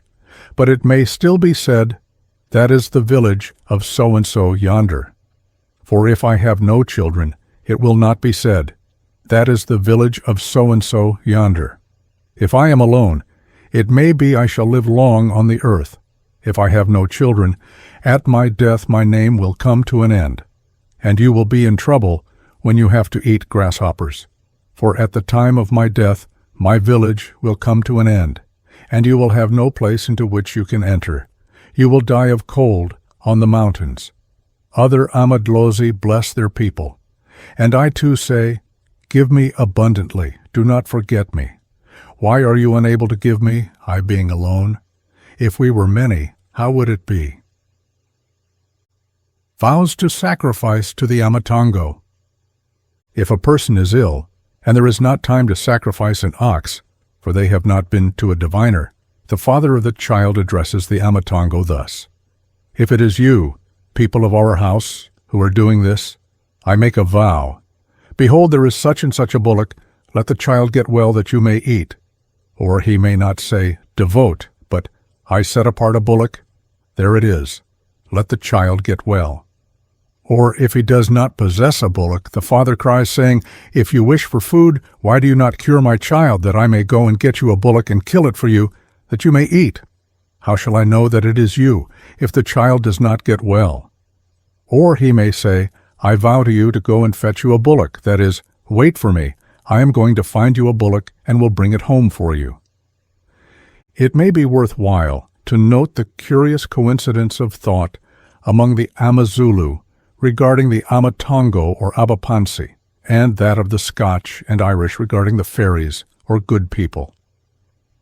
For instance, the good people of the Irish have ascribed to them in many respects the same motives and actions as the Amatongo.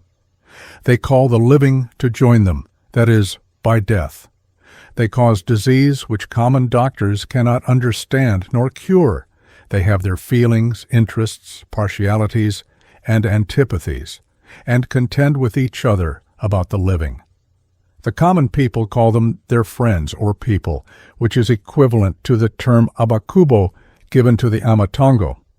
They reveal themselves in the form of the dead, and it appears to be supposed that the dead become good people, as the dead among the Amazulu become Amatongo, and in the funeral processions of the good people, which some have professed to see, are recognized the forms of those who have just died, as Umkashchana saw his relatives among the Abapansi.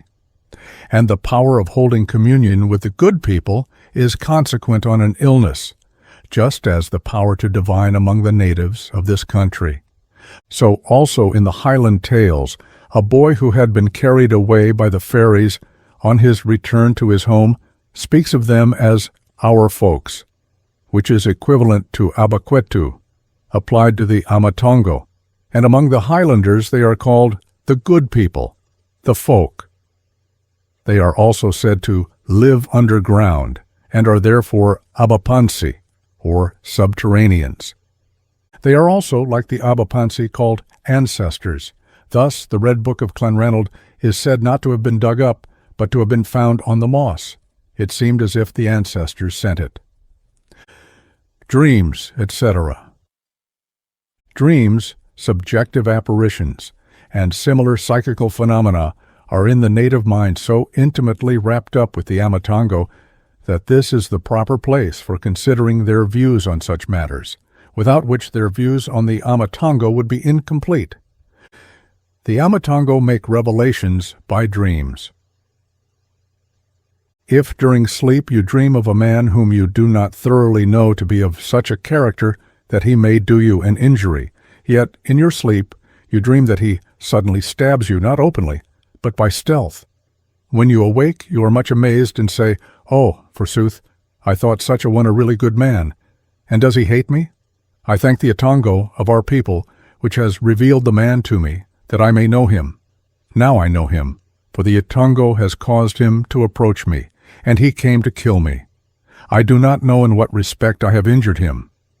And you continue on your guard against the man, believing that the dream does not lie, but that there is something in the man with which you are not acquainted.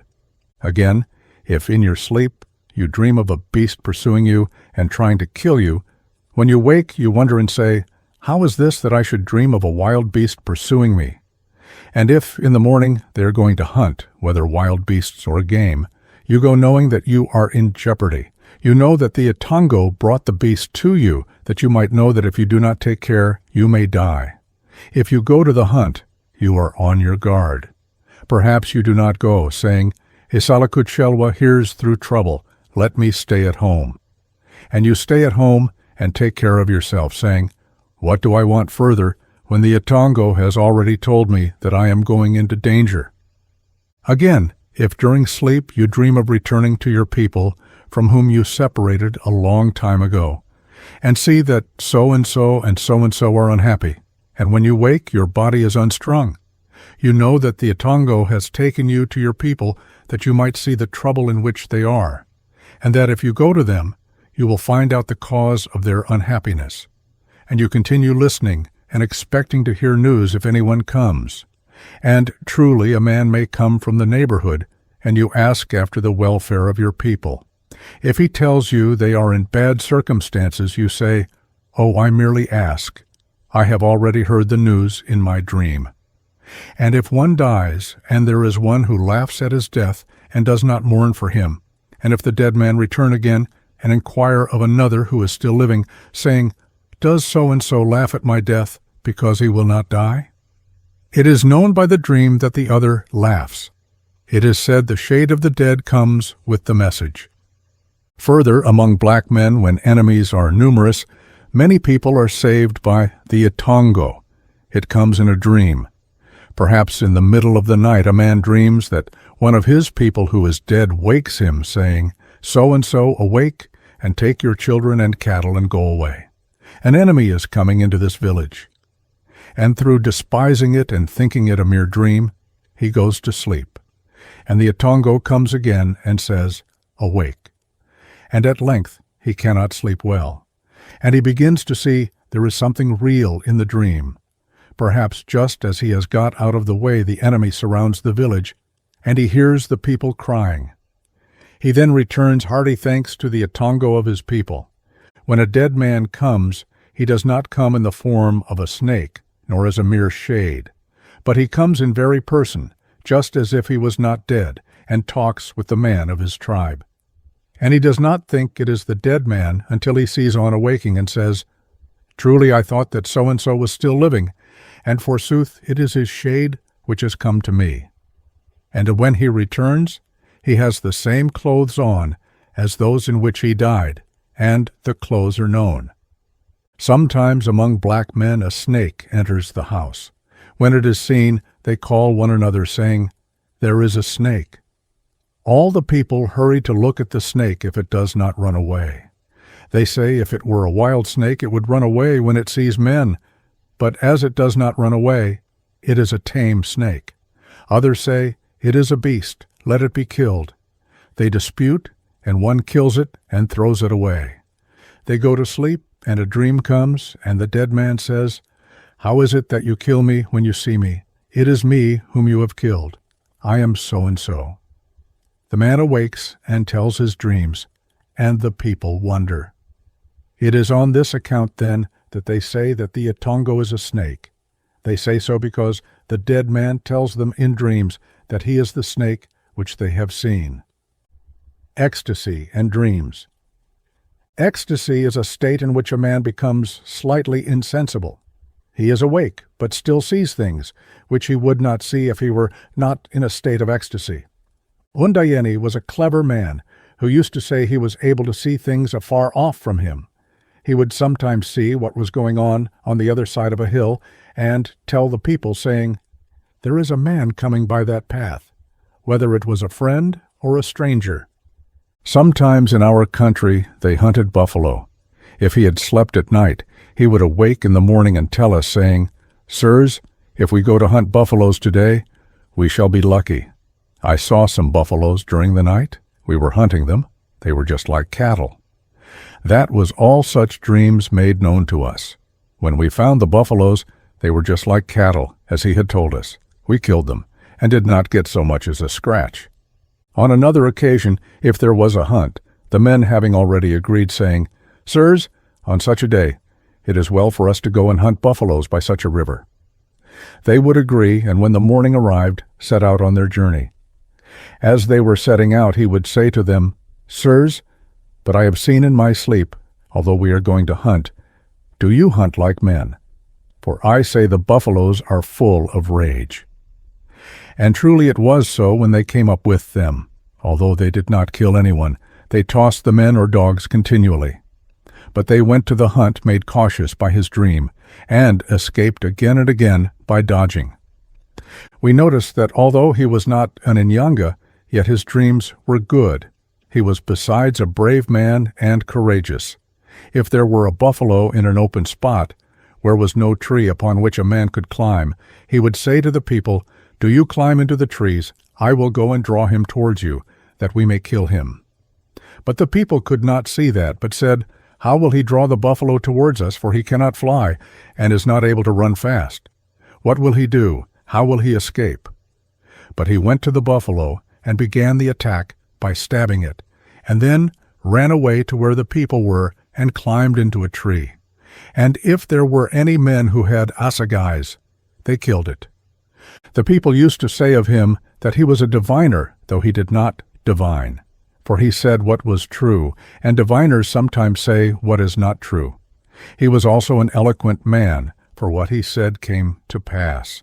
It was said, the AMATONGO of his own people and the AMATONGO of his maternal uncle disagreed. Those of the maternal uncle wished to make him a diviner. Those of his own people did not wish it. After that he was unable to divine like a diviner, but said what was true without divination. But his habits were those of a diviner, though he was not one, for he used to yawn and sneeze continually. And this is done by diviners. Although he did not divine, he was midway between divining and not divining. There is another thing which I remember of Undayeni. We were living on the Umkeni. There was in the neighborhood a rock, in which was a hollow, where water stood, and that water was the looking-glass in which all we younger ones used to look at ourselves. One day on awaking from sleep he asked us, saying, "Is there a place in the rock which you gaze in as a looking-glass?" We replied, "What harm is there in that?" He replied, "No, I merely ask because I have seen what I have seen during the night." Then we told him that there was such a place. He replied, "I tell you never to go to that place again. There is someone who for some time has seen that you are accustomed to look at yourselves there, and he has put bad medicine into the hollow. Leave the place." And because he was a man whom we knew, we saw that he spoke the truth and did not refuse to obey, but left the place. This he did not see in an ecstatic state, but during sleep. And even in disputes, if there was anyone who was in fault, and Undayeni said to him, "So-and-so, you will lose the case." If the man knew Undayeni, he would no longer want to go into court, but was now ready to act rightly to the other without going into court. Such, then, was the character of Undayeni. This is what I remember of his acts.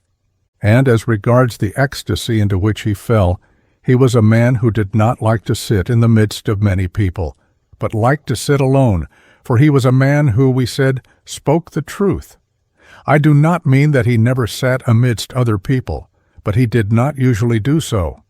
In like manner among black men the real meaning of dreams is not known. For some dreams have every appearance of reality, but they are not true. Others point out something which is about to happen. For among black men it is supposed that if a man dream of a great assembly, where they are dancing, if there is anyone ill, we have no confidence that he will get well, but immediately the man who dreamt of the dance is much alarmed, and if he is not a man of the same village as that where the man is ill, he continually listens, expecting to hear the funeral wail. And although the wail is not heard on the same day, he is still fearful and without confidence. But a dream which produces confidence among black men when anyone is ill is one in which they dream that someone is dead and about to be buried, and that they see the earth poured into the grave, and hear the funeral lamentation for him, and see the destruction of all his things during the night.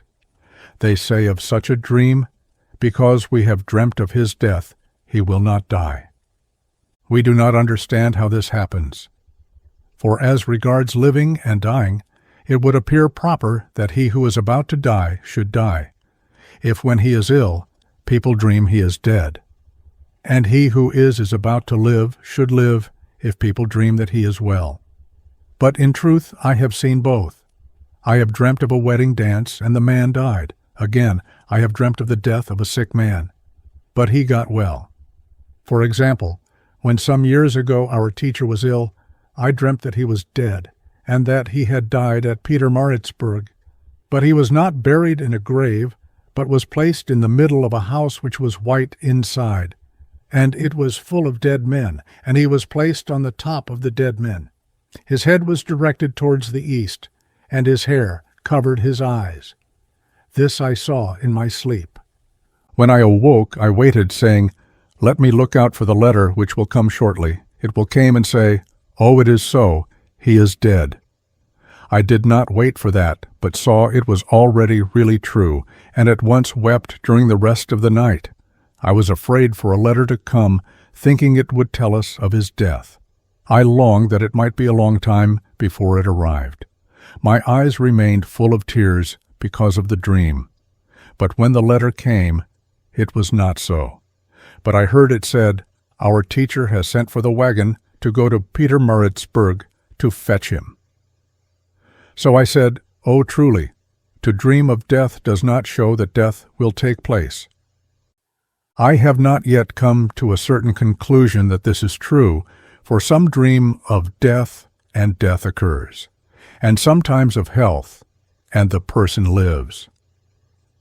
And I do not say that a dream turns out to be true. Sometimes I dream of something, and in fact the thing happens as I have dreamed. But I speak especially of the death or life of one who is ill, that the event turns out different from what it ought to, and goes by contraries. People say summer dreams are true, but they do not say they are always true. But they say that summer dreams do not usually miss the mark. But they say the winter is bad, and produces confused imaginations, that is, very many unintelligible dreams.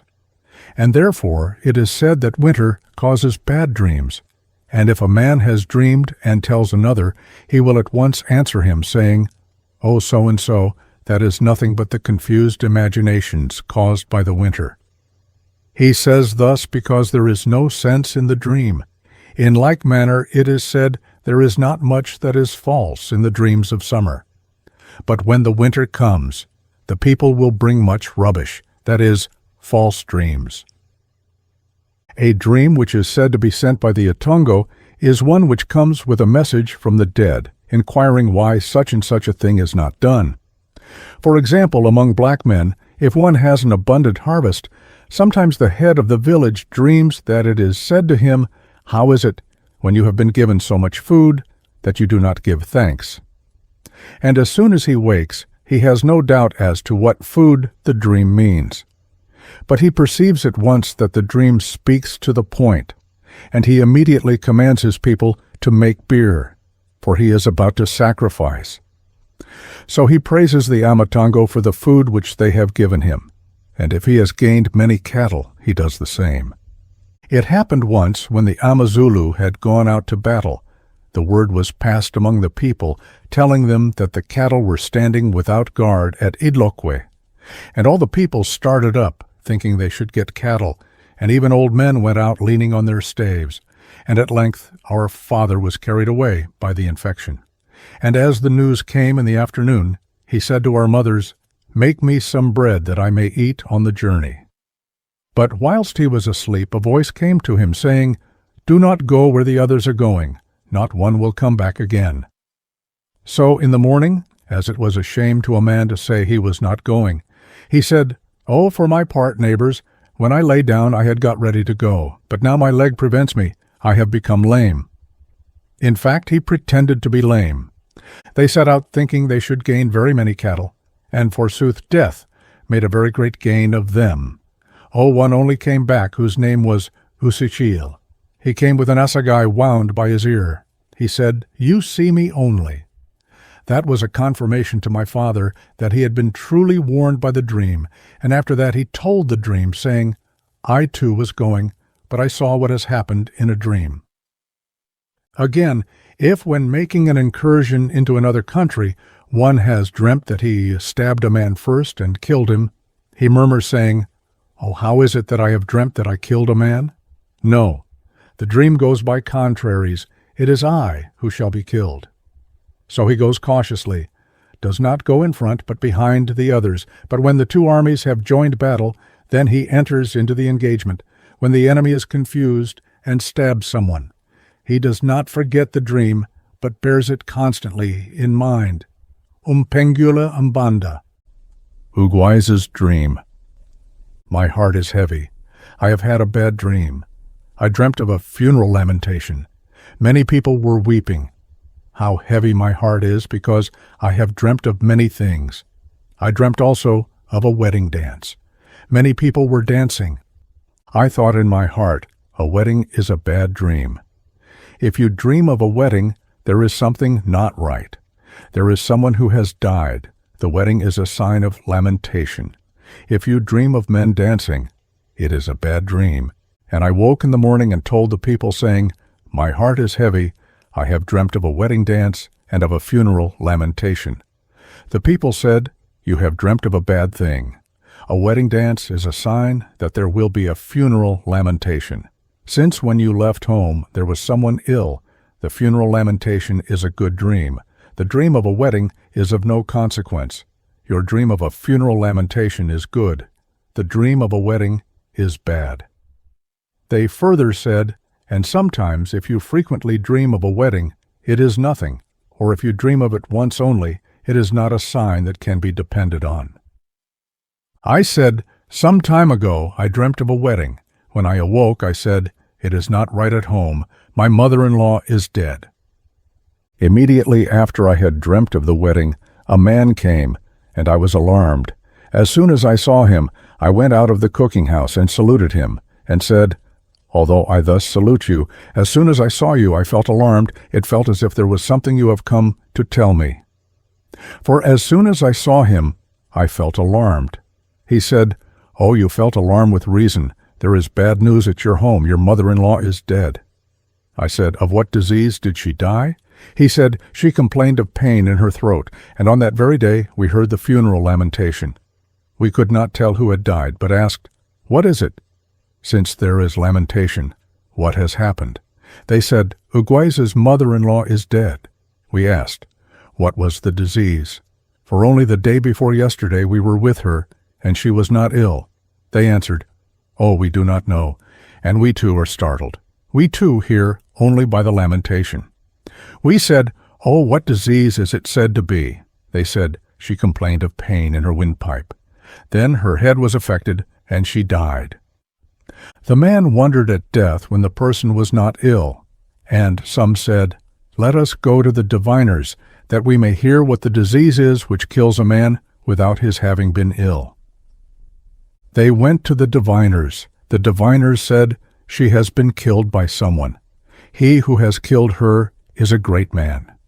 He wishes to destroy the village. He is a great man, a captain of villages." So I say, I have dreamt today, and am alarmed. My heart remembers the dreams which I formerly dreamt, and my heart asks, can it be, since this dream of a wedding comes to me again, that it is not right at my home? For when I left my home, my wife and mother were ill. Why have I dreamt a dream which I dreamt formerly, and it came true? Our people, Umpengula and the rest, answered me, saying, "The dream of a wedding is a bad sign. Your heart is heavy with reason. To dream of a wedding is like dreaming that a man is ill. If you dream of him when he is very ill, you may dream that he is fat and decked in his fine things, and that man is dead. He does not get well. When a man is ill, it is well to dream he is dead, and that they are weeping for him. Then that man will get well. He will not die." It was Umpengula who answered me thus, and he said, Yes, Ugwais, but since you have dreamed of a wedding dance is a bad dream." And Uklas answered, "Oh, as to that, Ugwais, one dream will turn out to be a bad omen, and a man may dream the same dream another time, and it turn out to be but a dream, and nothing come of it." Umpengula answered, Yes, you say truly, Uklas. It is so sometimes. A man dreams merely of another, and nothing comes of it. And I too, Ugwais, once dreamt a dream. Undayeni was ill. During his illness, I dreamt I saw him dressed in his best attire, with his umunsha of wild cat skins, and having put on his tails. I dreamt there was a dance. I awoke in the morning, Ugwais, with my heart depressed. I told the people my dream, and remained waiting, my eyes filling with tears. I said, "If Undayeni is dead." As I was saying those words, for I was working with the white men, I said, "I will turn my eyes towards the road." And I saw a lad coming. It was a lad belonging to us. I said, "Oh, Undayeni is dead. The lad is coming to tell us." As soon as he came, I said to him, "Lad, you have come because Undayeni is dead." The boy said, Yes. I come merely for the purpose of telling you that Undayeni is dead." I replied, I too had already seen that it was so. My heart is no longer heavy, but it says if there is anything the matter, I shall see someone coming to tell me.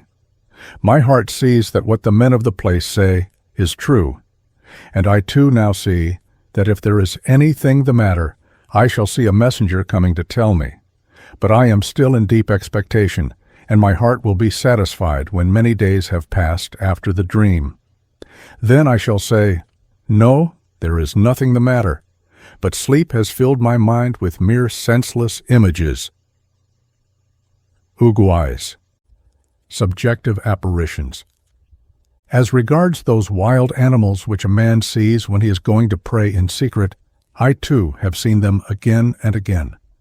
When I was beginning to kneel, or when I was saying the first word perhaps, there was something beginning to approach me, as though it said, Now he has closed his eyes and will no longer see me.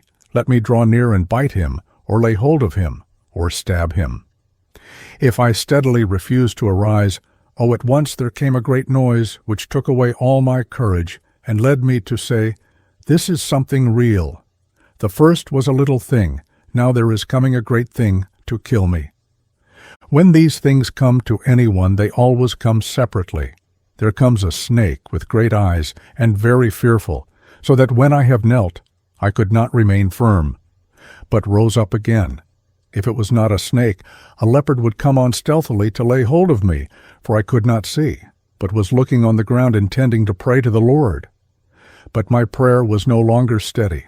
I began to pray a little in my heart, praying and stopping, that my ear may not only listen to my prayer, but also to the crackling made by the leopard as it came to seize me. When I saw that it was something real, and that the leopard was preparing itself to seize me, I arose, and if it was not a leopard, it would be a man who hated me, with a long assegai in his hand, approaching to kill me, that I may die in that place. And he too went stealthily, that I might not hear him. For under these circumstances, a man who went out to pray would not pray with the heart only, but speak aloud. Therefore those animals saw me, because they heard the murmuring of my voice, and drew near. And I saw the man when he raised his arm to stab me, or when he really tried to thrust the assegai into my body. When I prayed under such circumstances, I no longer prayed with singleness of heart, but in hurry, wishing to look without delay to the place from which the danger threatened me, for I was in danger. And when the man was now stabbing me, I would arise, the sentence which I was uttering being unfinished. It was already begun, but not ended, but cut in two. I arose that I might escape. When I arose with a start, and looked to the place whence the man came, but did not see him. It was no longer possible for me to return to my prayers and finish what I had begun to say. No, there was now an end of it, and I could no longer say what I wanted for the false alarm which had frightened me. Oh, this was repeated again and again. It happened continually in my prayers. I arose ashamed because I had been frightened by fantasy, and believed in it. But at length I saw that it was fantasy, and that it happened because I went out before it was light, leaving the people still asleep, doing so because I should then have time to pray for myself to the Lord. For if I went out while it was day, they too would have gone out to do their daily work, and would hear and whisper about me one to another, saying, "Oh, that man is now a believer. I heard him praying." It is well for us to go to the place where he prays and arouse him or beat him, that he may not repeat such things. The animals I saw because I went out whilst it was still dark, before the day had fully dawned. But at last I saw that it was not real, because they appeared continually for many days, until I despised them, saying, "Oh, of what use will it be, if when I pray I am made to arise from my knees by beasts which devour me, when forsooth they are not real? For I cannot get that for which I awake early to pray to the Lord, being prevented by the beasts which I see. Just let me strengthen myself until I feel them really seizing me, and persevere in prayer without ceasing." And indeed, when I was kneeling there, came a snake to do as on other days.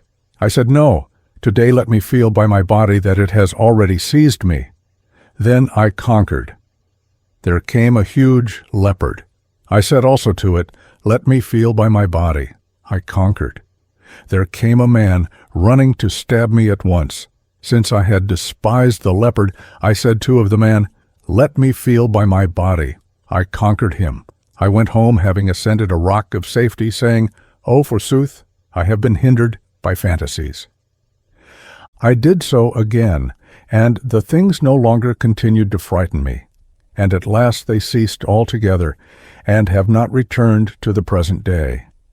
Many are hindered by such things. When they merely begin to pray, they see these beasts which come to devour them, and they at once start and go up, and no one thinks of going to the same place again. But a man says, "Tomorrow it will be well for me to go to such a place, and see if the same thing will happen again." It does happen again, and he is afraid ever after. Thus it happens with some. But with the generality, these things are known to be fantasies. For if a man is hindered by them, he tells someone else, saying, "Oh, I wonder, for I am impelled to pray to the Lord. But before I begin to open my mouth, lo, there is a beast, a snake, or a man. These come to kill me, and I start up and am hindered by these things." He is encouraged by the other to whom the same thing has happened. He says, "It is nothing. Though you do see such things, do not look. It is proper to be firm. You will go home uninjured. You will not be really devoured as it appears to you that you will be." And so it turns out, and he tells his friend, "Oh, so-and-so, forsooth, I was deceived by fantasies." Umpengula Mbanda. It happened when I was being instructed for baptism. I used habitually to pray at all times in secret. I did so, because when I prayed, it was as if I really saw the Lord, and I went away from prayer with my heart very white indeed. I did so because I saw that it would be well for me too to believe in the Lord, and to become His child. But once when I was praying, I saw a venomous beast coming to me as though it was about to injure me. I started up and left off praying, but forsooth I saw nothing. This happened twice, but on the third time I strengthened myself and said, "Let me just see if it will injure me or no." I strengthened myself till I had ended my prayer, and I saw nothing when I had finished. I doubted about it and asked what it meant. But I had already heard from believers that when a man prayed alone, venomous creatures came to him when they were urged on by Satan. But this continued without cessation until I took courage and saw that it was nothing. And then there came with power a great light to me, and when I found myself full of light, I reproved myself for being continually startled by nothing.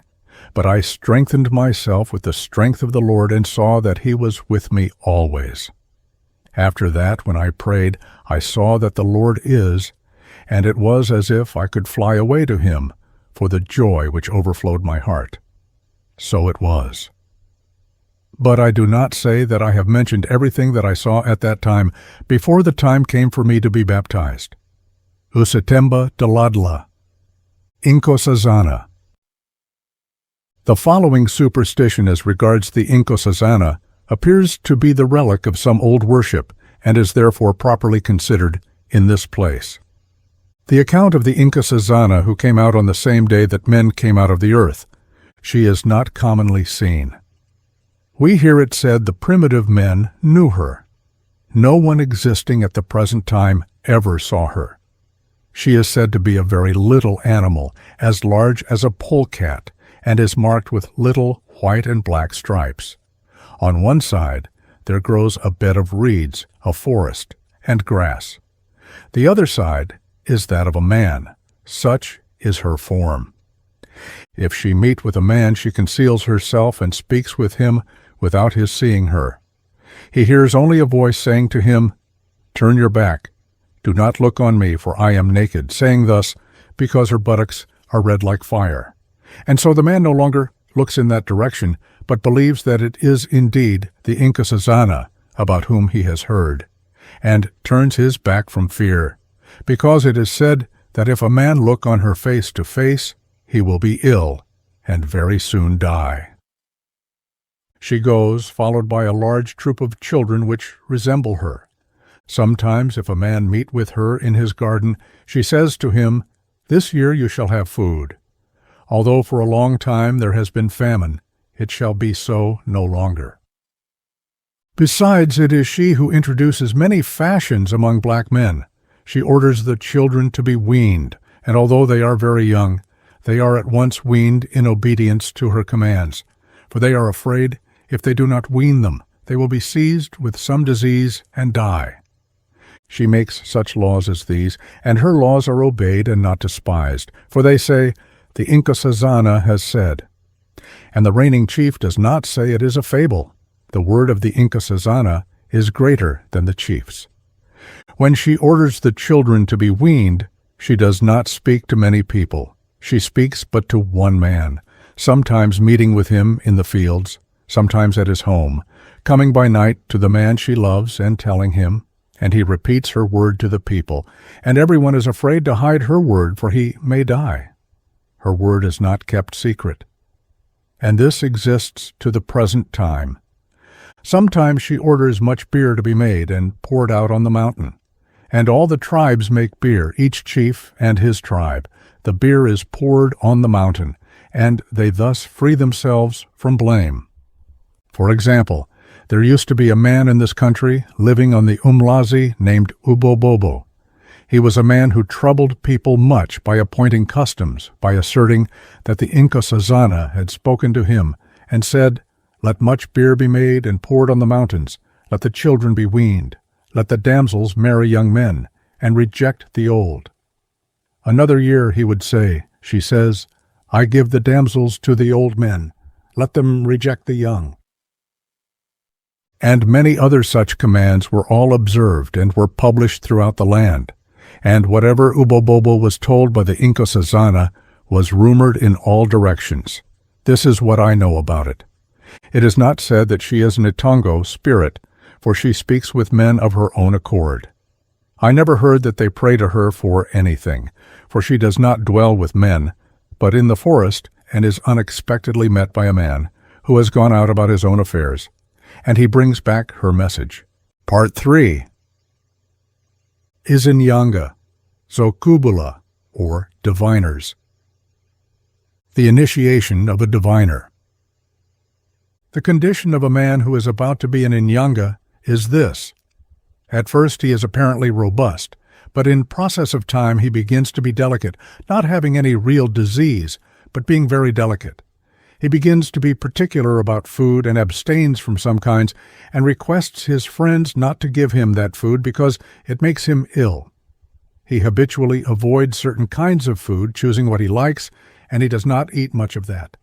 And he is continually complaining of pains in different parts of his body, and he tells them that he has dreamt that he was being carried away by a river. He dreams of many things, and his body is muddled, and he becomes a house of dreams.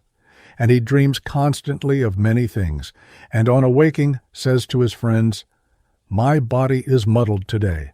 I dreamt many men were killing me. I escaped I know not how."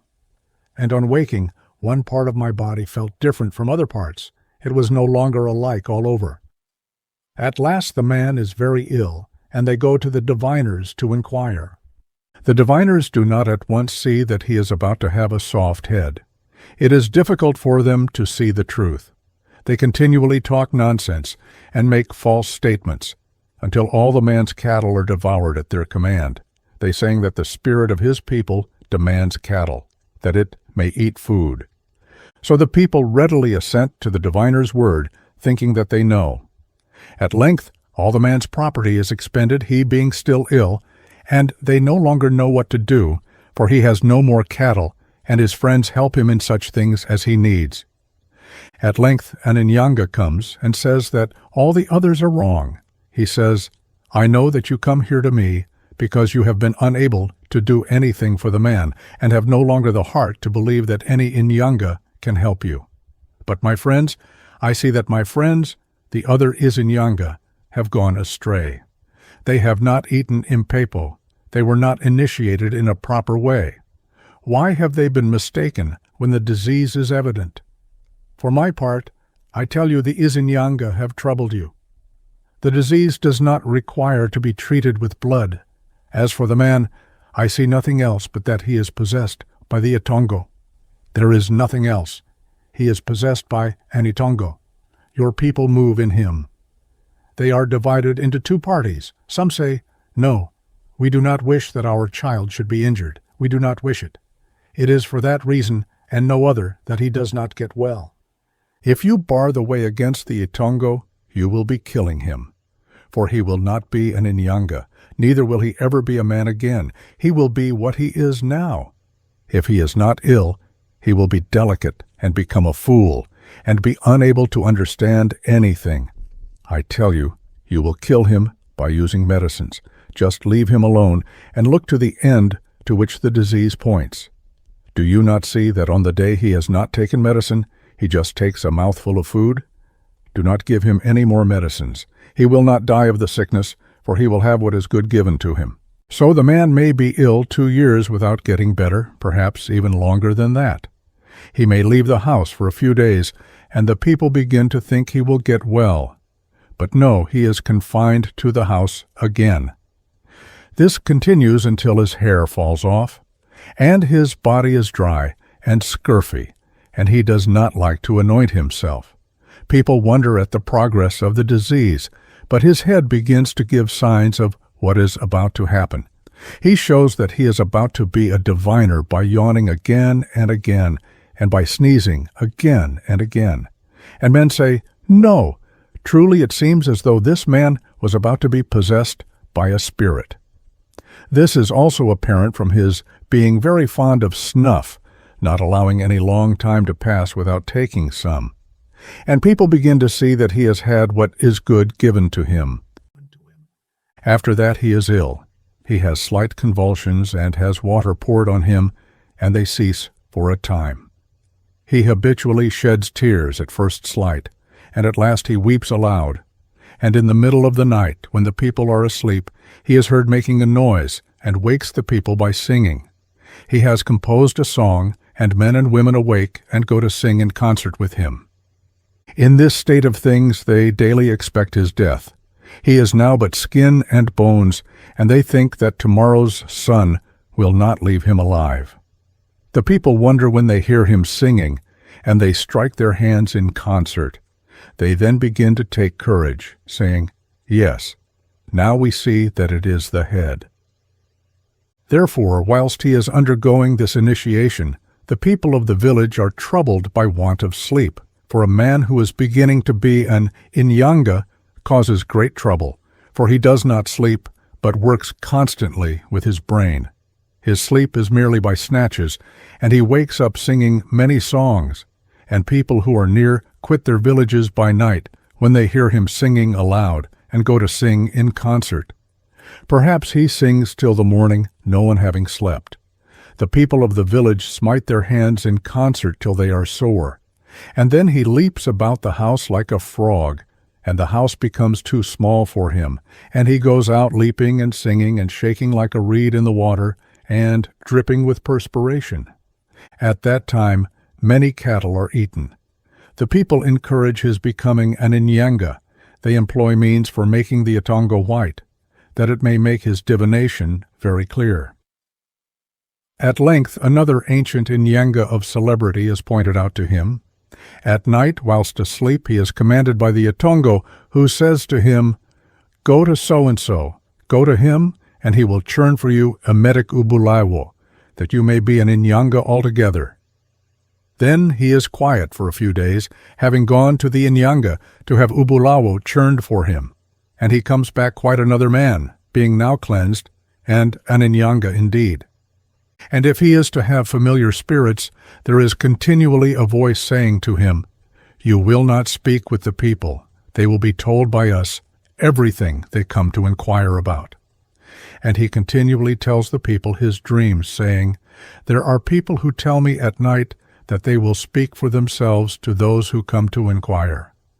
At last all this turns out to be true. When he has begun to divine, at length his power entirely ceases, and he hears the spirits who speak by whistling speaking to him, and he answers them as he would answer a man. And he causes them to speak by asking them questions. If he does not understand what they say, they make him understand everything they see. The familiar spirits do not begin by explaining omens which occur among the people. They begin by speaking with him whose familiars they are, and making him acquainted with what is about to happen. And then he divines for the people. This, then, is what I know of familiar spirits and diviners. If the relatives of the man who has been made ill by the AMATONGO do not wish him to become a diviner, they call a great doctor to treat him, to lay the spirit that he may not divine. But although the man no longer divines, he is not well. He continues to be always out of health. This is what I know. But although he no longer divines, as regards wisdom, he is like a diviner. For instance, there was Undayeni. His friends did not wish him to become a diviner. They said, "No, we do not wish so fine and powerful a man to become a mere thing which stays at home and does no work, but only divines." So they laid the spirit. But there still remained in him signs which caused the people to say, "If that man had been a diviner, he would have been a very great man, a first-class diviner." As to the familiar spirits, it is not one only that speaks. They are very many, and their voices are not alike. One has his voice and another his, and the voice of the man into whom they enter is different from theirs. He too inquires of them as other people do, and he too seeks divination of them.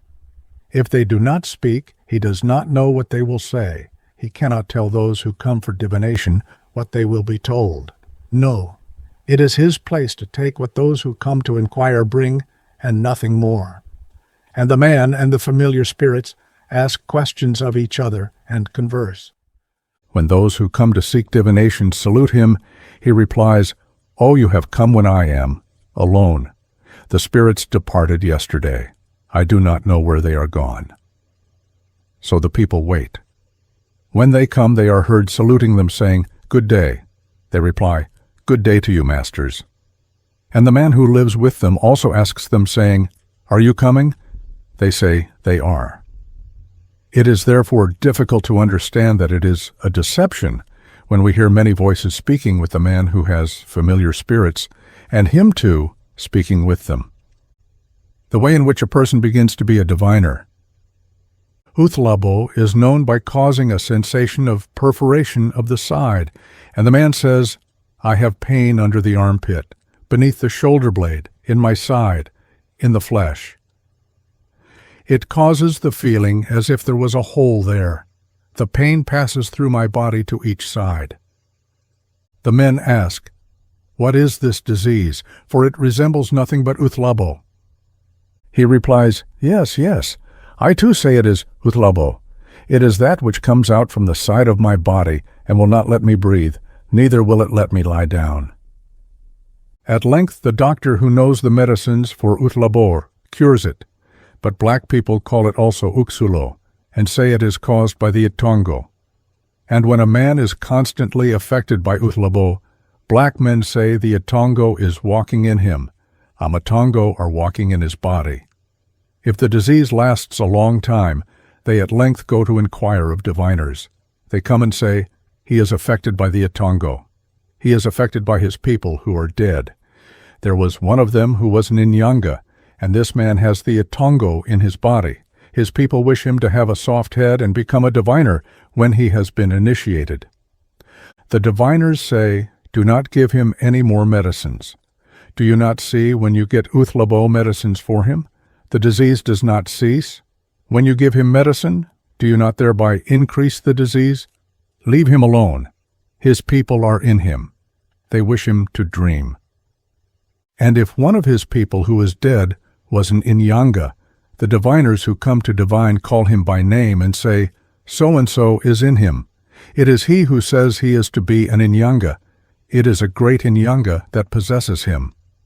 That is what the diviners say. They say the man who was an IZINYANGA, who is walking in his body, was also an IZINYANGA who could dig up poisons. He used to dig them up.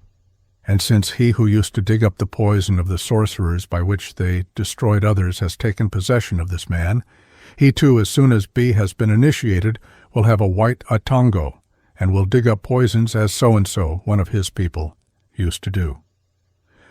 Leave him alone as regards medicines. Throw away medicines and give him no more. You will kill him if you do. You think they will cure him. They will not cure him. He is purposely thus affected. The AMATONGO wish him to become a white IZINYANGA.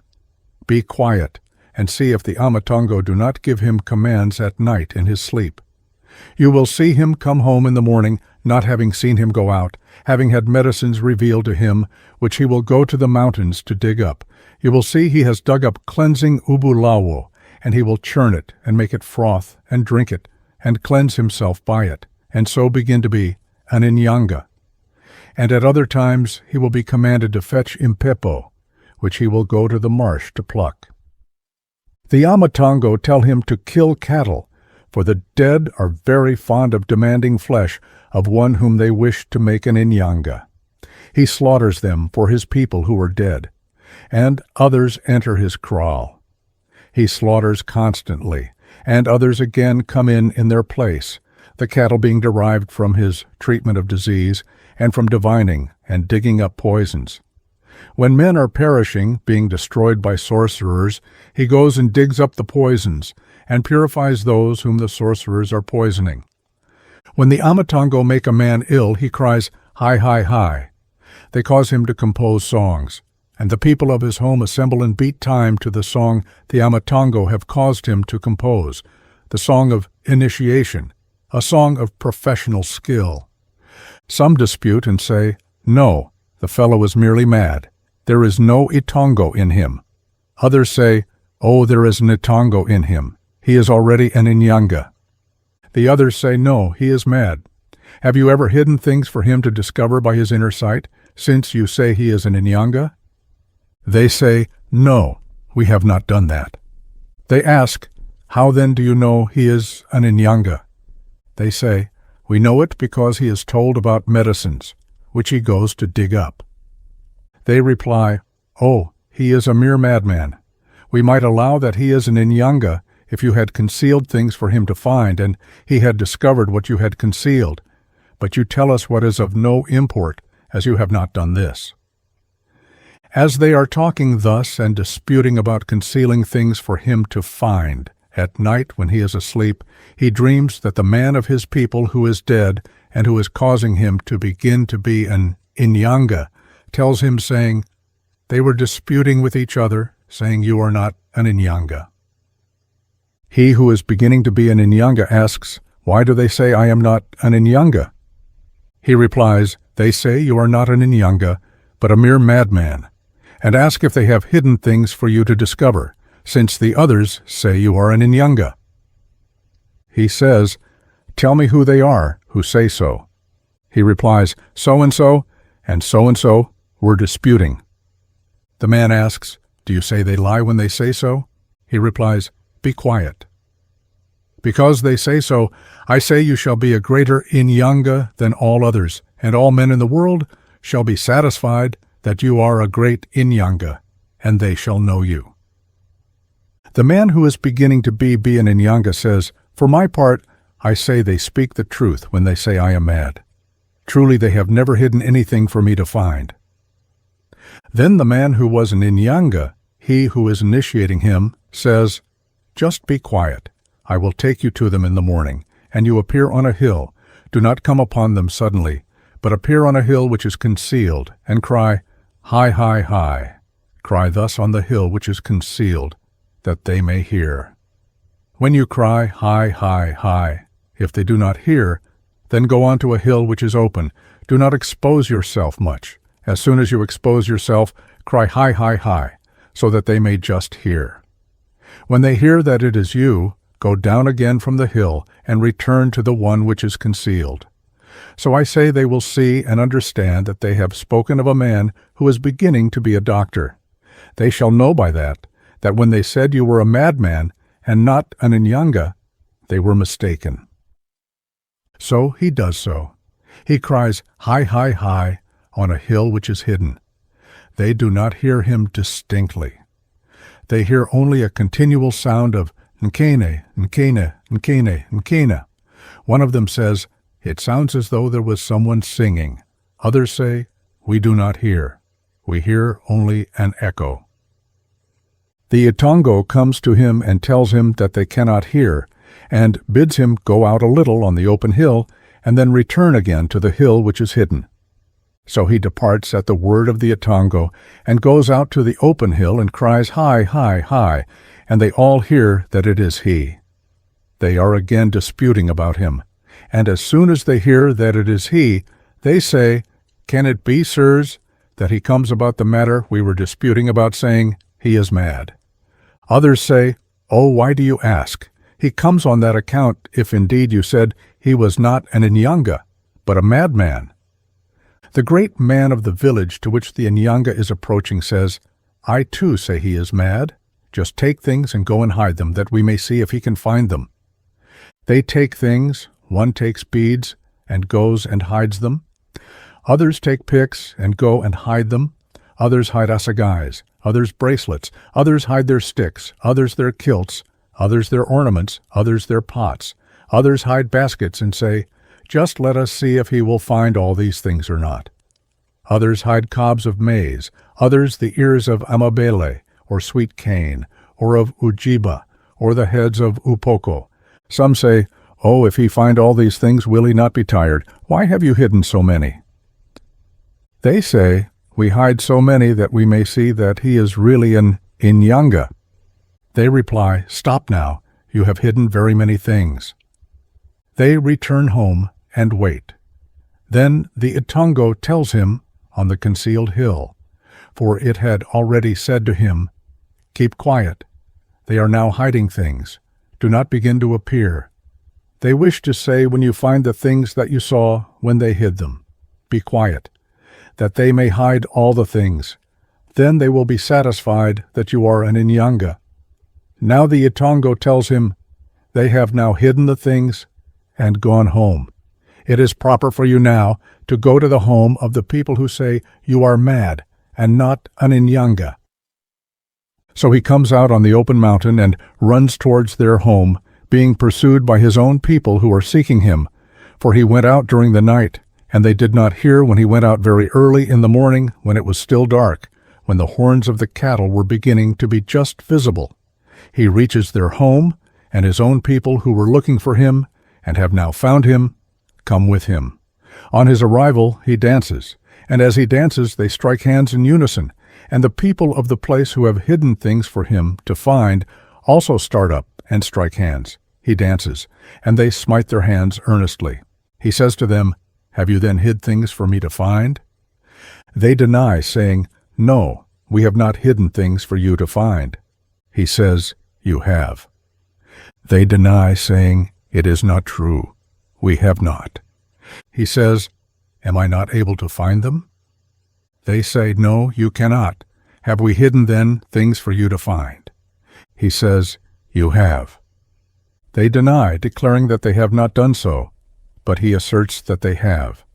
When they persist in their denial, he starts up shaking his head. He goes and finds the beads, he finds the pyx and the kilts and the bracelets, he finds the cobs of maize and the ears of the amabele and ujiba and of upoko. He finds all the things they have hidden. They see he is a great Inyanga. When he has found all the things they have concealed, he goes home again, as soon as he has found all the things, and not one thing remains outside where they had hidden it. On his return to their home from the river, whither he had gone to find what was hidden, he is tired, and the AMATONGO say to him, "Although you are tired, you will not sleep here. We will go home with you." This is what the AMATONGO say to the Inyanga when he is tired with finding the things. The Inyanga's people who accompany him say, "Just tell us if he is not an Inyanga." And he says, "I have found all the things where you hid. There is nothing left outside. All things are here in the house. I was commanded to come to you, for you said I was not an Inyanga, but a madman, and asked if my people had hidden things for me to find. Just say who told me the things about which you were speaking. You said I was mad. You thought you were just speaking. Do you think the AMATONGO do not hear? As you were speaking, they were listening, and when I was asleep they told me that I was a worthless Inyanga, a mere thing." Then the people make him presents. One comes with beads and gives him, another brings a goat, another an assegai, another a bracelet, another brings an ornament made of beads, and gives him. The chief of the village gives him a bullock, and all the chief men give him goats, because he had come to their village at the bidding of the AMATONGO, Uguais. The doctor of divination, the Isanusi, Ibuda, or Umangoma. The doctor is called Isanusi, or Ibuda, or Inyanga of divination, or Umangoma, for when people are inquiring of a diviner, they say, "True, Umangoma." Doctors who treat disease are different from those who divine, for a man is a doctor of disease if he is able to treat disease. And diviners point out the doctor of medicine who is successful. They tell those who inquire of them to go to a certain doctor whom they know to have successfully treated the disease from which their friend is suffering. And so they go to the doctor of medicine that has been pointed out by the diviners. And if he has the disease which the diviners say he has, he will be cured by the medicines of the doctor that they point out. But if the doctor of medicine treats the sick man and he does not get well, he says, "This disease masters me. Since the diviners did nothing more than send you to me, just go and hear what other diviners say. Then perhaps some diviner will tell you the medicine with which I can cure this man." So they assent, saying, "Oh, you say truly. It is proper for us to go to hear what other diviners may say. Perhaps we shall find one who will tell us the medicine with which you can cure him." So they go to other diviners to hear whether they will all give the same advice. When they come to the diviner, they do not say to him, "We are come to inquire." They merely go and salute him, saying, "Yes, yes, dear sir, good news." Thus the diviner understands that they have come to inquire. So they sit still, and the diviner sits and salutes them, saying, "Good day." They reply, "Yes, yes, dear sir." He says, "Oh, let be.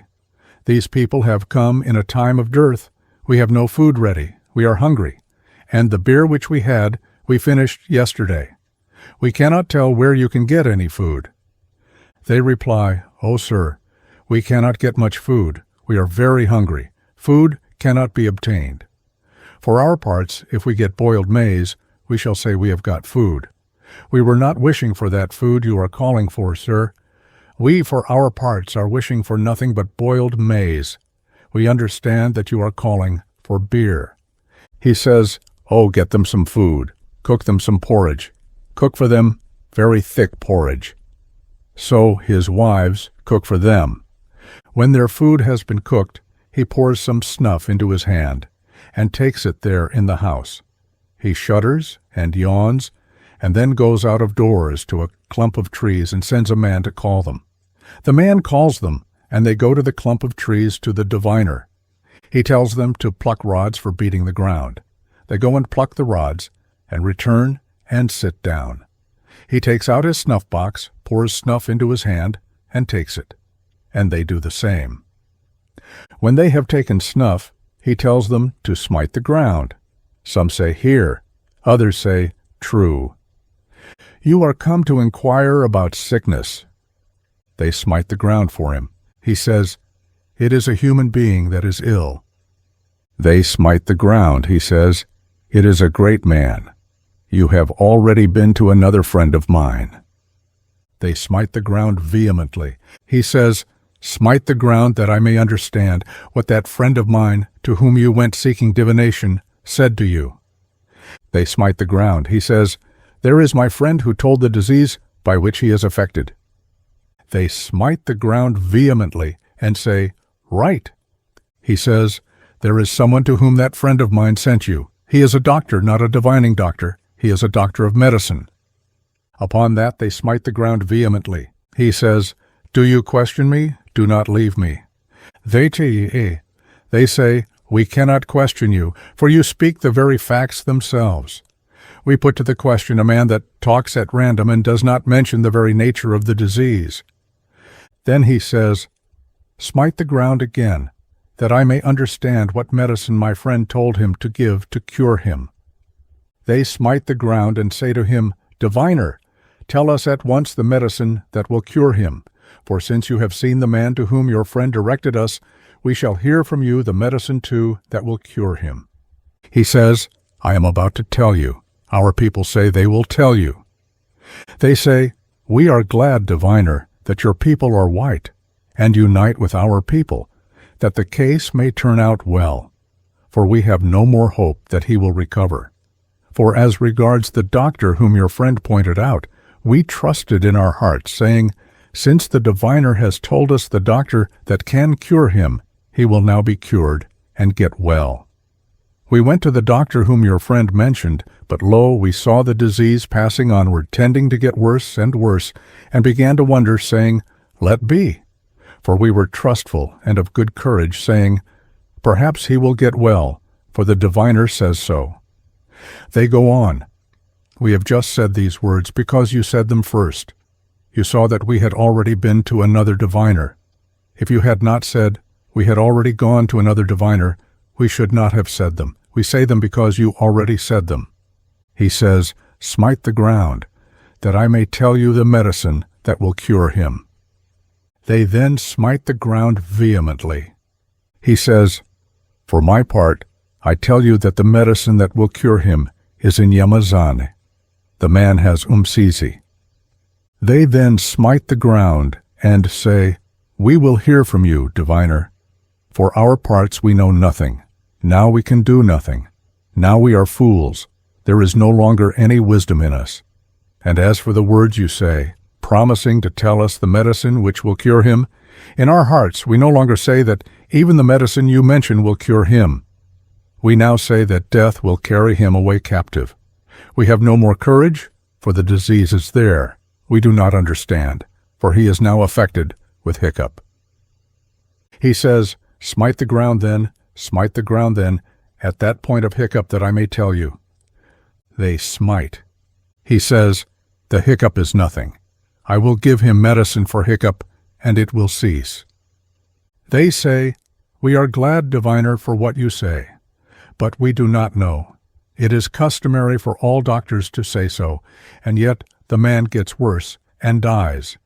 You doctors no longer inspire us with courage. It is customary for them all to speak thus. And we now rejoice when we see a man already in health, and then we say, he is a diviner, when we see the man getting well. If the disease increases, we do not say the Inyanga has divined. We say, he has wandered, he is lost. If a man has got well, we say, the diviner has divined, and we praise him much, saying, he is one who divines. Forsooth, we say so, because the man has got well. He says, smite the ground, that I may tell you. They smite the ground, and he says, the hiccup is nothing. Our people say it is not dangerous. They say the hiccup is nothing. They say they will tell you a medicine that will cure him. They find fault with my friend to whom you went seeking divination. They say he did not see what medicine would cure him. He merely pointed out a doctor to treat him, and did not mention the medicine which would cure him. Then they smite the ground. He says, smite the ground vehemently. They do so. He says, he never named the medicine which would cure him. So I am going to tell you the medicine which will restore him to health. And you leave off the tears you have been shedding, thinking he was already dead. They reply, diviner, we will hear what you say. We merely beat the ground. We weep. Tears are our portion. Whilst we are here, we do not know what will happen, whether during this day's sun we shall find him still living. He says, smite the ground. You will find him still alive. Smite the ground, that I may tell you of a man who treats disease, who will do him good, who will come to him and cure him on the very day he comes. They smite the ground. He says, I say, go to such and such a doctor of such and such a place. He will give you umsizi medicine, and he will himself come and give him an expressed juice to drink, and he will drink it. After that he will scarify him and give him medicine. He will get well on the day the doctor comes with the expressed juice. I will give you hiccup medicine, and do you give it him. It will keep him alive until the doctor whom I have mentioned to you comes. He will cure him. So he gives them hiccup medicine to keep him alive. Then they go back to the diviner's house to eat the food which has been cooked for them. They enter the house, and the people give them food. They eat and are satisfied, and their hunger ceases. They inquire if it is dark. Some say that it is now dark.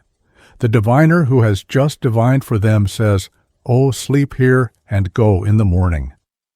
They refuse, saying, "Oh, on no account, diviner, we must go, for see, you have given us medicine. We wish that the man should drink this medicine, whether we reach home in the night or whether we reach home in the morning.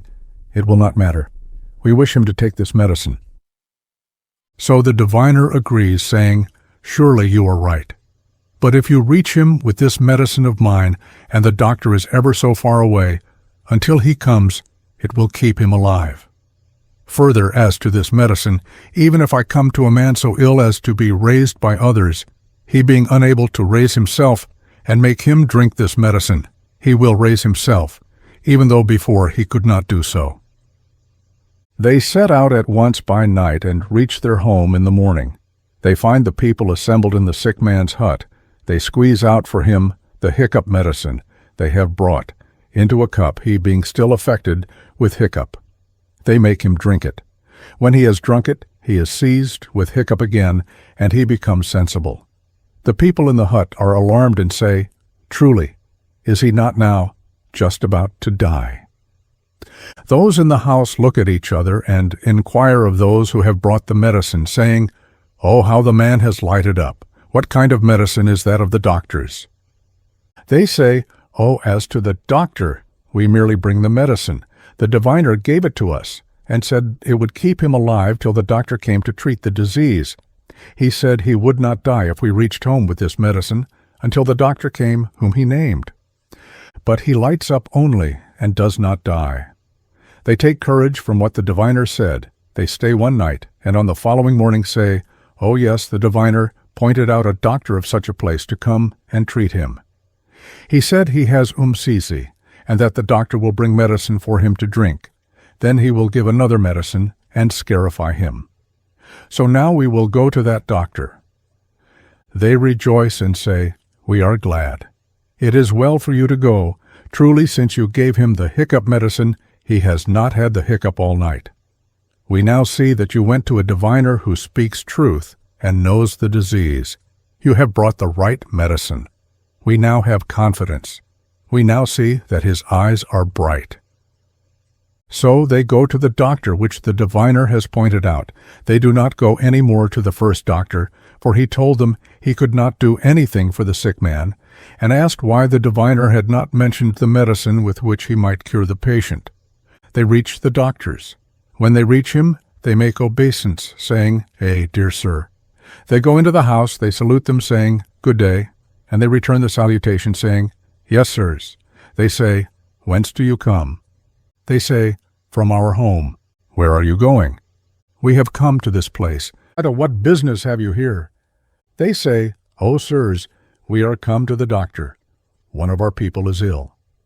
They say, "Is there then any doctor here?"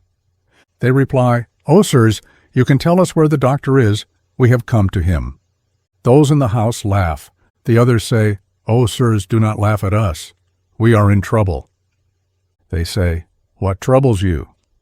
They say, "Oh, we are troubled by disease. One of our people is ill." They ask, "As you have come here, have you heard that there is a doctor here?" They say, "Yes, we have heard that there is one here." They say, "Who told you?"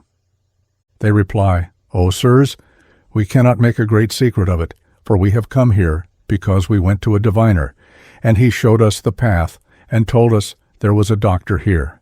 We did not know it, for we had gone to another diviner, and he pointed out another doctor who he said would cure the sick man. We went to that doctor, and he treated him, but could do nothing.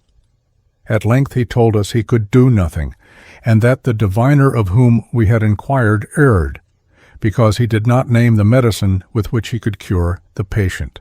So we agreed with that doctor, and went to another diviner. On our arrival, he told us that there was a doctor here who could cure the sick man. And now you see us, sirs, we have come." They say, "Oh, yes, yes, there is a man here who treats disease." They say, "Tell us where he is." They say, "There he is." And he says, "Yes, yes, it is I. Tell me why you have come here to me." They say, "We come, sir, on account of sickness, for the diviner sent us here to you." The doctor says, "Did the diviner, when you asked him, tell you with what medicine I could cure him?" They say, "We asked him, and he told us the medicine with which you could cure him. He said he had umsisi, and that you could cure him with umsisi medicine. He says, 'What have you brought for me?' They say, 'Sir, we have not brought anything. When you have cured him, you shall pick out for yourself the cattle you like at our home.' He says, 'What will you give me to cause me to quit my hut?' They say, 'Sir, we will give you something to cause you to quit the hut. It is at home, a goat.' He says, 'Is it possible that you come to take me away with a goat, to go to a man whom I am going to cure?'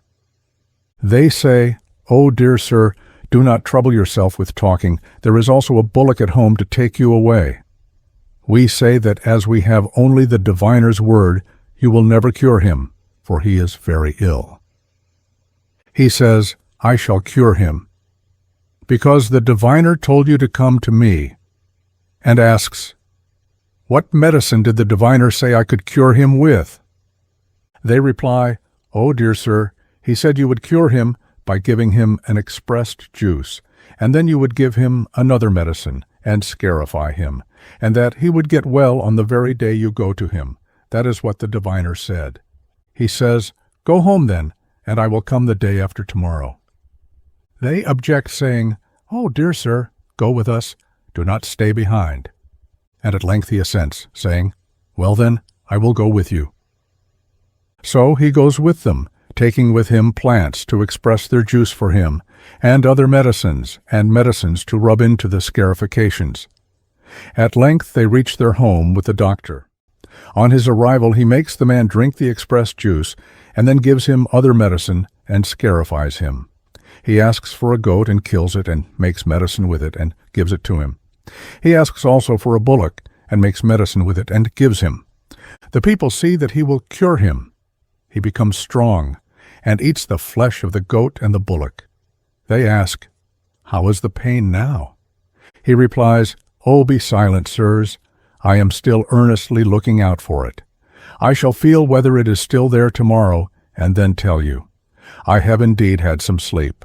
I will tell you tomorrow, sirs, whether that man is a doctor or not." Indeed, night comes, and there is no return of the pain. He sleeps. In the morning they ask him how he is, and he says, "Oh, sirs, I shall now get well." The doctor then says, "I have now cured him. Show me my cattle. I am going in the morning. I wish to see them, and in the morning drive them home. I say, let me see them before I lie down." They say, "Oh yes, dear sir, you are right. We now see that your patient is nearly well." So they show him his cattle.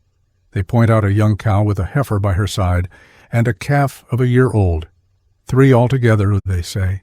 "Say what you think, doctor." We say, "There are your cattle." He says, "I thank you for the cattle, but give me something to wipe my eyes with." So they give him a goat. He kills the goat and places the gallbladder in his hair. He says, "I shall leave medicines with you, that you may wash him with them. I have now entirely finished for my part." The diviner mistaken.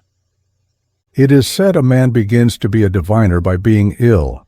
It is said he is made ill by the AMATONGO, and he has many goats killed for him, and when they have been killed, he carries the gallbladders in his hair.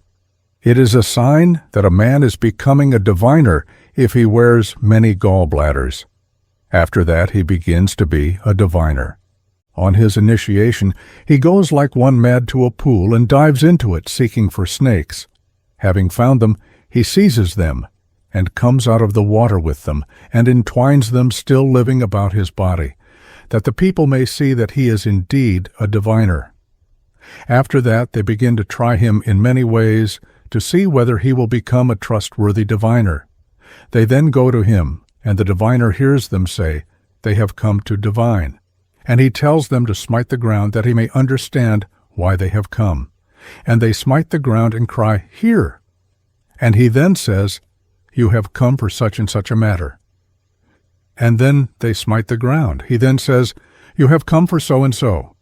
And he proceeds to tell them what has taken place as regards that about which they have come. And he tells them what the man about whom they have come has done. They then reward him if they see that he has divined about matters which they understand, and depart. And when they reach home, they do as the diviner tells them. Perhaps it turns out in accordance with what the diviner has said. Perhaps it does not so turn out. When they see that it has not turned out in accordance with his word, they go to another diviner. And perhaps what he says comes to pass. That is what I have heard. Once at Pietermaritzburg, a heifer belonging to Mr. G., my white master, was lost. We looked for it, but could not find it. We then asked Mr. G. to give us a shilling that we might inquire of a diviner, for we were now troubled with looking for it, and did not know where to look for it any further. He gave us a shilling, and we went to a diviner who lives near the Zwartkop. On our arrival we found him sitting in the cattle pen, and we saluted, saying, "Hey, dear sir," and sat down. They saluted us, and we replied. The diviner's people asked us whence we came. We told them we came from Pietermaritzburg, and had come to inquire of the diviner. They said, "Why have you come here?" We told them we had come on our own account, some cattle having been lost. We then asked for snuff, and they gave us some, and we took it. And after that the diviner said, "Let us go yonder, outside the village." He went out, and we followed him. He said to us, "Strike the ground that I may understand, my friends, what is the reason that you have come to me." We smote our hands together and said, "Here." He said, "You are in trouble." We said, "Here." He said, "Let me just understand what kind of a bullock it is." We smote our hands together. He said, "It is a cow." We smote our hands, and he said, "No, it is an ox." We smote our hands, and he said, "No, it is not an ox." We smote our hands. He said, "You are in trouble, lads." We smote our hands. He said, "But the cow was lost a long time ago." And there he spoke truly. We smote our hands, and he said, "Just let me understand if it was stolen by anyone." We smote our hands, and he said, "No, it was not stolen by men, but it is still living." We smote our hands. He said, "It is one that is lost." And there too he spoke the truth. We smote with our hands, and he said, "Let me just understand of what color it is." We smote with our hands, and he said, "It is a red and white cow." But there he made a guess and did not speak truly. We smote our hands, and he said, "No, it is a heifer, it is not yet in calf." We smote our hands, and there too he spoke truly. He said, "Let me understand if the heifer is still living or not." We smote our hands, and he said, "No, the heifer is dead." We smote our hands, and he said, "No, it is still living." He said, "Let me just understand where it is." We smote our hands. He said, "It is in the mimosa thorn country." We smote our hands, and he said, "Just let me understand in what part of the thorn country it is."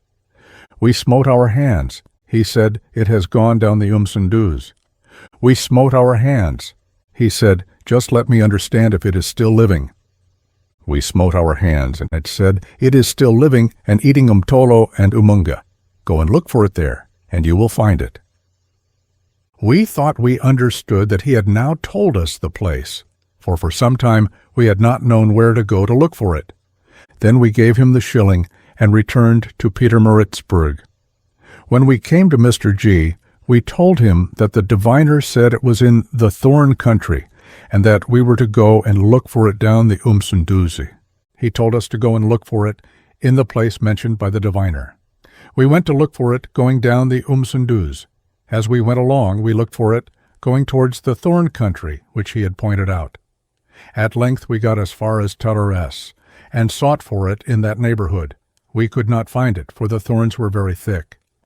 As we went, we inquired at all the native villages in the thorn country. The people said they knew nothing about it, and others told us to go to T, the white man who ate up the cattle of the people that were lost. But we were afraid to go to him, for he is a passionate white man who beats any colored men whom he does not know if he see them passing through his land. So we went back to Pietermaritzburg without going to T, and told Mr. G that we had not found the heifer at the place pointed out by the diviner. So he told us to give up the search. We did so, and that was the end of it. Usatemba Daladla. The account of Ukanzi. The following narrative gives an interesting and striking instance of the power a bold man may possess even over venomous snakes. The snakes caught by the diviners and hung in festoons about their bodies are probably charmed in some such manner as here related of Ukanzi.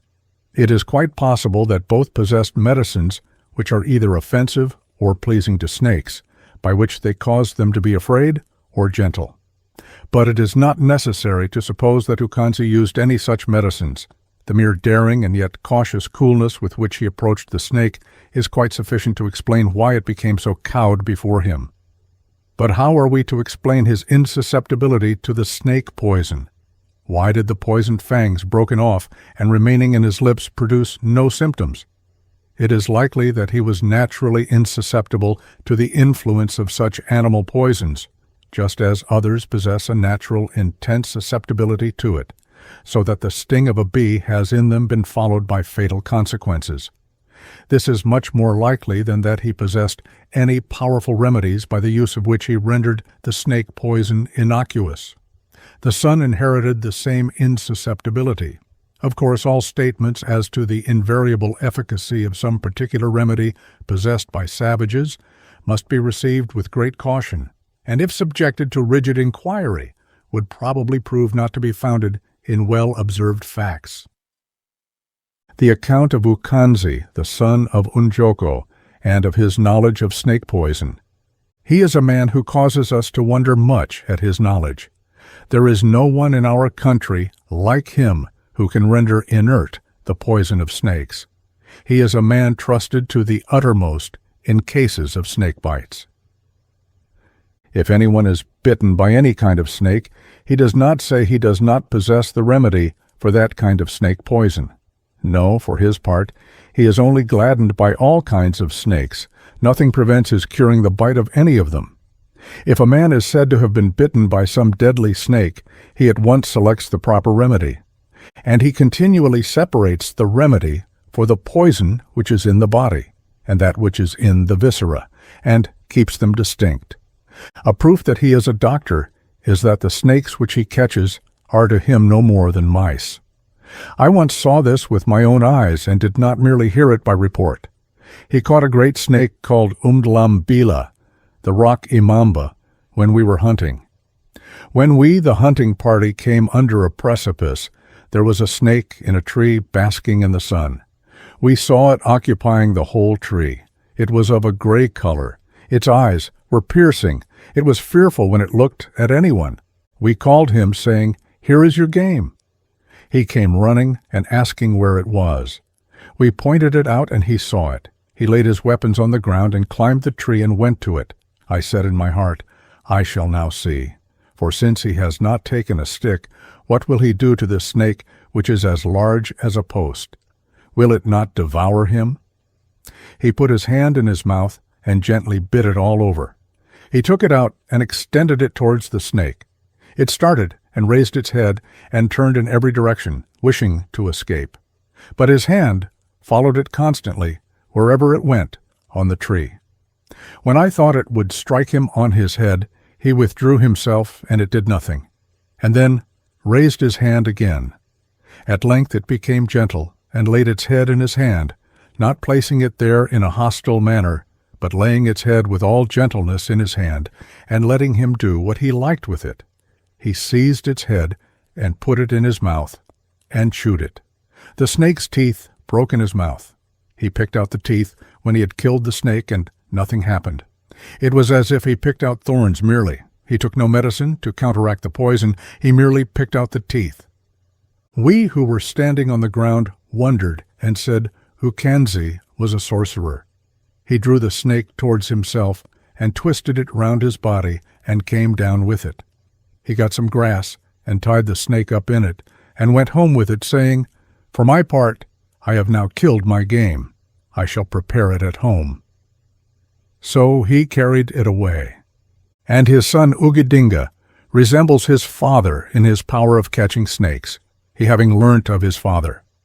When he reached home with the snake, he skinned it, and separated the skin and the flesh, and selected different portions of the body. He roasted it that it might not decay, but dry. He boiled it with other snake poison remedies. The heart was set aside by itself, and the body by itself, and he had thus two remedies, that obtained from the heart, and that from the body. If a man walking with Ukanzi were bitten by a snake, he would give him a little powder to lick with his tongue, and say, "That is all. I have now cured you." The man would go on in fear, not believing that he was cured, for he had not seen much medicine, or much treatment. But at length he saw, when they had gone a great distance, and nothing happened, and there was no swelling, and it was as if his being bitten at all was a mistake. Such, then, was how he acted. But as to his knowledge, no one knew by what means he cured all kinds of snake bites in this manner. But it was said he first treated himself with powerful medicines, for even if a snake ran into a hole, he would catch it by the tail, and it would turn around and bite him. It was no matter to him, but he would catch it by the head and kill it by placing it in his mouth, and adopted no treatment whatever for the bite, any more than if he had been bitten by a mouse. Consulting the diviner. If a man is ill, the people go to a diviner to inquire of him. He says the man is suffering from disease, Or perhaps he says he is injured by someone who is a sorcerer. They go home, now knowing the man who practices sorcery. But others dispute, saying, "No, the diviner lies. That man is not a sorcerer." Others say he speaks the truth. At length the man hears that the diviner has pointed him out as a sorcerer. He is angry and leaves the place, and goes to be a dependent among other people. But the people believe in what the diviner says. But others do not believe. If a man is ill, they go to inquire of the diviner. He says, "The man is made ill by the idlozi. Let them eat an ox. The man will get well if they eat an ox." They eat an ox. They worship the AMATONGO and kill it. When they have eaten all the flesh, and the man does not get well, but is constantly ill until he dies, some say, the diviner lies. Others say he was called by the AMATONGO. A diviner cannot conquer the AMATONGO.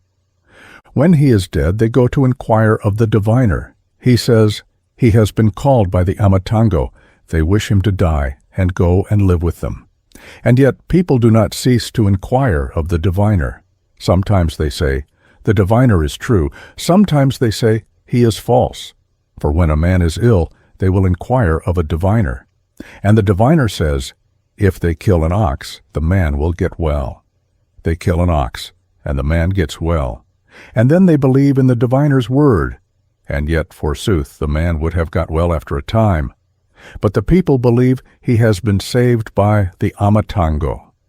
When a man is ill, they call doctors to see him. They treat him. And when he gets well, they demand cattle, telling him he must pay because they have cured him. He pays. And after he has paid, he is ill again, and goes to the same doctor whom he has paid. He treats him, but does not remove the disease, and tells him it masters him. And the sick man asks his ox to be sent back, that he may go to other doctors. They go to others. They treat him. Perhaps they cure the disease.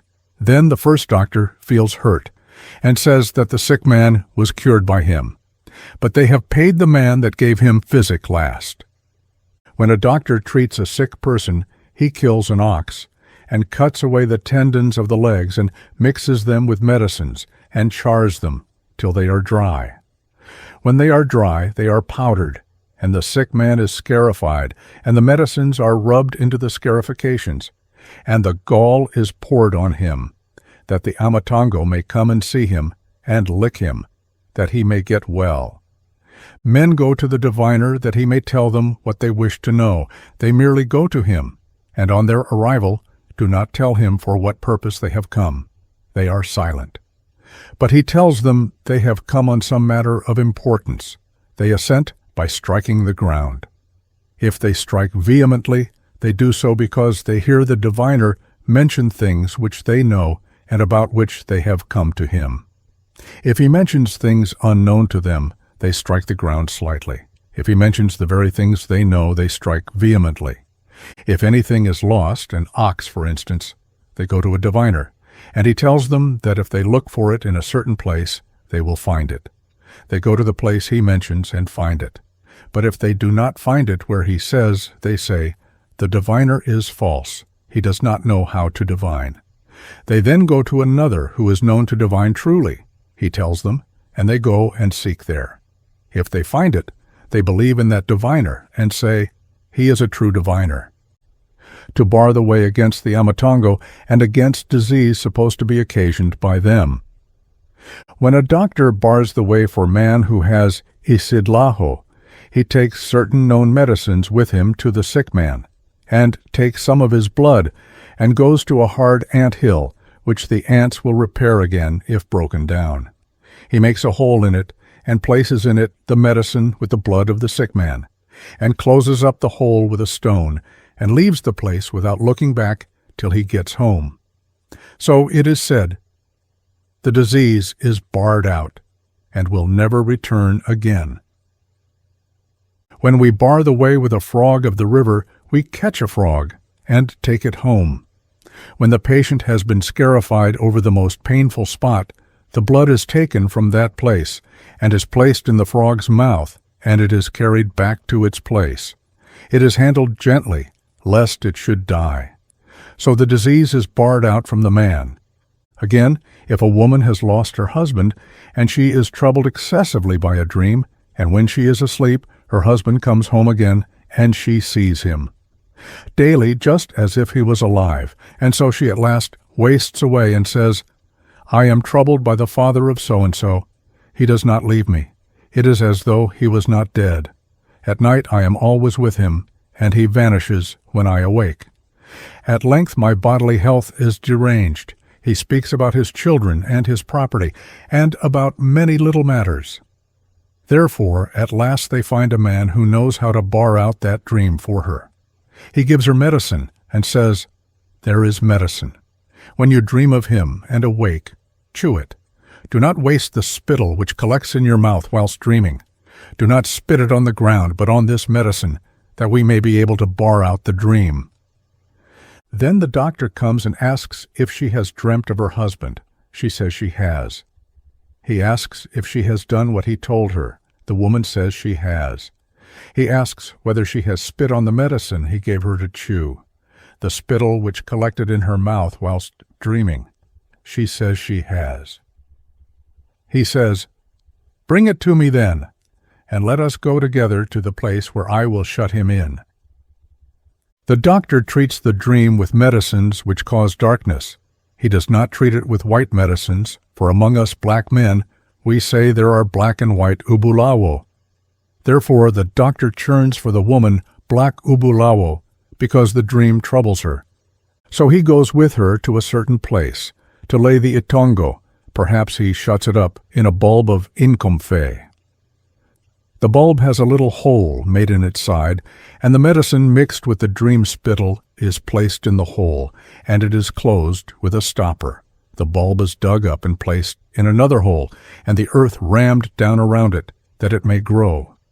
He then leaves the place with the woman saying to her, Take care that on no account you look back, but look before you constantly, till you get home. I say the dream will never return to you, that you may be satisfied that I am a doctor. You will be satisfied of that this day. If it returns, you may tell me at once. And truly the dream, if treated by a doctor who knows how to bar the way against dreams, ceases. And even if the woman dreams of her husband, the dream does not come with daily importunity. She may dream of him occasionally only, but not constantly, as at first. The people ask her for a few days after how she is. She replies, No, I have seen nothing since. Perhaps it will come again. They say, Formerly was there ever a time when he did not come? The woman says, There was not.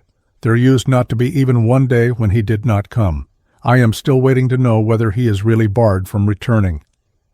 The doctor prevails over the dead man as regards that dream.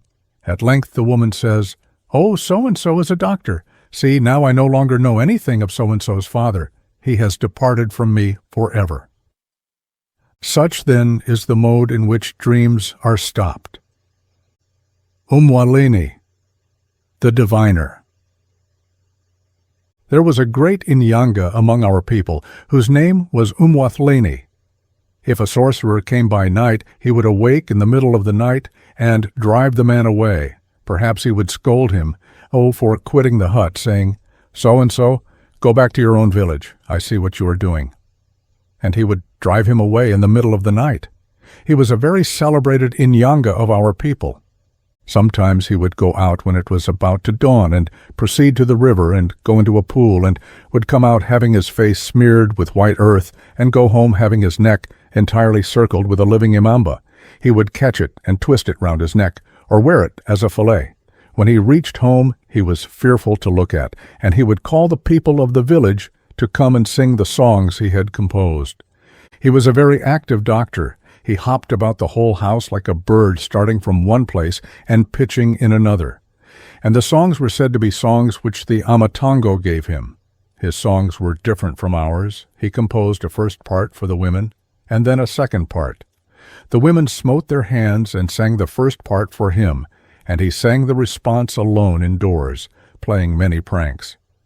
But the IZINYANGA of the present time are said no longer to resemble those of former times. For this Umwathleni in order that men might see that he was an Inyanga, had many things concealed for him to find on the day he was formally declared to be an Inyanga. All the things which are hidden, whether great or small, become the property of the Inyanga. The people then acted thus with Umwathleni, and tested his skill as an Inyanga, that it might be known that he was an Inyanga indeed. When he came to find the things which were concealed, he had his body ornamented and daubed with white clay. When he reached his home, the people had already hidden all kinds of things in very obscure places, both out of doors and in the houses for him to find. Oh, he resembled a madman entering the house. Already many crowds of people were assembled who had come to see the wonder. He went rapidly and took out of the place of concealment whatever was hidden and placed it before the people. He entered the house and took out whatever was hidden there. He went down to the river and took out whatever was hidden there. All these things became his, that he might be celebrated, and people say, Umwathleni is a diviner. For it is the custom among black men to conceal things for a diviner to find, that he may be seen to be a diviner. So this was done for Umwathleni. But among diviners of the present time there is no longer any clear evidence that they are diviners. And we now say, they have not eaten impepo, and we call them amabuda, that is, things which do not speak the truth. When we say, a diviner has not eaten impepo, we speak of reality. Impepo means true knowledge. If anyone has eaten the impepo which is eaten by real diviners, or if he says he has really eaten it, we say, no, it is not the impepo which diviners eat, he ate another kind. But when it is said he has not eaten impepo, we mean that his divination does not resemble the divination of real diviners. Impepo means especially that clearness of perception which a diviner possesses. Nothing is too hard for him. But he sees a difficult thing at once. So we say of such a diviner, he has eaten impepo. It is this which the diviner's people say. This is the impepo which we see.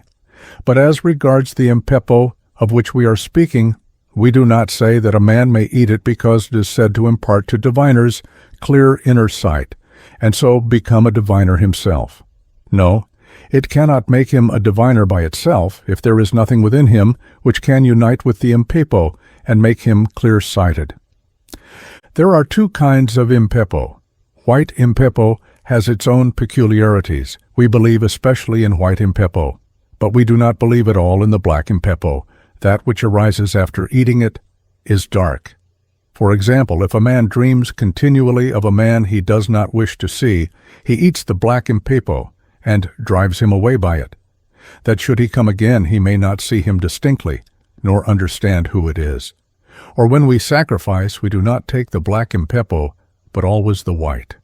And one always finds the white impepo in the folds of the sleeping mats of old and young, that they may have distinct dreams. Divining with sticks and bones. The account of diviners when they begin to enter on divination. No one knows that a man will be a diviner. He begins by being affected with sickness. It appears about to cease, but it does not.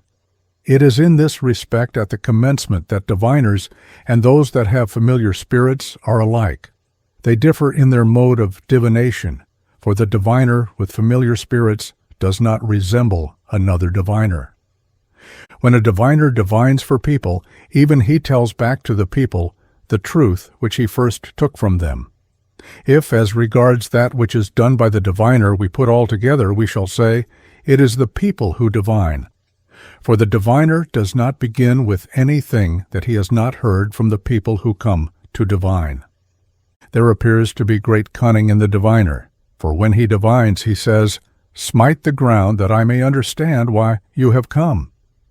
The people strike the ground, and he says, "There is one thing only about which you have come." They strike gently. He tries to establish that which he says and tells them to strike the ground. But they again strike gently as at first, and he leaves that which he was saying and perceives that they do not assent, and that he is going astray. Then he goes on nibbling, till he hits upon something they know. When he says, "As you came on such an account, and nothing else, why do you not strike the ground?" Then they smite and freely use the divining sticks, saying thus to him, "You hit the mark there." Now then he will proceed carefully, following that footprint of truth and trying to make it into a continuous track. They assent to some things. To others they object by striking gently. They continually turn him back from his wandering by striking gently. At last he perceives that the real importance of the disease starts from that point which he just touched on at first. And he continually starts from the first words to which they gave their assent, and continually goes near them, till he finds out the truth by asking and nibbling until he is on the right track. Having succeeded thus far, he now begins to speak also about things with which they are not acquainted, knowing that they will now believe in the things he says, though they are not acquainted with them. But because he has satisfied them by the truths he spoke at first, they will not despise any of his words, but everything he says will be true in their eyes. Such is the method of diviners. We say he is told because he too asks of himself in the hearing of the people, denying the correctness of what he himself has said, and says, "Just let me see what the disease is," turning about continually and looking hither and thither. It is evident that he is seeking, and that the thing is lost to him, and as to his finding it, if those who come to inquire do not know, it is not found at all.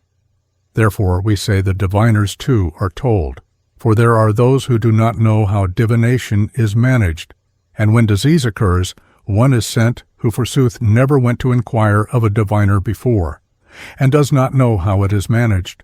And even if he does know, he murmurs in his heart, saying, "Oh, when I go to a diviner who knows, I find him just like myself, and he too wants me to tell him the truth. There is no such thing as a diviner. A diviner, forsooth, ought to tell me things which I know and which I do not know, and not nibble at the affair like a man who knows nothing." The wise man then says in his heart, "No, I see that these diviners are told. By themselves they know nothing. Why do they nibble at the affair instead of telling the truth at once?" So then such a man, when he goes to inquire, says, "For my part, I shall be a man who knows nothing, and you too so-and-so. It is well when the diviner tells us to smite, for us to smite vehemently at everything, even when he does not speak truly. We will be set right by him. We will say that everything is true that the diviner says, for we do not know anything. We are going to inquire of one who knows." And so they dispute nothing the diviner says.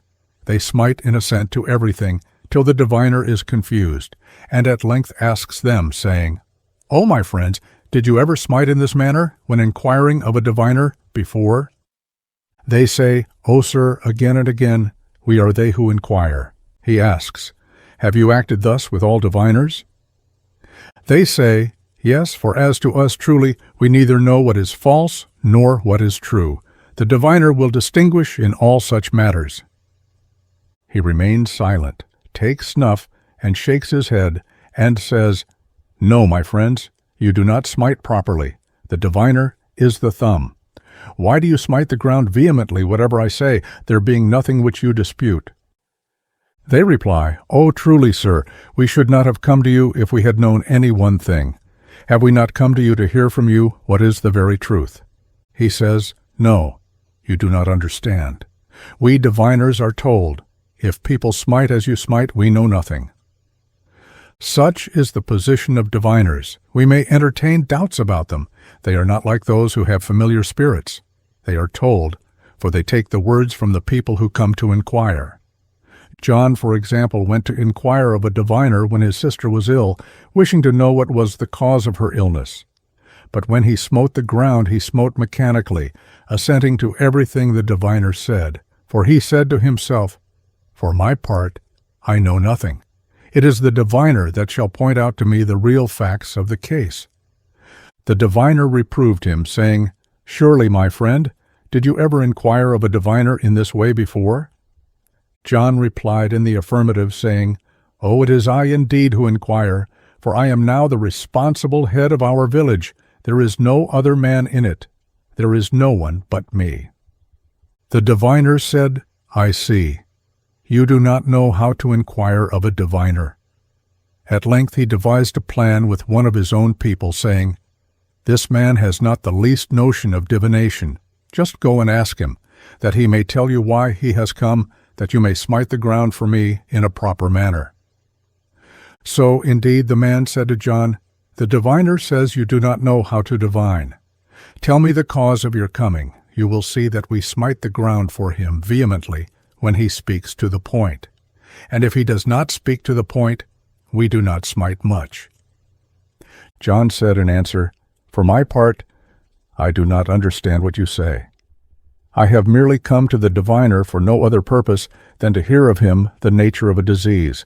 I did not come to talk with you about it. For my part, I shall hear from the diviner what the disease is. So he refused to tell him, and the man went back to the diviner. He said, Let him come to me again, that we may hear. So John again smote the ground vehemently, and thus expressed his assent to everything the diviner said, until he became quite foolish, and said, O my friend, I see indeed that you do not know how to inquire of a diviner. He said this because there was no point where John assented very much, nor where he assented slightly, that he might see by his assenting slightly that he had not hit the mark. He expected if he hit the mark, John would smite the ground vehemently, but if he missed it, he would strike gently. So he left off divining, and said, No, my friend, I never met with a man who inquired like you. He could do nothing. John said, Oh, then, my friend, as you do not see the nature of the disease, thou give me back my shilling, that I may betake myself to another diviner. So the diviner gave him back the shilling. His name was Umuntu. John then went to Unomanshinshi, one who divined by means of pieces of stick. The name of these pieces of stick is Umabukula. The mode of divining by them is remarkable. So John came to the sticks. Their owner took them and laid them on the ground. He chewed some medicine and puffed it over them, that they might tell him truly the very facts of the case. Divination by these sticks does not resemble that by a diviner, for the owner of them inquires of them. Unomanshinshi asked them, saying, Tell me, how old is the person who is ill? And they said. But as they have no mouth, they speak thus. If they say no, they fall suddenly. If they say yes, they arise and jump about very much, and leap on the person who has come to inquire. In this way they told John the character of his sister's illness, and traced out every little ramification of it which was known to John.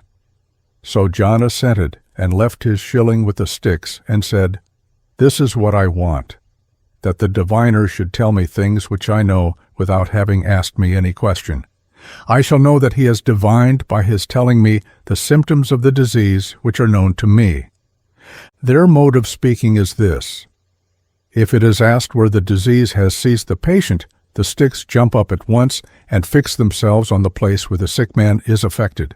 If it has affected the abdomen, they fix themselves on the abdomen of the man who has come to inquire. If the head, they leap upon his head. They go over every joint of the body that is affected by the disease. Or if they are asked where the doctor is who can cure the sick man, they leap up and lie down in the direction of the place where the doctor lives. If the owner of them knows for certain the name of a doctor who lives among the tribe to which the sticks point, he mentions the name to them. If it is he they mean, they jump up and down and fix themselves on their owner. And he knows thereby that they assent. Many believe in the Umabukula more than in the diviner, but there are not many who have the Umabukula. Those whom I know who have them are that same Unomanshinshi and Ukaukau. These I know. There is a third, Dangezi, a red man of the house of Undalovu, of whom my uncle used to inquire when I was a lad, and came back with many things which the Umabukula had said. The Umabukula of which John inquired gave him an exact account of his sister's illness, saying truly where the disease began, and where they had gone to inquire as to its nature. He believed fully, and went home satisfied. This, then, is the account of the Umabukula and of the diviner. They differ from each other. They are not the same. As regards divination by bones, the bones of all kinds of wild beasts are used. There is that of the elephant, and that of the lion, and the bones of all great and well-known wild beasts. The diviner by bones, when anyone comes to him to inquire, unfastens the bag in which the bones are kept, chews some little medicine, and puffs on them. He then pours them out, and picks out the bones of certain animals with which he is about to divine. They fill both his hands. He brings them all together and throws them on the ground. All the bones fall. But what the bones say is not clear to the man who comes to inquire. If he is not accustomed to them, he sees nothing and does not know what it means. The owner of the bones manages them all properly. When one in falling rests on another, if, for instance, it is the bone of an elephant and of the hyena, he says, "What does the elephant and hyena say?" And afterwards, by his management of the bones, he tells the inquirer that the bones say so and so, that he sees that the bones say this and that. And the man replies, "Yes, the bones mention that for which I came here." Then the owner of the bone says to the man, "Just take them yourself, and ask them why it is so." He throws them down, and the owner then manages them properly and tells him what the bones say. He says, "You see this bone standing in this manner. It speaks of a certain matter in your village. This says you must do so and so." They say everything the man knows. And a person, by accustoming himself to divine with bones, himself manages them properly. From that proper management the matter is made evident, and he sees for himself. The diviner just points it out to him, and then follows him, when he has already seen by himself what the bones say. Such, then, is the mode of divining by bones. I myself once went to inquire of the bones.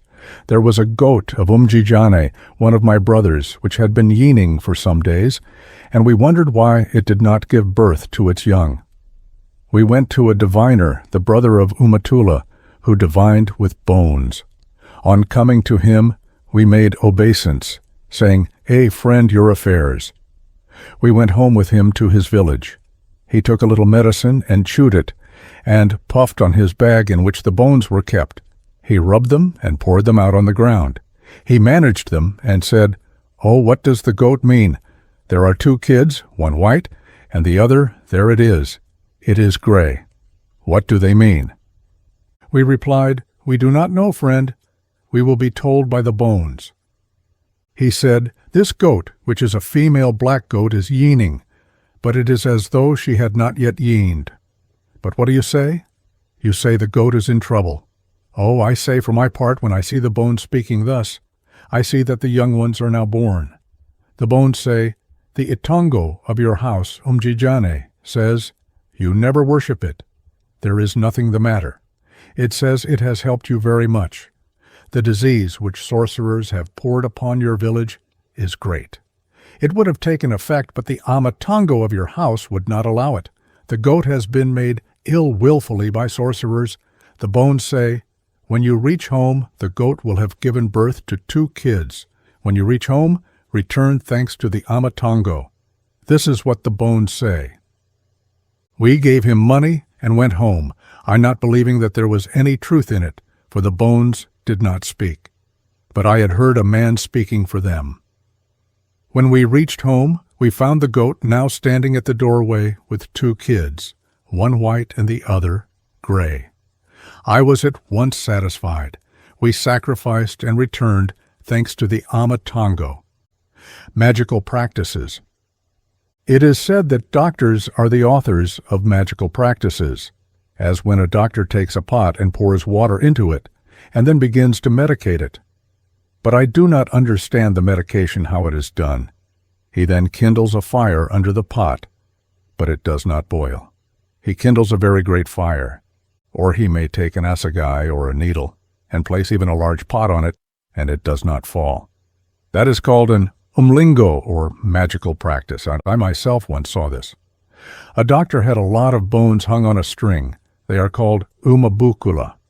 I saw the doctor act thus with the bones. He had hung them on a string, and came to our village to divine for my father. He first swept the ground and prepared a broad space. He then took the bones in his hands, shook them violently, and praised them by name, saying, I come that I may hear, Butluzabonunga, Mabalamaji. He then scattered them on the ground. They formed a line, standing up on the ground and pointing to his bladder. He then interpreted for them, saying, The bones say the disease is in the bladder. They knew by that the disease was umsizi, a disease which is seated in the bladder. It is called also an umlingo if, when a chief is about to fight with another chief, his doctors cause a darkness to spread among his enemies so that they are unable to see clearly. Other modes of divining. There is among black men a something which is divination within them. When anything valuable is lost, they look for it at once. When they cannot find it, each one begins to practice this inner divination, trying to feel where the thing is. For not being able to see it, he feels internally a pointing, which tells him if he will go down to such a place, it is there, and he will find it. At length it says he will find it. At length he sees it, and himself approaching it, before he begins to move from where he sees it very clearly indeed, and there is an end of doubt. That sight is so clear that it is as though it was not an inner sight, but as if he saw the very thing itself and the place where it is. So he quickly arises and goes to the place. If it is a hidden place, he throws himself into it as though there was something that impelled him to go as swiftly as the wind. And in fact, he finds the thing if he has not acted by mere head guessing. If it has been done by real inner divination, he really sees it. But if it is done by mere head guessing and knowledge that he has not gone to such a place, and that therefore it must be in such another place, he generally misses the mark. When cattle are lost, and it is not known where they are, a little animal whose name is Isipungumangari is found, and we ask it, saying, Mantis, where are the cattle? We hold it in our hand and place it with its pointed head looking upwards. If it points in another direction with its head, and it is clear in what direction it points, we shall pay no attention to the various directions in which it points, but look earnestly to the place where it points its head steadily, and perhaps we find them there, and perhaps we do not. Chiefs divine.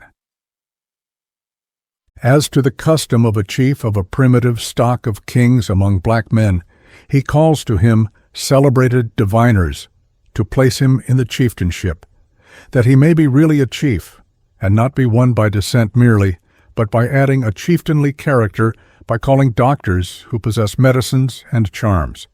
And these doctors place him in the chieftainship. One comes and performs many ceremonies, telling the chief the power of his medicines. Another does the same. He performs ceremonies, and says, For my part, in order that you may know that I am a doctor, it would be well for you to levy an army to attack another chief, whilst I am treating you with my medicines, that you may understand me. There is ubulawo. If you churn it in your vessel, and call so-and-so, you may see whether you will not cut him off in a very little time. It is well for you to begin this very day, whilst I am here. Truly then, the vessel of the chief is first used by the doctors. When he churns it, he calls the chief who is the enemy of his chief, and lauds ancient chiefs who are now dead. If the ubulawo froths up, the doctor shouts his name aloud, and says to his chief, Behold, thou son of so-and-so, hereafter thou mayest take me to task. I say, on the very day when you go out against him, you will destroy him. If there were any danger, I would tell you. And the doctor tells the chief how to use the vessel, and to consider thoroughly the action of the ubulawo which is churned, that he may see what will happen by looking into the vessel.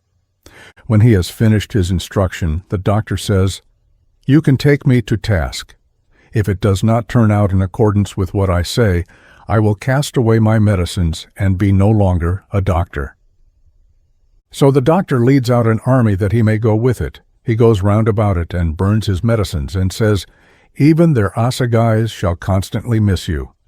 He goes a little way with it and returns from the top of the hill, and then returns to the chief.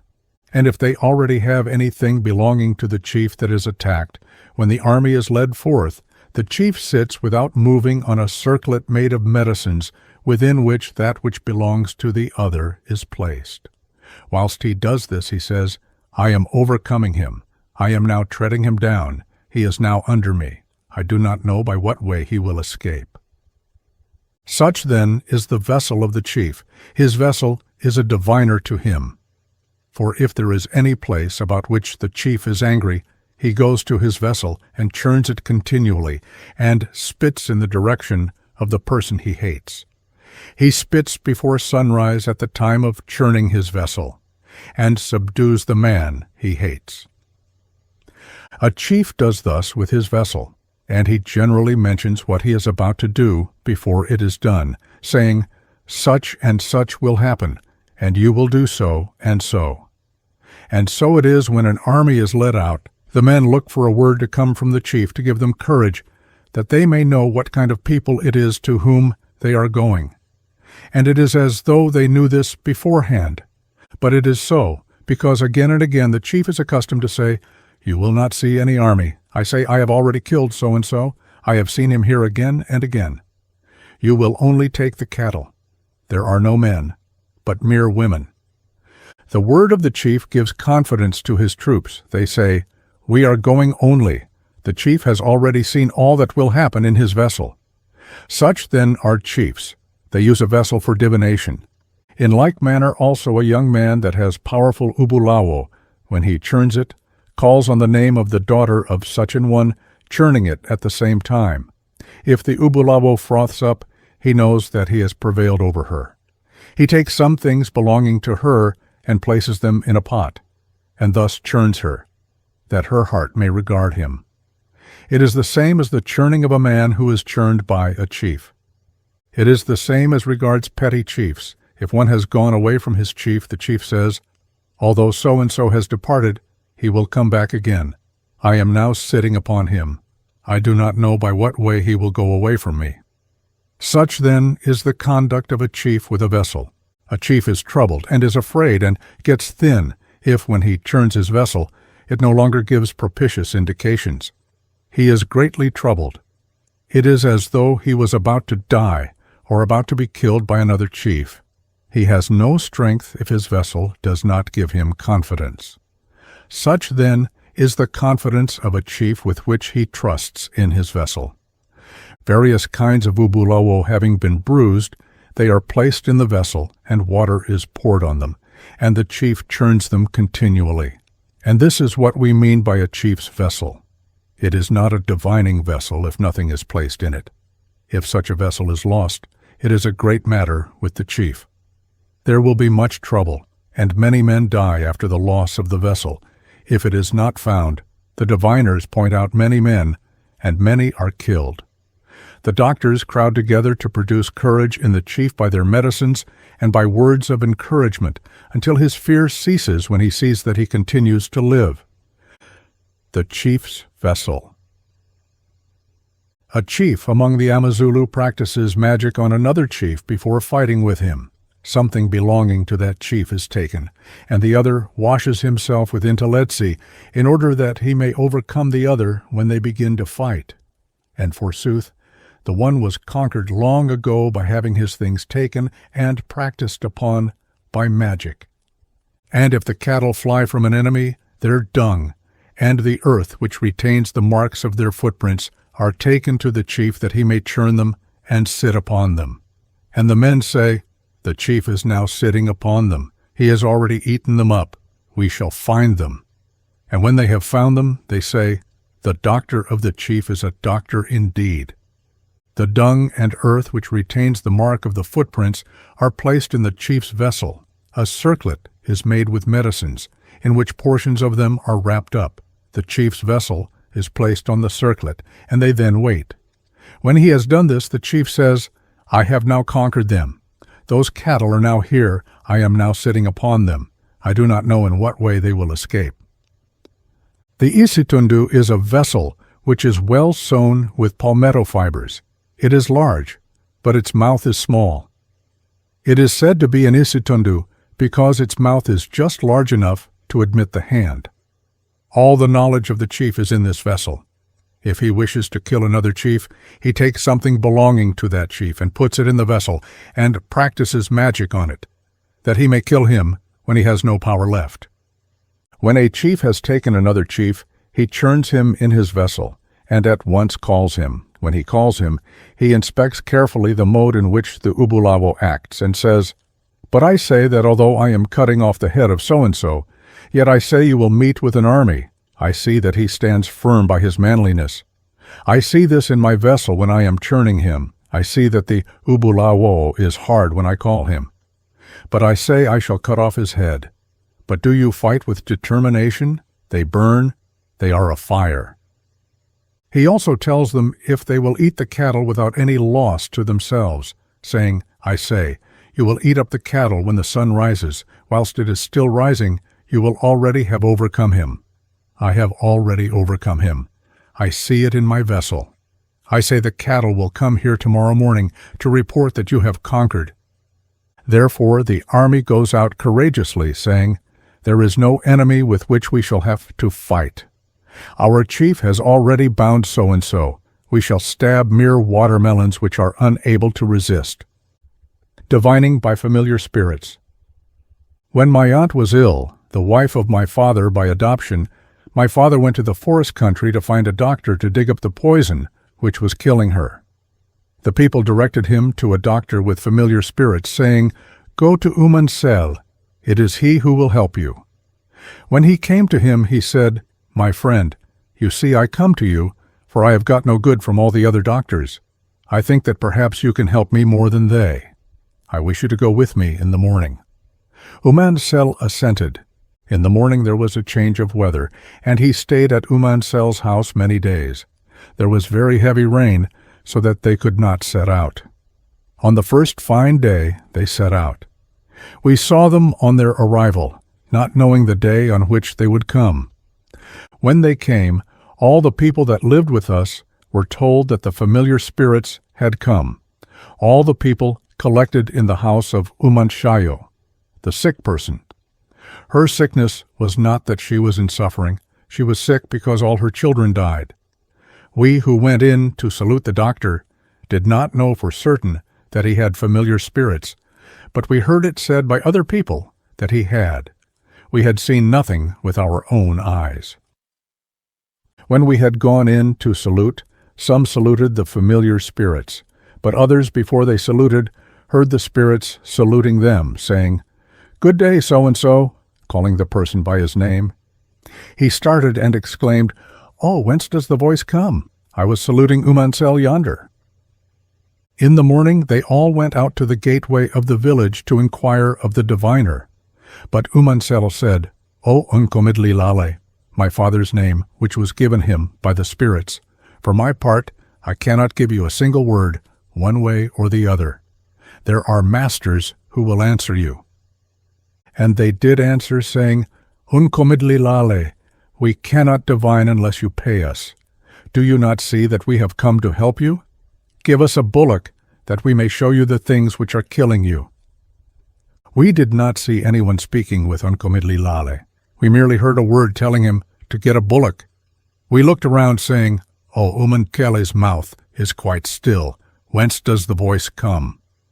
We all stared one at the other. Unkomidlilale went into the cattle pen to look for a bullock, and, selecting one, said, "Here is your bullock, my masters. Truly, if you are come to give me life again, I cannot refuse a bullock, even though there are none left. They have all gone to the doctors. I give one which was left." The spirits returned thanks and said, "It is well. We thank you for the bullock." My father sat down. The spirit spoke, saying, "Unkomidlilale, it is your wife who is sick. She is still young. You are astonished and say, 'What is this?' For I took this wife from her father when she was still a little girl. She came here to me and gave birth to a female child. After that she could not have children. She gave birth for the ground. How has this happened? But we are about to tell how this happens to your wife. You ask where your wife walked over poison, but she has no where walked over poison. The disease came to your house when you were drinking beer. It is a man who injured her. Your wife died for her beauty. she went out to make water. But the man was watching her. And when she went back, he took the earth which was saturated with her urine, and wrapped it up, and said in his heart, How now then does the matter stand? Since she refused me and would not be my wife, I will bereave her. That is, I will kill her children, that she too may be troubled as well as me. The spirit said he did thus. He took poisonous plants, and bound them up with the earth impregnated with her urine, and made little bags of skin, in which he placed the mixture, and buried them under the fireplace of his own hut, that when the woman had a call of nature, and went to make water, she might have a burning in her bladder. He injured her by these means. After that indeed she became pregnant, but miscarried. The spirits continued, But we spirits can go and dig up the mixture. We can go and take it and bring it here, and show it to you. We cannot advise you to go to a doctor for the sake of obtaining his advice, that he may cause that which is injuring you to rot. The doctors can do nothing. We spirits will go. We will go tomorrow. Today we are tired. We are now going to rest. Others came forward who had been injured at the same time with her, and said, You know, masters, that we lived together and were hated by that man. The spirits said to Undayeni, We know that you are Unkomidlilale's son. You too are injured on account of your wife's beauty. It was not like that she should marry one so ugly as you are, but you took her to wife because you were powerful, because you had so many beautiful cattle, which were an object of admiration to the maiden's father, and so he gave her to you. And that excited hatred in the other's heart, and he said, How is it that Ujadu has given so beautiful a damsel to so ugly a beggar as that? I will kill him, and force him to leave her, and when he is dead, we shall see whether I shall marry her or not. You were made ill on that account, but the spirits of your people would not allow you to be killed, but said, It cannot be permitted that our child should be killed on account of the beauty of his wife. We gave him cattle that he might marry, and we be honored for treating him well. But notwithstanding that, Undayeni, although you are living now, you are being killed, and the ancestral spirits give you no help, for that sorcerer is constantly longing to bring home your corpse. We are going to dig up that by which you are injured, and you shall see it with your own eyes. On the following morning the spirit said, Give us some food, that we may eat, and set out. The people fetched food and beer in a pot, and placed it before Umansel. He and his people ate and drank it all. The spirits returned thanks, and said, We thank you. We are now going. We are going with the spirits of your people, with Ukuba and Ubutongwane, and all the people of your house. We do not say that we shall take that which is killing you without difficulty. We shall fight with the spirits of that place, but we shall conquer them, and bring back what we are going for. So, goodbye. They went. We, Umansel and his people, remained, we wondering and asking, How will this matter turn out? The spirits went away for 3 days. Umansel remained with us. We asked him when the spirits would come back again. He replied, They may come perhaps tomorrow if they do not find it a difficult work where they are gone, and they conquer them. But I do not myself know the day of their return, for they did not tell me, for they go to an enemy. We shall know only by their arrival. When we asked how we should know when they arrived, Umansele said, You will hear them speak, and if you are making a great noise and talking aloud, they will say, Be quiet, we are come. And if you do not hear, they will call him by name who is making the noise, and say, Be quiet, you so-and-so. Do you not hear? Thus it will be when they come. Umansel was amongst us like a stranger, not like a doctor. He and his pupil ate and drank. On the 4th day in the afternoon one spirit came, and we heard it saying, I have come. Umansel asked, Who are you? It replied, I am so-and-so, giving the name of the spirit. Umansel again inquired, saying, O so-and-so, where are all the rest? It replied, Oh, we are troubled. They remain behind. The people are dying. The enemy is stabbing us. They will not let us dig up the poison. But we too have our men, and they are fighting with them. I have come to ask for food. We are hungry. I am going back. I shall not sleep here. The people fetched food and placed it before Umansele, both solid food and beer. He ate it all. The spirit returned thanks and said, "Goodbye." Umansele asked when they would come back. It said, "I do not know, for the people are tired. From the time we got there, all 3 days, we have been constantly fighting till today. Perhaps we may come tomorrow. I cannot say. We shall see by and by." It had departed. We retired to rest on the 5th day. On the morrow at noon, as we were sitting unconscious of anything, we heard the spirit speaking at the upper part of the house, saying, "Cease your noise. We are come, but we are not all here. Some have been carried away by the river." Umansele asked who they were. They replied, "Ubutongwane." He would not cross. He was afraid of the water. "But all the things which we went to fetch are not here. They too were carried away by the water. The little bag of so-and-so, the one with such and such things in it, has been carried away, and that of so-and-so. But other things are here. The bag of so-and-so, and of so-and-so, and of all the others who are poisoned, we bring with us." We heard our mothers whispering that the spirits had come. We asked when they came. They said, "Just now, at noon." But they say, "Your father has been carried away by the river, and some of the things also." We went out saying, "Just let us go and hear too." We went into the house and sat down, and truly we heard it was so. The spirits were speaking. We tried to discover where the voice came from. We looked earnestly at Umansele's mouth. We did not see him speaking. We could not understand where the voice was. The spirits said, "We have all come." They related all the acts of the army. They said, "We conquered them. In order that we might conquer them, we made an attack with fire, and so conquered them. We remained watching the fire, that when it had gone out we might dig up the things which we have brought. So we dug them up, and have brought them all. You will see them in the morning, every one of them." On the following day at noon, everything was taken out of the house, and the floor was smeared with cow dung, that all dust might be taken away. The floor dried, and all the people of our villages collected to see the things which had come. The old people, men and women, were chosen to go into the house. The young people, female and male, were separated. They did not go in, but remained outside. They said young people could not go in.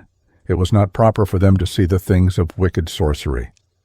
As they were still speaking, the Spirit said, "Arrange yourselves properly, and be quite quiet." And truly they were absolutely silent. The Spirit said, "Look about you for that which falls." They waited and watched. They heard something fall from above, like a thing thrown by someone. It fell with a sound. Many things fell in this way, until all had fallen. When all had fallen, the Spirit said, "Collect them. All are now here." They collected them. When there was anything they did not see, they heard a spirit saying, "See, there is something else. There it is near such a wattle, and there is another by such a wattle." They collected everything. The Spirit said, "You now have everything. Go to the rocks in the river and spread them abroad there. You will there see the things which you have been looking for. So-and-so's little bag, and such a thing you will see, and that thing of so-and-so." They distinguished all the little bags according to the persons to whom they belonged. They said, "Go then, and cast them into the water when you have seen them, that they may be carried away by it. You will get well, and she whose children died will get well, and he who is sick will rejoice, that you may know that we are indeed diviners." So they went and spread them out by the water. Some found their beads, some found earth bound up, others found pieces of their old tattered garments, others their rags. All found something belonging to them. They threw them into the water, and they were carried away. They washed their hands and bodies, saying, "We cannot go home with the stench of this filth upon us." When they came home, we asked our mothers in whispers if they had found all our things. They replied, "Yes, surely. We believe that they are diviners. We have seen the things. There was that of so-and-so which we used to see before it was lost. We saw everything which we knew. We now believe that we shall get well." On the morrow Umansele was given his bullock. He took his leave and went home. We gave thanks, saying, Go in prosperity, our masters. We have seen your skill, but we are now looking out for our recovery. They departed. We remained in expectation. Umanshayo became pregnant. Her months were ended. She gave birth to a child. After 5 days it was attacked with violent sickness and diarrhea. It died. We lost heart again and said, Oh, since it was said the poison which was killing us has been dug up, whence comes this? Oh, we shall look back again. When we see that it is thus, we shall be satisfied, and say that even digging up the poison is of no use. We are in trouble. She remained a long time. She became pregnant. Her months were ended. She gave birth to a child. It lived a few days. Again it was seized with the same disease, and died. We said, Oh, what is the real truth in this matter? For we see that we are still weeping. Why did we give our bullock? Where is the truth of the matter, since even now we see no child born to live? Oh, the spirits are deceiving us. They did not take away the poison which was killing us. They sewed up to deceive us their own things in the bags, that they might come and take our bullock. We do not see that they dug up the poison for us. We are dying notwithstanding. And to this day the children of Umanshayo die.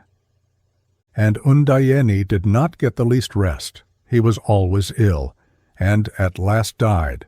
Not a single doctor helped him. All were unsuccessful. And he trifled with my father's wife, who had no doctor who could cure her. All failed. And the people of Undayeni had the same cause of complaint that we had. Umpengula Mbanda. Another account. I once went to a person with a familiar spirit to inquire respecting a boy of ours who had convulsions. My father and brother and mothers and I wondered what was the nature of the disease, since it was a new thing. We saw at first sight that it was something about which we must inquire of the diviner. We set out and went to the person with a familiar spirit. We made obeisance, saying, friend, we come to you for good news. We waited. The doctor said, Good day. We replied, saying, Yes. She poured out some snuff and took it. She then yawned and stretched and also shuddered and said, They who divine are not yet here. We remained a long time, and at length we too took some snuff. When we were no longer thinking of the reason of our coming, we heard that the spirits were come. They saluted us, saying, Good day. We looked about the house to see where the voice came from. The spirit said, Why are you looking about, for we merely salute you? We said, We look about because we cannot see where you are. They said, Here we are. You cannot see us. You will be helped by what we say only. The voice was like that of a very little child. It cannot speak aloud, for it speaks above, among the wattles of the hut. We replied to the salutation. The spirit said, You have come to inquire about something. The person whose familiars they were said, Strike the ground for them. See, they say you came to inquire about something. So we struck the ground, and they said, That about which you have come is a great matter. The omen has appeared in a man. We struck the ground and asked, saying, How big is the man in whom the omen has appeared? They replied, It is a young person. We struck the ground vehemently there when we perceived that she had hit the mark. They said, I say the omen is a disease. We smote the ground vehemently. They said, It is disease in the body of that young person. They said, Let me see what that person is. It is a boy. We assented strongly. They said, He does not yet herd. He is still small. We smote violently on the ground, and they said, But you wonder at what has occurred to him. They said, Strike the ground that I may see what that is which has occurred to the body of the little boy. We struck the ground vehemently, and said, We will hear from you, for you have seen that it is a little boy. They said, There he is, I see him. It is as though he had convulsions. Upon that we smote the ground vehemently. They said, What kind of convulsions are they? Inquire of me. We said, We have nothing to ask about, for behold, you know, you have already first told us. For it is proper that you should tell us to ask, if you were not going the right way. But as we perceive that you are going the right way, what have we to ask of you?" They replied, "I tell you to ask, for perhaps I am going wrong." We said, "No, you are not going wrong. You are going by the way which we ourselves see." They said, "The disease began in the child when he began to walk. When he was very young, you did not see the disease, when was a little infant. At length, when he began to laugh, the disease had not yet appeared. At length he began to sit up, it not having yet appeared. At length he began to go on all fours, it not having yet appeared. At length he began to stand before he was affected by it. When he began to lift his foot from the ground to toddle, the disease came upon him.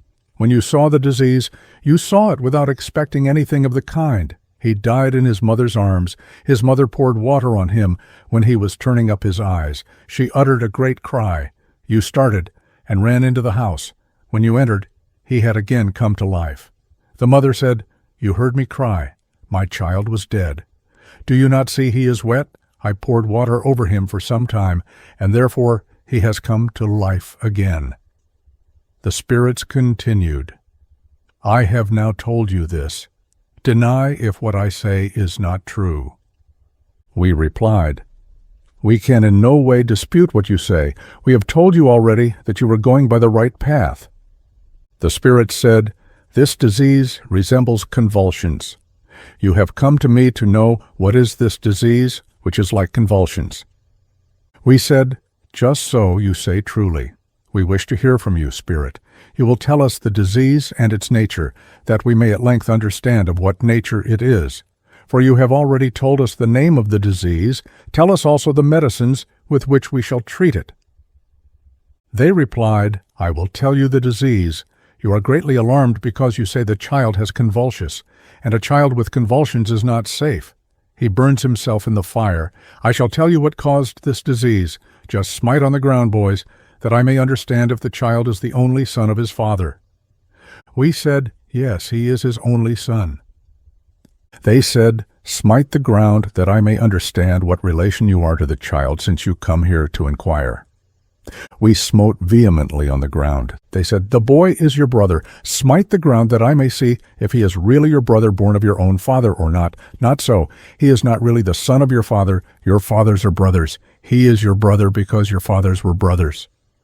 We smote the ground violently. They said, "Smite that I may understand which is the older of the two fathers. I say, boys, your own father is dead. Smite that I may understand where he died. There he is. I see him. He died, boys, in the open country. He was stabbed with an assegai." By what tribe was he stabbed? We smote the ground vehemently. They said, "He was stabbed by the Amazulu on this side the Utukela. That is where your father died, boys. The father of that child is your uncle, because he was your father's brother. He was the elder of the two." They said, "Let me now tell you the disease which has attacked the boy. His disease is like convulsions, but it is not convulsions. And you are greatly alarmed because you think it is convulsions. But I shall tell you, for you will not again see him have a fit. I shall tell you what to do when you get home. Did you ever sacrifice for him? You have never sacrificed for him." They said, "Let me just see where you live. You live among the AMATONGO. That is the tribe where you live. Let me just see where you were born. You belong to the AMATONGO. Just let me see, since you are here among the AMATONGO, why you were separated from the AMATONGO to come here. You quarreled with your own people, and so came here to the AMATONGO. Smite the ground that I may see if you have built your own village." We smote the ground. They said, "You have not yet built it. You live in the village of another. You have not yet built your own village on the hill. As for the boy, the disease attacked him in the village where you now are. Smite the ground that I may see what relation the man with whom you live is to you." We smote the ground. They said, "He is your cousin on the mother's side. I see nothing wrong in the village of your cousin. He is good. I see no practicing of sorcery there. I see that the village is clear. You eat with your eyes shut, for you have nothing to complain of. What I shall tell you is this: it is the ancestral spirits that are doing this. it is not convulsions the child has. For my part, I say he is affected by the ancestral spirits. We wondered that we should continually hear the spirits which we could not see, speaking in the wattles, and telling us many things without our seeing them. The spirit said, I point out your ancestral spirits. When you reach home, you shall take a goat. There it is, a he-goat. I see it. We said, How do you see it? They said, Be silent, I will tell you, and satisfy you as to its color. It is white. That is it which has just come from the other side of the Ilovo, from the Amanzimtoti. It is now a large he-goat. You shall sacrifice it and pour its gall on the boy. You will go and pluck for him Itongo medicine. I see that Itongo, it says that your village is to be removed from its present place and built on the hill. Does not the Itongo ask, Why has the village stayed so long in the midst of another? It injures the lad, saying, Let the village remove from this place. The he-goat you will sacrifice to your grandmother. It is she who refuses to allow the child to die, for your grandfather had been earnest to kill him, that he might die and be buried in accordance with his wish. I tell you this to satisfy you. I tell you that if the disease returns, you may come back to me and take your money. I tell you that this disease is caused by the ancestral spirit, because it wishes that your village should remove. The spirit said, Now I have divined for you, so give me my money. We took out the money. Then they said to her whose familiars they were, Take it, there is the money. They added, I just take this money of yours. You will come and take it again if the disease returns. I say it will never return again. The woman with the familiar spirits sat in the midst of the house at the time of full daylight when we inquired of her. For the spirits cannot go alone when they are going to divine. Their possessor goes with them.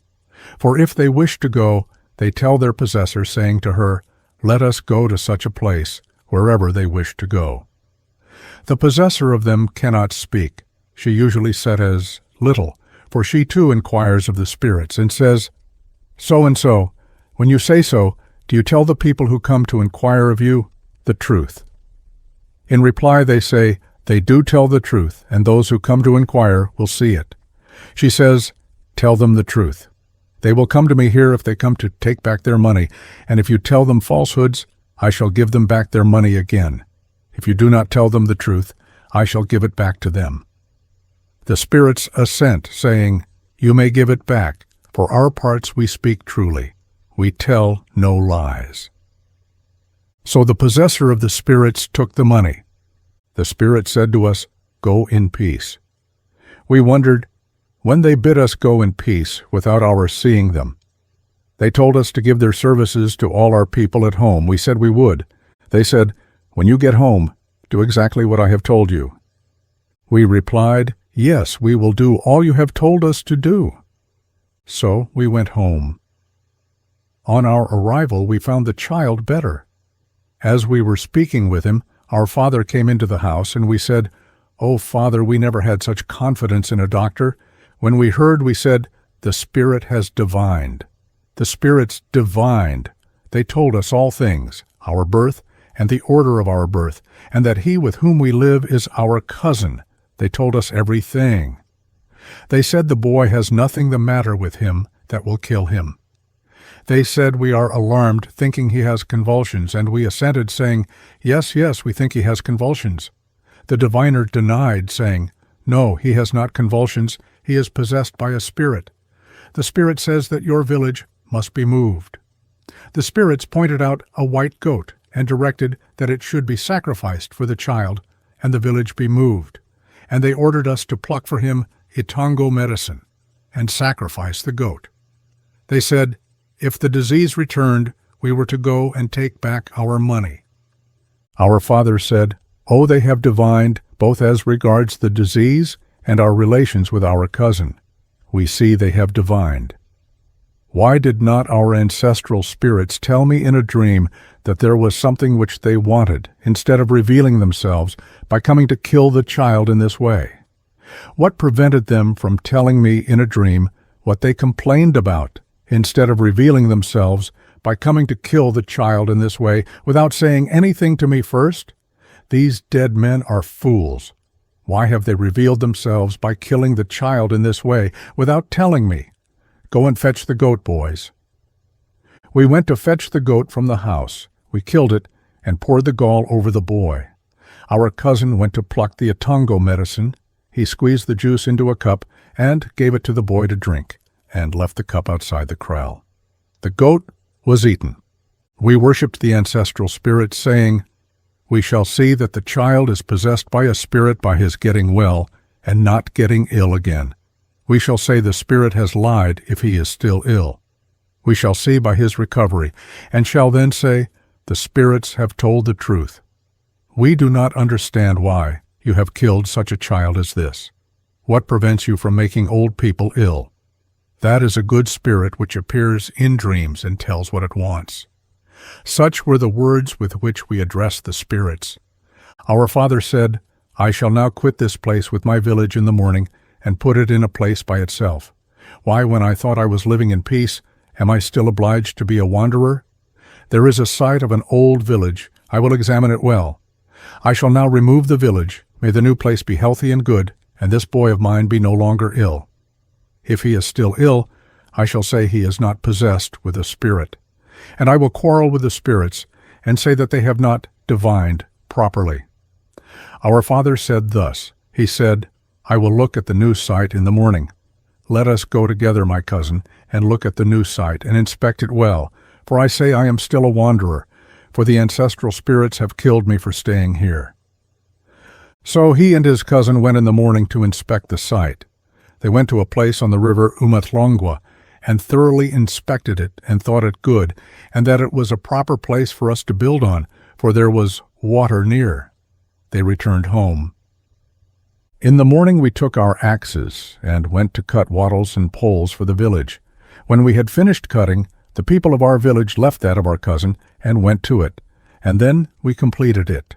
The boy was not ill any more. It turned out in accordance with the word of the Spirit. He was not ill again. At length he took out the calves at milking time, and herded the calves. At length he not only herded the calves and goats, but all the cattle, calves, goats, sheep, and cows, and at length he grew to be a man. His name is Umpini. He is now a diligent man. Next year he will milk the cows. The name of the woman with the familiar spirits is Umkokazi. It was not a man, but a woman. She saw us for the first time when we saluted her on our arrival, for we too had been told by others that she was a great diviner. She lived on the Umtwalume by the sea, at a distance from us. It is a day and a half's journey from this. Uguais. Heaven doctors, etc. Heaven herds. Rain doctors. We do not make a great distinction between hail and lightning. We say, each is an army of the Lord who smites us in this world. We distinguish them, however, by the effect of the hail, which is different from that of the lightning, and the hail is heard in the direction from which it is coming. For after great thunder there is heard a great sound in the sky, which resembles the singing of maize in a pot, when the water has boiled away. And the doctors, who are herds of the sky, when they hear that, go out at once, whilst the sound of the hail is still afar off, and begin to light a fire in the Isolo. They do this before it has come near, whilst it is still audible at a distance, that when it comes near it may have lost its power, and chiding be sufficient. For if when it thunders the doctor does not at once go out, but stays indoors till the hail comes, even should he go out when it has come, he has no longer power to overcome the hail, for it is difficult to make it turn back again when once it has came. As regards their preparing for the contest, when they hear the sky rumbling, they too begin to get themselves ready, that they may not be conquered. For as to the hail, if a doctor has not fasted, it is said if the hailstones strike him much, he is near to danger. And it is said that the hailstones make it manifest that he has no longer any power to contend with the lightning, and he will require to be again purified a second time, that he may have courage. For if whilst herding He observes that he cannot subject either the hail or the lightning. He has no longer any courage, but is afraid. And even if he see the lightning dazzle his eyes, he is afraid and wishes to go indoors. It is this, then, about which black men speak when they say that black men have power. For they say that they know how to quell the wrath which comes from the whole heaven, that is, the two powers, lightning and hail. I do not say they know also how to make the sky rain, but they say they know. But it is especially this which darkens their eyes, for they do not say there is any other wrath but that, for which they have already found medicines, which are capable of subduing it. The hail then has its doctors in all places, and though there is a chief in a certain nation, the people do not say, "We have corn to eat through the power of the chief," but they say, "We have corn to eat through the son of so-and-so, for when the sky rolls cloud upon cloud, and we do not know that it will go back to another place, he can work diligently and do all that is necessary, and we have no more any fear." There is thunder. If it thunders without hailing but hurls lightning, they do not appoint an inyanga of hail to herd, but an inyanga of lightning to go out and shout, and take courage when there is a heaven herd herding outside the house. But if the herd is not at home, they take his blanket and put it outside. The blanket is made, as it were, the herd himself. This, then, is what those IZINYANGA do who herd the heaven. For if it thunders excessively, the inyanga begins to frown, that he too may be dark as the heaven when it is covered with clouds. If the people of the house, whether he has gone out or not, speak very loudly, he silences them, saying, "Be still altogether." For his heart too is gathering clouds as the heaven when it is coming quickly, and he no longer wishes that anyone else should speak, but himself only by shouting. And if you go with him on a journey, and it suddenly thunders whilst you are at a distance from any village, and you are going first and he following, he will say to you, "Go on in front." And he will follow at some distance from you. For he says if you go behind him, you will meet with an accident, for the heaven will think you are killing him. And he makes you go on in front till you reach home. Such then is the action of the heaven and of the inyanga, for black men believe in that scolding of the heaven and that silencing of the hail. They do not imagine that when they say they know that the heaven herd is able to contend with the lightning and hail. For these people say, if we ask them, that they do not understand where they get the courage with which they contend with the heaven. They say that when the heaven is about to be clouded, and before the clouds appear, or it is evident that it is about to thunder excessively, the inyanga's heart already feels, for there is heat within him, and he is excited by anger. When the sky just begins to be clouded, he too becomes dark like it. For the doctors say they scarify with the heaven and eat it.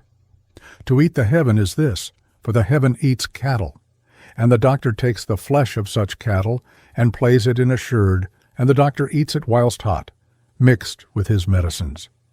For where the lightning strikes the ground, the doctors say there is something resembling the shank of assegai, which remains in the earth, and this thing is called a thunderbolt. They dig till they find it, and use it as a heaven medicine.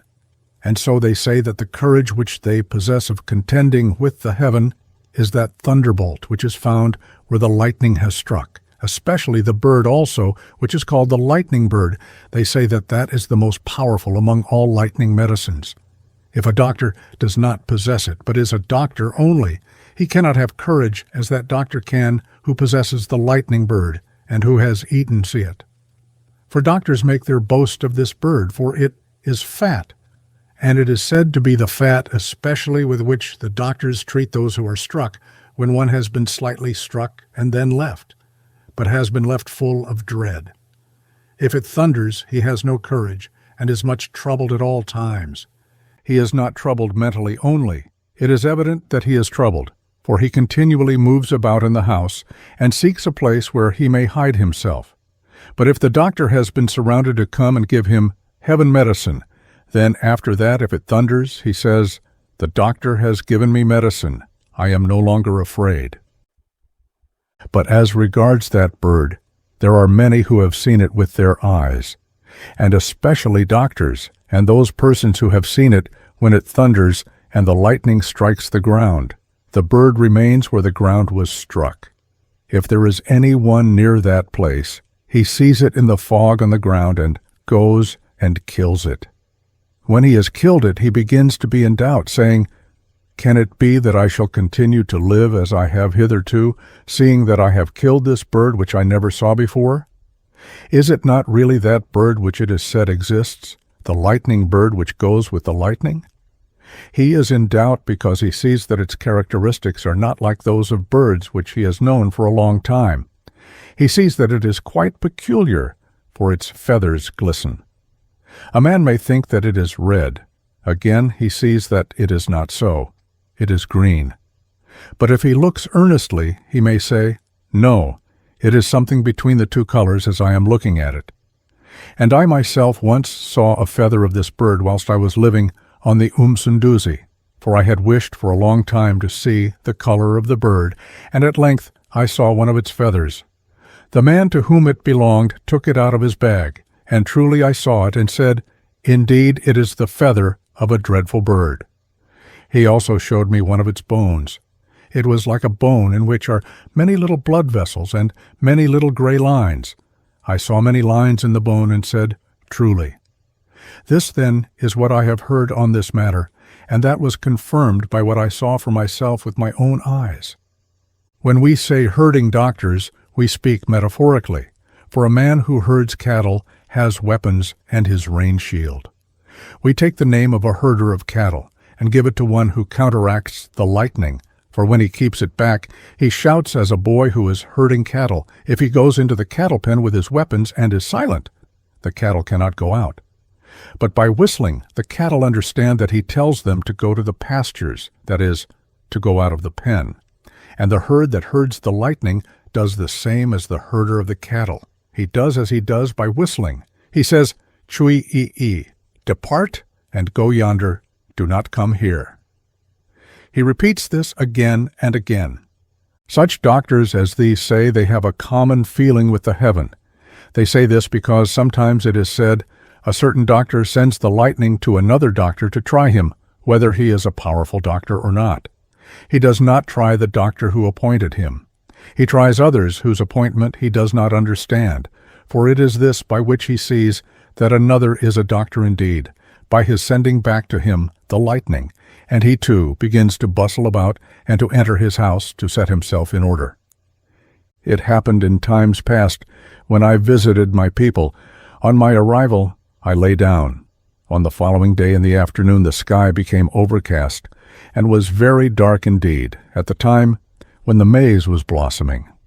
I was sitting at the doorway whilst it was thundering excessively, and my brother, who is a doctor, entered the house, running, and took down his shield and his string of medicines, and went out. When it thundered aloud, he too shouted aloud, and whistled. I asked my mother what the man was doing. She replied, "Do not speak, for when it is like this no one any longer speaks. He is a heaven herd." So I was silent. And the heaven cast down many hailstones. And I thought he would die, for I heard them striking on his shield. It was as though maize had been thrown on him. But although he was resisted very much, he did not enter the house. And as regards the lightning, in like manner the heaven resisted him. But he did not enter the house until it was bright again. In the morning I heard it said that at my uncle's village, at Inyama, down the river, one Umathlati said he would go out before the great doctors went out. He shouted aloud, saying, "Depart and go yonder." But the hail smote loudly on his body, and he came into the house backwards. Another went out, and when he shouted, the heaven stopped his mouth. On that day the heaven turned its back on the village. It was entirely in its power, and it did its will. They remained in their houses. It entirely destroyed the corn. When I heard this, I said, "Forsooth, is such a doctor as that conquered? What shall we eat this year, since they have been unable to herd?" They replied, "They did not fast. They are therefore conquered." As regards this fasting which is spoken of a man that herds the sky, it is said that the doctor who appoints him says, "Let him not drink if he is given beer in a cup that is not full," and "Let him not eat herbs before the feast of first fruits," and "Let him not take a handful of boiled maize from the fireplace if the maize has not been taken from the pot," and "Let him not eat the flesh of a bullock until it has been opened," and "Let him not eat izindumba if he has not been given them." This is the fasting which the doctors speak of, and if a man is hungry and come to men who are drinking beer, if the vessel is not full, he would say, "For my part, indeed, you know that I heard the heaven." When I was young, about the size of Unganga Mana, I saw a rain man. His name was Umkaikana. He was a great doctor even among the Amazulu, skillful in producing rain. But among the Amazulu he did not show himself much to the chief, for the chiefs of the house of Uzulu used not to allow a mere inferior to be even said to have power over the heaven, for it was said that the heaven belonged only to the chief of that place. Umkaikana therefore remained hidden, but he did not cease to produce rain in secret. At length he crossed to this side the Utukela, for he heard that Uchaka had said, "Let all the heaven doctors be killed." He escaped and came among the English. He came here without any property, by himself alone. He came without anything because he came to his own relations. He became a dependent of the chief of the Amadalala. It is the same to whom we were subject. His name was Unjeje, the son of Usechele. And when he had stayed a short time, the heaven became very hot and dry. His own people began to whisper about him to the chief, saying, "You see that man? If you ask him, he can cause the rain to drop for you. He is a great doctor above all other doctors." And this was first spoken of a little and at last openly, and we all heard that Umkaikana was a rain doctor. The chief asked him just to set to work, that he might see if it were true or not. And, for at that time the heaven was hot and dry, I heard it said, "Umkaikana says, 'Let the people look at the heaven at such a time, it will rain.'" And he went away into the forest to get his things ready. He went there continually, until the day he had mentioned came. And when it rained, the people said, "Truly, he is a doctor." And it was always thus. He was given cattle, and very quickly became rich. And after that year the heaven was hard, and it did not rain. The people persecuted him exceedingly. When he was persecuted, I saw him and pitied him. For I saw men come even by night, and smite his doorway with clubs, and take him out of his house, telling him to come out, and give them back their cattle, which they had given him, because the heaven no longer yielded rain. They did this constantly. And he was greatly troubled, for sometimes they came in the morning and took him out of his house. He fled, and they threw clubs at him. He ran away down into the bush until the sun set without eating, being afraid to go home, for they said they would really kill him if it did not rain. But they said that through their subtlety, thinking that he would do what they wished at once, because he expected them to kill him. And I saw that it sometimes rained whilst he was working, and on another year, when they saw that the heaven wished to destroy the corn, they hated him exceedingly. I was not there at that time. I was with my own people, the Amapepete. I heard it said that it rained excessively, that it might cover the dead body of Umkekana with earth. It is said they poisoned him and did not stab him. I heard it said that those people were troubled, for their gardens were carried away by a flood. This, then, is what I heard of this rain doctor. One day his son, the one that was most dear to his father, named Unketo, who went with his father to the forest when he went there, for he said he loved him because he could send him where he wished. For if a man is causing it to rain, he requires a child, that he may send him constantly, without refusing in the least, that the heaven may be yielding. This son said to me, after I had earnestly besought him, "Come, and I will show you where my father placed his things with which he treated the heaven." We went at noon, having herded our cattle near the place. Under an over-jutting rock we found covered vessels and a churning stick. He showed us what his father did, and little bundles of medicine bound with inkanthalwan. He showed us also how his father churned.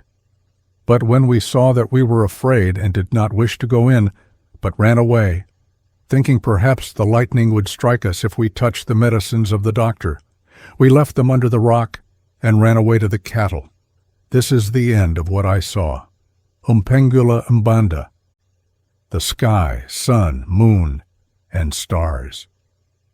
The blue heaven which we see we suppose is a rock, and that it encircles the earth being inside the heaven, and the heaven ending outside the earth. And we suppose there is no other earth on the other side of the heaven. And the men who, we suppose, are on the other side of the heaven, we do not know whether they are on the rock, or whether there is some little place which is earth on the other side. We do not know that. The one thing which we know is this, that these heavenly men exist. Therefore we say, there is a place for them, as this place is for us. And the sun we do not say is on the other side of the heaven, for if it were on the other side, we should not be able to see it. It would be hidden like the men who are on the other side, whom we do not see. The sun is on this side, for we see the whole of it thoroughly. Not even one little spot of it is concealed. And the moon, too, like the sun, is on this side. And the stars, too, are on this side, all three. And the clouds are on this side, and rain, we say, is on this side, which descends on this world. For if the rain were on the other side, it could not come here to us, for we suppose that the heaven is a rock. The sun in its course has only two paths. By day it travels by a path in the heaven. At night it enters by a path which goes into the sea, into the water. It passes through the water until it again comes out at the place where it rises in the morning. As regards the path of the sun, its winter path is different from its summer path, for it travels northward till it reaches a certain place, a mountain or a forest, where it rises and sets. And it does not pass beyond these two places. It comes out of its winter house. When it comes out, it goes southward to its summer place. We say that when it quits its winter place, it is fetching the summer, until it reaches a certain mountain or tree, and then it turns northward again, fetching the winter in constant succession. These are its houses, where we say it enters. We say so, for it stays in its winter house a few days. And when it quits that place, we know that it has ended the winter and is now fetching the summer. And indeed it travels southward until, when the summer has grown, it enters the summer house a few days, and then quits it again in constant succession. As to the renewal of the moon, we say it is new moon because we see it in the west. It used to be said the moon dies utterly, but it is not so. The days devour it, and it goes on diminishing until to appearance it is as thin as a man's nail. And then it is taken by the sun. The sun finds it in the east and travels with it until he leaves it in the west, and it can be seen when the twilight begins, and we say, it is new moon, and it goes on growing until it is full. At last it has it back to the east, and we say the moon is rising more and more eastward, and at last it is full. It rises when the sun sets, and at last the sun rises before the moon sets, and it again wanes until it dies. We do not say the stars travel like the sun and moon. They are fixed continually. But there are stars which travel, and which die like the moon. IZINYANGA, the evening star, is sometimes invisible, sometimes seen. And IZINYANGA, the Pleiades, dies, and is not seen. It is not seen in winter, and at last, when the winter is coming to an end, it begins to appear. One of its stars first, and then three, until going on increasing it becomes a cluster of stars, and is perfectly clear when the sun is about to rise.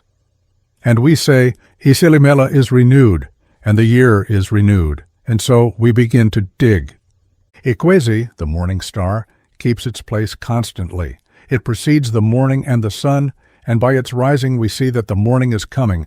The night has passed. The morning star has arisen, and the sorcerer turns back rapidly from the place where he is going, because he says, "If I go slowly, the light will rise on me, and I shall reach home when it is light." And the spy rapidly turns back. When the morning star rises, he knows that it is now morning. Such then is this star. Indosa is a star which arises before the morning star, when night is advanced. And if men have stayed drinking beer or eating the meat at a wedding feast, if they see Indosa arisen, for it arises red, they say, "Let us lie down. It is now night." And so they lie down.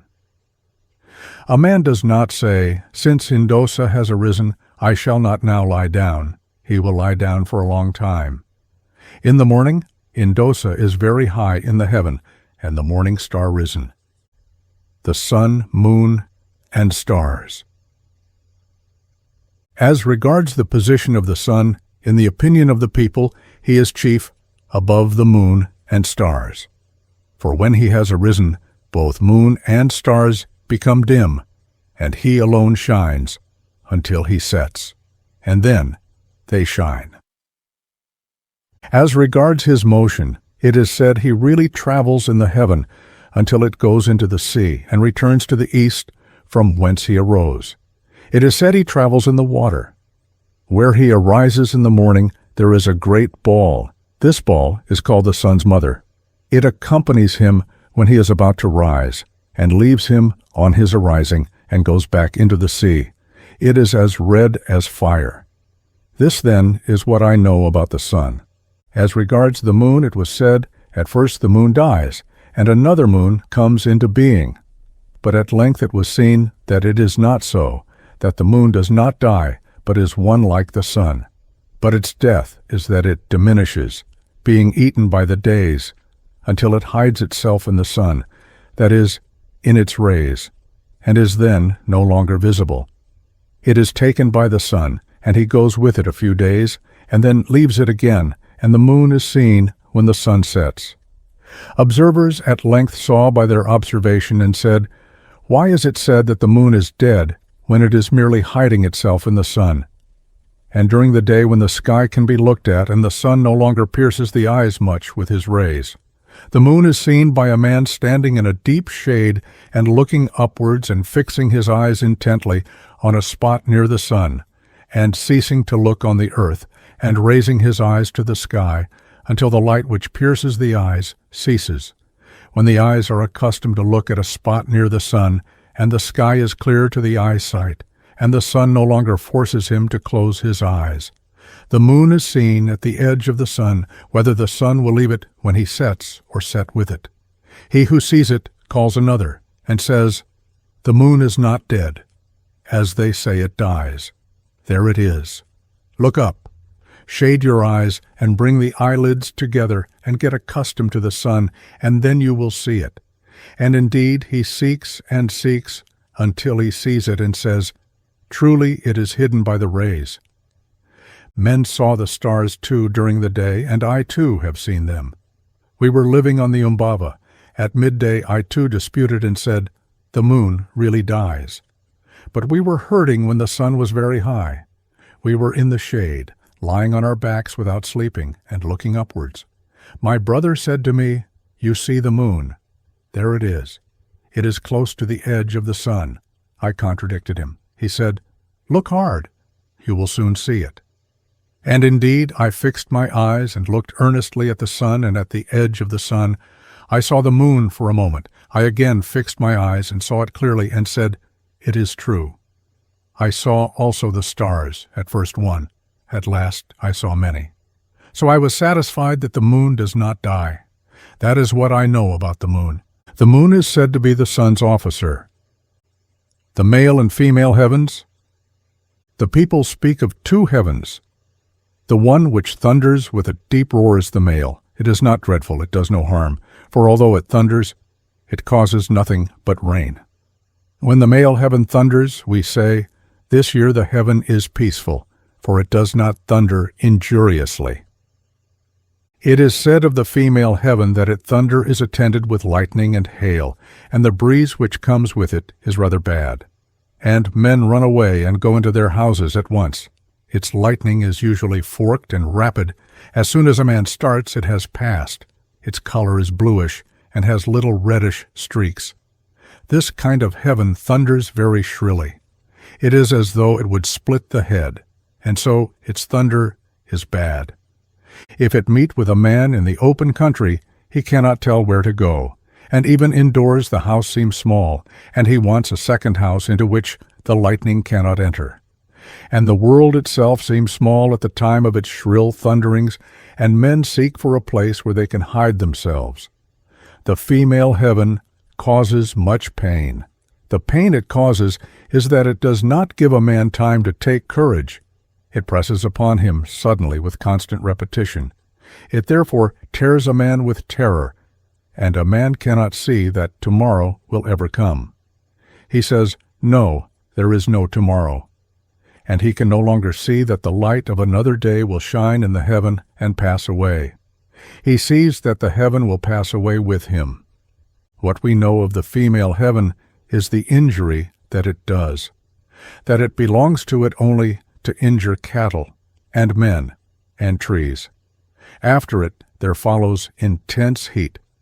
We are afraid if the female heaven occurs again and again. In such a year we say, "The sun will burn up our crops." This heaven is followed by evil. The smiting of the heaven. If there are cattle which have been struck by the lightning, it is difficult for the people to approach them unless they are heaven doctors, for they say, "If we approach these cattle, we shall be calling the heaven to come to us. Do not let us go, then it will not come to us." But the doctor goes to them. Perhaps he says, "Let them be eaten." The mode of eating them is this. The people eat them and take emetics continually. When they leave off emetics, they go and wash. And the doctor gives them medicines, that he may prevent the lightning from coming. But as to all that fear of eating cattle, which have been struck by the lightning, the people are not afraid because they suppose that it will come to them on account of the cattle. But they are afraid especially because, if they have gone to the cattle and it thunders after that, they will no longer think, but will say what is apparently true, "We shall now really see it come to us." For they say that by going to the cattle they have sinned against the heaven, and it will punish them by striking them as it struck the cattle. It is this, then, that causes fear in men, because the dreaded thing comes from above and not from below. If it come from below, a man might say, "I shall see it coming from yonder mountain and avoid it." This, then, is the fear of men. They are afraid of something that looks down upon all of us. The fear does not arise because it will really strike, but it arises from thinking that it is a thing above us. We cannot defend ourselves from it, as from a stone thrown by another. Treating the heaven. When it thunders, the doctors go out and scold it. They take a stick and say they are going to beat the lightning of heaven. They say they can overcome the lightning. They shout and take shields and sticks. They strike on their shields and shout. And when it clears away again, they say, "We have conquered it." They say they can overcome the heaven. When it thunders, they take medicines and burn them in the fire. They say they are smoking the heaven. If it does not thunder, but is afraid of the medicines, they are glad because they shout to the heaven, and their heart is glad when they overcome the heaven. They say they overcome the heaven with their medicines. If a house is burnt by the lightning, they go to doctors who know how to treat the heaven, and they come with their medicines, and treat all the inhabitants of the village where the lightning has struck. They are treated very much. They are scarified, and take umsizi, and little rods are driven into the ground on the upper side of the village, and in front of the village in all the paths, and near the doorways of the houses, and on the tops of the houses, and near the entrance of the cattle pen. They are treated with a black sheep, that the heaven may be dark, and not wish to strike there again. For if they kill a white sheep, it will again strike in that homestead. They wish to work with a black sheep, that the lightning may not strike that homestead again. The doctor who treats the heaven goes with a black sheep. If he has not a black sheep, they cannot treat the heaven, for they require a black sheep. The doctor kills it, Its flesh is mixed with medicines, and the people are scarified, and the little rods are smeared with medicine, and fixed and driven into the paths. Heaven medicines. Umabope is a heaven medicine, which is burnt in the Isolo when there is a threatening of a severe thunderstorm. Uboko also is used for smoking the heaven, and Umtlonyane is used for the same purpose, and Umkataso is a medicine kept among the doctor's medicines, that if the lightning comes into the house, he may puff at it with this medicine, which he mixes with other medicines, whose names I do not know. These, then, are the heaven medicines which I know. Another heaven medicine is Isibetalelo. Its oil is taken and mixed with other heaven medicines, and obstructions are made on every side of the village. Rods to be which these medicines are applied are placed above the village, and others at the side. So these rods herd the village. They are placed too at the entrance of the cattle pen. The whole village is thus herded, and inside the houses and on the tops of the houses these rods are placed. And the heaven is shut out by these means, that it may be unable to find a place where it can enter. This, then, is what I know. And at the end of the year the rods are renewed by setting new ones in their place, it being known that the old heaven of the year which has passed away with the old year, but the present year has its own heaven. Hence new rods are set up every year. When a doctor who herds the heaven eats green food of the new year, and the people are told that he is eating new food, they leave off work on that day and stay at home without working. And if it hails, they do not work, but leave off, saying, "Oh, if we work, we summon the lightning." All the works of men are omitted, or if a great wind arises during the digging season, they leave off digging in like manner, thinking that if they work, they summon the lightning to smite them. It is proper for them to leave off, and then the violent wind will not come again. This is what I know of the heaven. But heaven medicines which are used by the doctors are many, many of which I do not know. The Insingidzi and UNKULUNKULU. The account of the Insingidzi. The Insingidzi is a heaven bird. It is a large bird. If the heaven is scorching and the sun burns up the corn, the people go to rain doctors. Others hasten to find an Insingidzi, thinking that if they find one and kill it, the heaven will rain, when the bird has been thrown into a pool of the river. And indeed it is killed and thrown into a pool. And if it rains, it is said it rains for the sake of the Insingidzi which has been killed. It is said the heaven becomes soft if an Insingidzi is killed. It sympathizes with it and ceases to be hard. It wails for it by raining, wailing a funeral wail. And so the people are saved by having corn to eat. This, then, is what I know about the Insingidzi. It is this bird which is sought for more than all others. For although the heaven be dry and scorching, if the people see many Insingidzi walking in the open country and crying, it seems to men that they see a sign of rain because they see the Insingidzi, and they trust that it will rain because they cry so much. Another bird, the UNKULUNKULU, is larger than all other birds. The Insingidzi is next in size to it. But the Insingidzi is of more importance because it gives but one kind of omen, that of rain, that the heaven will rain if it is killed. But the UNKULUNKULU gives omens of many things. If it drops its dung on a man, the sun will not set before that man has run in all directions looking for a doctor to treat him. And it is a matter of great consequence, and men expect some evil to happen to him. Another sign which the UNKULUNKULU gives is that if it cries whilst flying, it is said it will rain, and if, as it goes along, it smites its wings together, it is said it reports the arrival of an enemy. Magical songs. In the Zulu nursery tales we meet with an instance of the use of an incantation, or magical song, to produce a storm. Umksakaza Wakoginkwayo sung her song, and raised the tempest which destroyed the Amadlungundlebe. In another case, Ubongopa Kamagalela raised a storm by spitting on the ground. The spittle boiled up and saluted him. A great storm arose, from which everyone suffered but himself. Every tribe has its tribal or national song, which is called the chief song. This song is sung on 2 occasions only.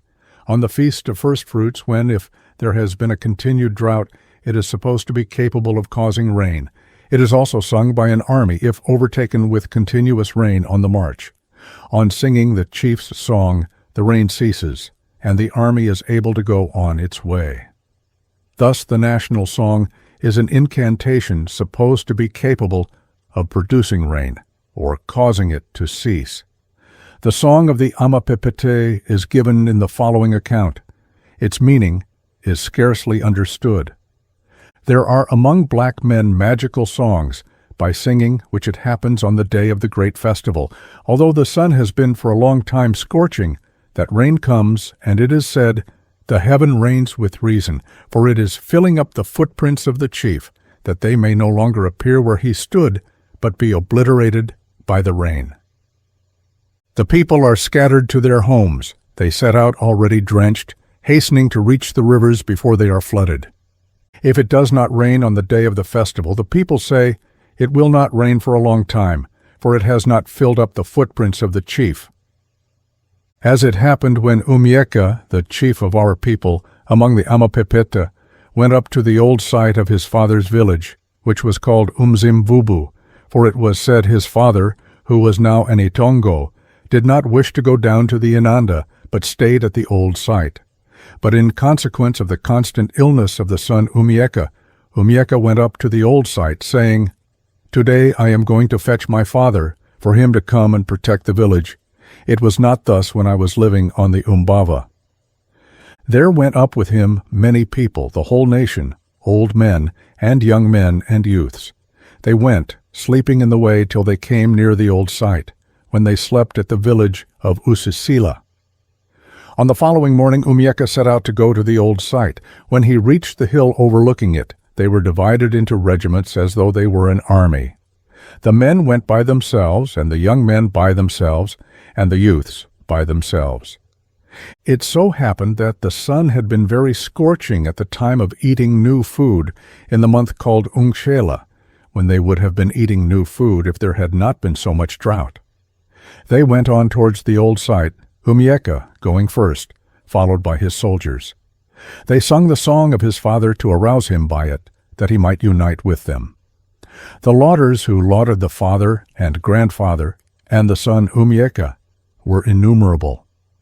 When they reached the cattle pen, they halted there and formed a circle. There came, too, the portion of the tribe which still lived in that neighborhood, for they knew the day when Umyeka would come, and were staying near the old site, waiting for the chief. They came with the women, their wives, and their daughters carrying beer. Thus then they assembled and danced the shield dance for a long, long time. After dancing they sang their father's song. "Dig for the chief, and watch our gardens which are at Isiwandaye." Those words are not. "Dig for the chief, and watch our gardens which are at Isiwandaye." Those words are not. "Which are at Isiwandaye, i.e. Iz, which are at Isiwandaye." Those words are not. Whilst in the midst of the song, the heaven became clouded and thundered. They did not leave off, neither did they say, "Oh, let us run home, for we shall get wet." The old women said, "This day there has come the chief of our land where our nation dwells. We shall see rain also." The women shouted. It was as though they were mad when they saw the clouds gathering tumultuously and rapidly coming on. They continued singing, the people now sweating exceedingly through the heat of the sun. It poured, the rain ran on the ground. They still went on dancing and rejoicing and saying, "This day the Itongo of our people has united with us, for we see a drop of rain." Umyeka took his shield and went and stood under a tree. The people tired of dancing. He told them to go home. They sat under the tree and drank all the beer and then went towards their homes. This song is sung only on 2 occasions. It is not sung before the New Year, when it is sung. It is also sung when, if an army has gone out, it has been overtaken by rain in the way, and as it is traveling, it rains excessively. It will not become bright until the song is sung. Then the heaven clears, and they go whither they wish to go. Such, then, are the songs of chiefs. A chief has not two, each has his own, the ancient song of the chiefs of the several nations. Part 4. ABATAKATI, or medical magic and witchcraft. Verdidate, the strength of medicines. There are medicines which give chiefs strength and presence. A common man who is neither a chief nor a doctor cannot touch this kind of medicine. If anyone among the chief's men were seen with it, he used to be killed. It was said, "What are you intending to do with that?" For a chief feels with his body a man who has great medicines, and when such a man stands in his presence, he is oppressive. It is as though the chief was bearing him, and he feels a perspiration breaking out. And he starts up and goes away to strengthen himself with his medicines. If that man does not leave these medicines, he will die. The chief will say to him, "Son of so-and-so, if you do not leave off this conduct of yours, you are already dead. Give me all your medicines, that I may see those which you have about you." And indeed, the man does not conceal them, because he has been discovered by being felt by the chief's body. And if the chief finds a great medicine on him, he asks what he does with it, and from whom he got it. He says he purchased it from so-and-so. The chief asks what he was about to do with it, and he explains what he wished to do when he bought it. Perhaps he says to make damsels love him. The chief takes the medicine and places it among his own. As to the possibility of a man who carries powerful medicines being felt, this is what I know. It happened one day the people assembled at a dance, and the men were sitting in the cattle pen looking at the damsel dancing. And then, as the men were sitting and looking on, without there being anything the matter, they saw one among them who appeared to be cold, and saw him fall down. A young man of the people of Unomsimakwan, the chief of the nation of Umkoseli. And the people asked, "What is the matter with the man?" And they looked at each other and asked, "What is the matter with you?" He replied, "No, I feel different sensations in different parts of my body. I am weak. I do not know what is the matter with me. I felt myself become suddenly hot, and then fell." He was unable to see. My brother went and took his medicines, and choosing from among them, told him to bite off a portion, and he himself, having chewed some, puffed into his ears and nostrils. And in a little while the man rose up again and was strong. This is what I saw. I heard the people talking much, saying, "Oh, so-and-so did a wonderful thing."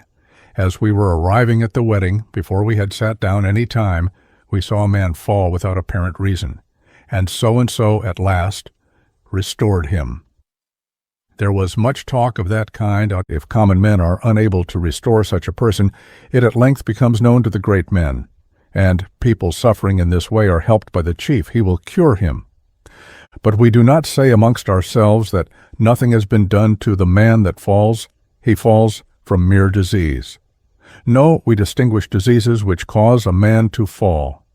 For amongst us, if a man has an old injury of the head, it may cause him to fall and be affected with blindness, especially when the sun is intensely bright, and he stretches himself and falls. We say that is occasioned by the old accident. Further, we do not say of a man that falls, "He merely falls, he has done nothing wrong."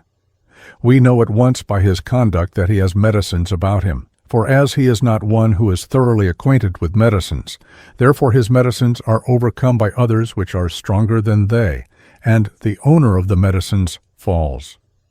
Just as in the thorn kutri where our tribe lived at Table Mountain, there are two doctors who disputed with each other about their skill. One said to the other, "So-and-so, you are utterly unable to pluck umdalabe, though you are a doctor." The other said, "I can pluck it at once, as soon as I reach it." I know both these men. One is called Usopetu, and the other Upateni. Usopetu said to Upateni, "Upateni, let us go together to the Umlazi near the sea. The tree you mention I know, that our contentions may cease. As for you, I know you are a doctor, and you will know me when we reach the tree." And truly they went till they came to the tree. When they came to it, Usopetu said, "Upateni, there it is. Let us sit down." But men contend with this tree. It is a powerful opponent. A man cannot pluck it before he has fought with it. It is also said that beneath it there are many bones of animals which die there, and birds, if they pitch on it, die. It is also said that the tree cries like a sheep.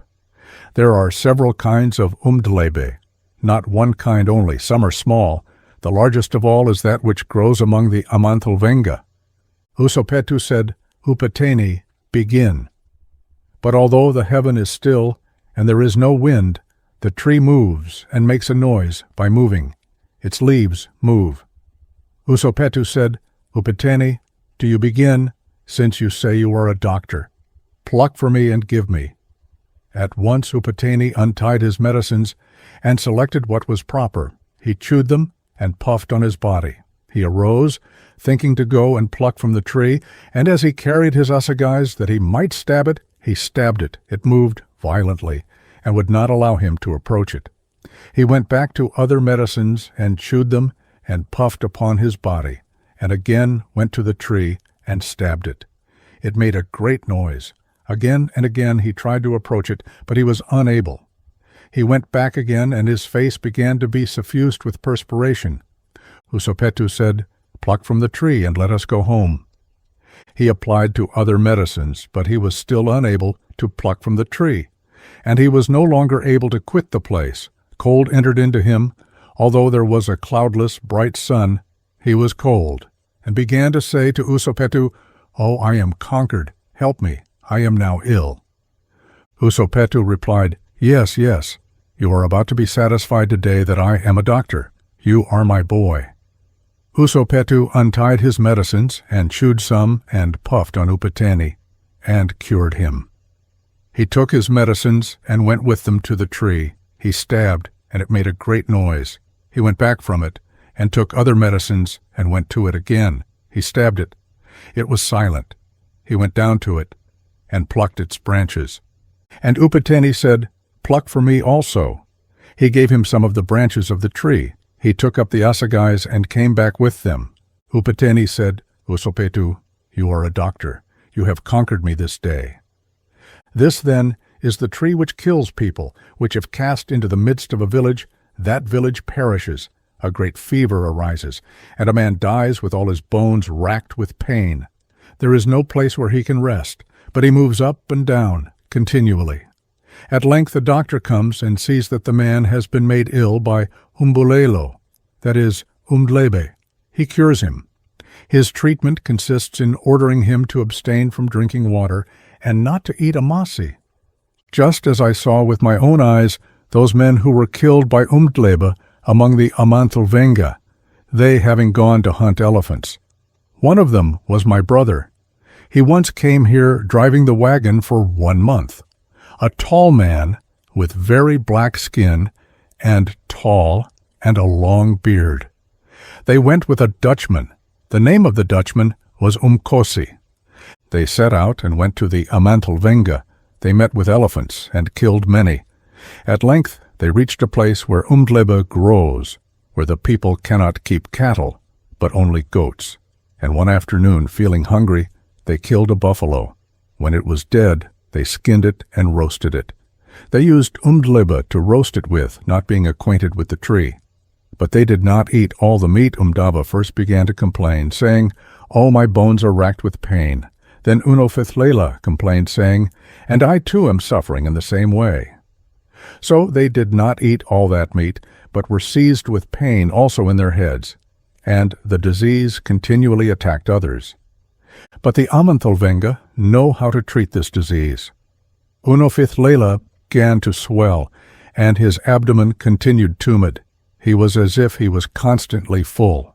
And Umdava was the same, and at length they had diarrhea. When the white man saw how it was, and that the people would die, for they were many, and all were attacked except himself. But he too was formerly ill when he went there the first time, and was cured. But he went again notwithstanding. He called the doctors of the place, and they treated the people. But when they reached the AMATONGO, some had already died. And those who treated them told them not to drink water, nor to eat amasi. and that if they ate amasi, they would die in the way and not reach home. And indeed, whilst under treatment, the Dutchman wished to return home and put them in his wagons. Oh, as they journeyed, they passed through the villages of the Amazulu and saw amasi and ate.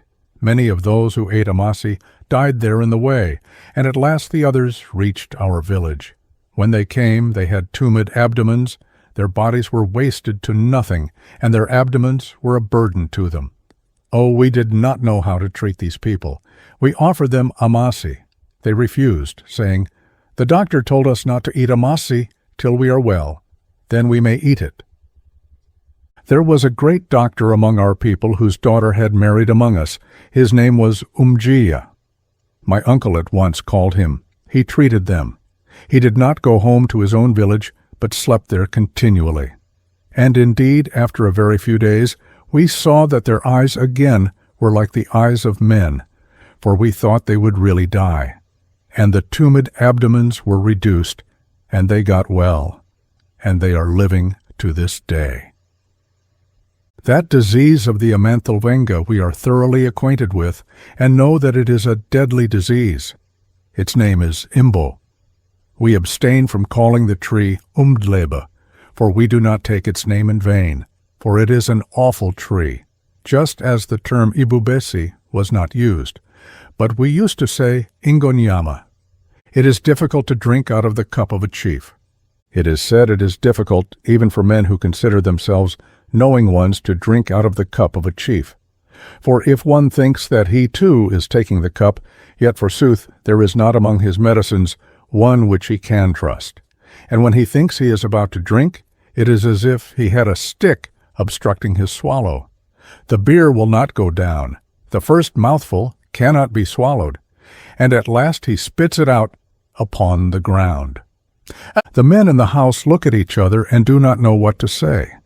And the beer is handed back to the chief, and if he give it to a man who is faultless, he just drinks it, and it goes down. And they say to the first, "Oh, your conduct is evil, why could you not eat the food of the chief?"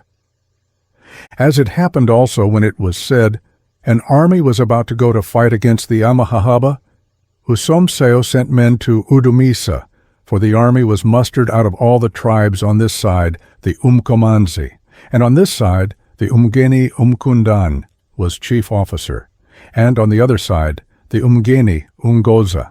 And the men who were sent by Usomsiu, and one of the men I knew was Umanyosi, for he was one of our tribe, arrived at Udumisas. According to the custom of black men, when one comes who is sent by the chief, it is proper to honor him by killing a bullock for him.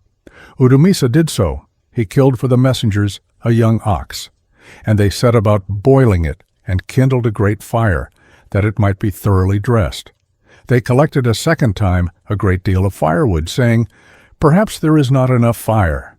No, there was enough. At length they saw that more time had passed than was required to cook the meat. They began to remember and say one to another, "Oh, can it be that Udumisa is doing that which we have heard mentioned, viz., that if a chief has practiced magic on a bullock, it does not get cooked until heaps of firewood are burnt? This is what it is, for all the firewood is burnt. We pour water into the pot, and it boils away, and we add continually more water. When we wish to see, we see that the meat is just as it was at first." At length they took the meat out of the pot, and slept without eating. But that was a trouble to them, and they said, "Why has Udumisa done this? For he is not our enemy.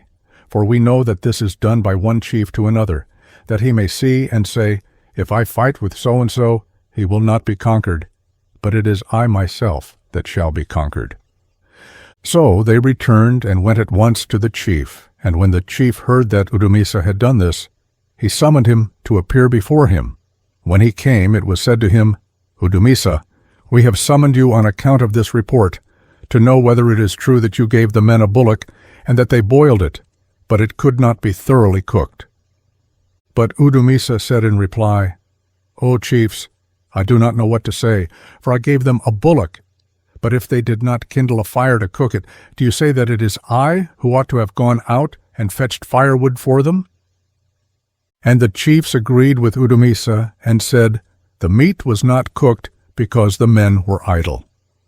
But in their opinion, although Udumisa spoke cunningly, and the chiefs agreed with him, it was not so, for they said, What does Udumisa mean by saying that we did not kindle sufficient fire for the bullock? What does he understand by kindling fire enough, when both the firewood and the water were consumed, and we could do nothing more? Is there any bullock which one begins to boil on one day, and it is cooked on the morrow? We ask him this, when he says we did not kindle fire enough for it. The matter ended. The chiefs agreed with Udumisa, but the others have in no way altered their opinion, though they lost the case. The magic of Ufaku. The account of the magic of Ufaku, the son of Unkunkushe, which he practiced on Unkapai, the son of Umarikane. Unkapai married a daughter of Ufaku, the sister of Undamaze. One day, Ufaku sent one of his men to go to Unkapai by night whilst he was asleep. He took a brass ornament which was on his arm without his hearing. Neither did his wife hear. He left their hut and brought the ornament to Ufaku. Ufaku worked on the ornament with his magical knowledge, and one night he called Unkapai, having practiced magic on him. He called him by name, not shouting aloud, but calling him, and using the medicines with which he was acquainted. Unkapai awoke in the night and clothed himself. His wife said to him, "Where are you going, O chief?" He replied, "I am going to the chief to Ufaku." The woman said, "When it is still night?" He said, "Yes." The woman asked, "Will it never be daylight that you may go then?" He replied, "No, I am going now." And indeed he quitted the house and went on his way speedily. His wife remained behind. She roused the people and said to them, "Your chief has departed. Follow him." And the people left their home at once during the night and followed him till the morning. Unkapai reached the village of Ufaku during the night. Ufaku was told that Unkapai had arrived. Ufaku asked, "Where is he going?" Unkapai replied, "I have come to this place." Ufaku said, "What has he come to fetch?" He replied, "I thought I was called by the chief." The chief said, "No, but take him to such and such a house. We will talk in the morning." So they went to sleep. And in the morning Ufaku assembled his troops that they might go out to battle. But the soldiers of Unkapai which followed him were very few in number. Ufaku said, "I cannot kill my child's husband. Let him go home." But at that time Unkapai had not a large army, but he was mighty in battle with the enemy. But he was subject to Ufaku, but he did not readily submit to be governed, but disputed Ufaku's word, and appeared as though he would fight with him. And sometimes, when Ufaku wished to kill him, he escaped because he was his daughter's husband. But notwithstanding at last, Unkapai was hurled by the army of Ufaku over a precipice together with his soldiers with which he had come to fight with Ufaku. Intelledzi. There are Malay kinds of plants which are called intelledzi. Intelledzi is a thing of this kind.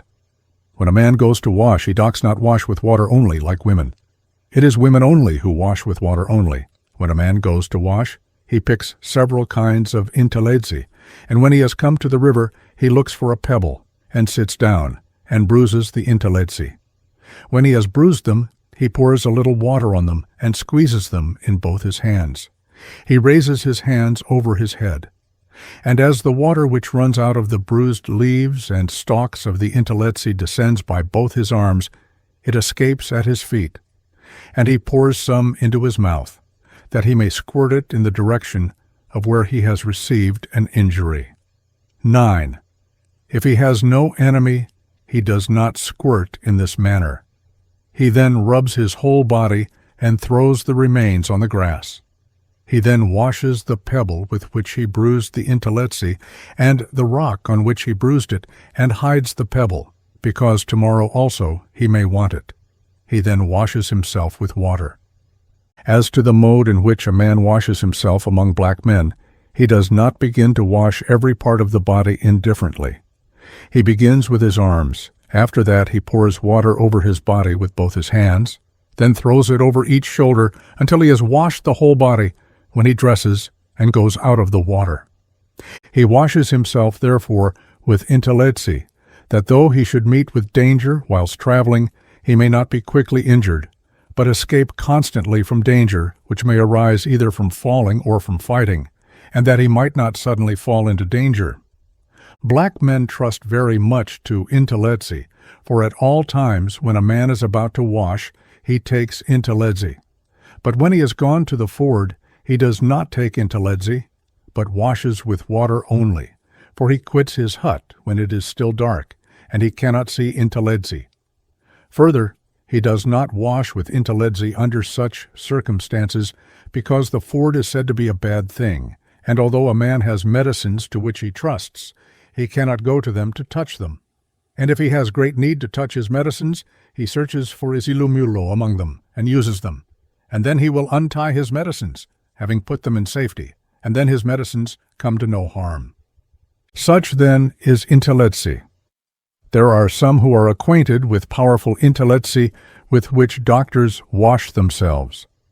If a man plays with another who has washed with intelletsi, and meets with some severe injury from merely playing with the man is dreaded, and it is said, "Oh, the intelletsi of that man is powerful. Why, when he is merely playing with another and not fighting, has he met with so severe an injury as this? No, the intelletsi of that man is powerful."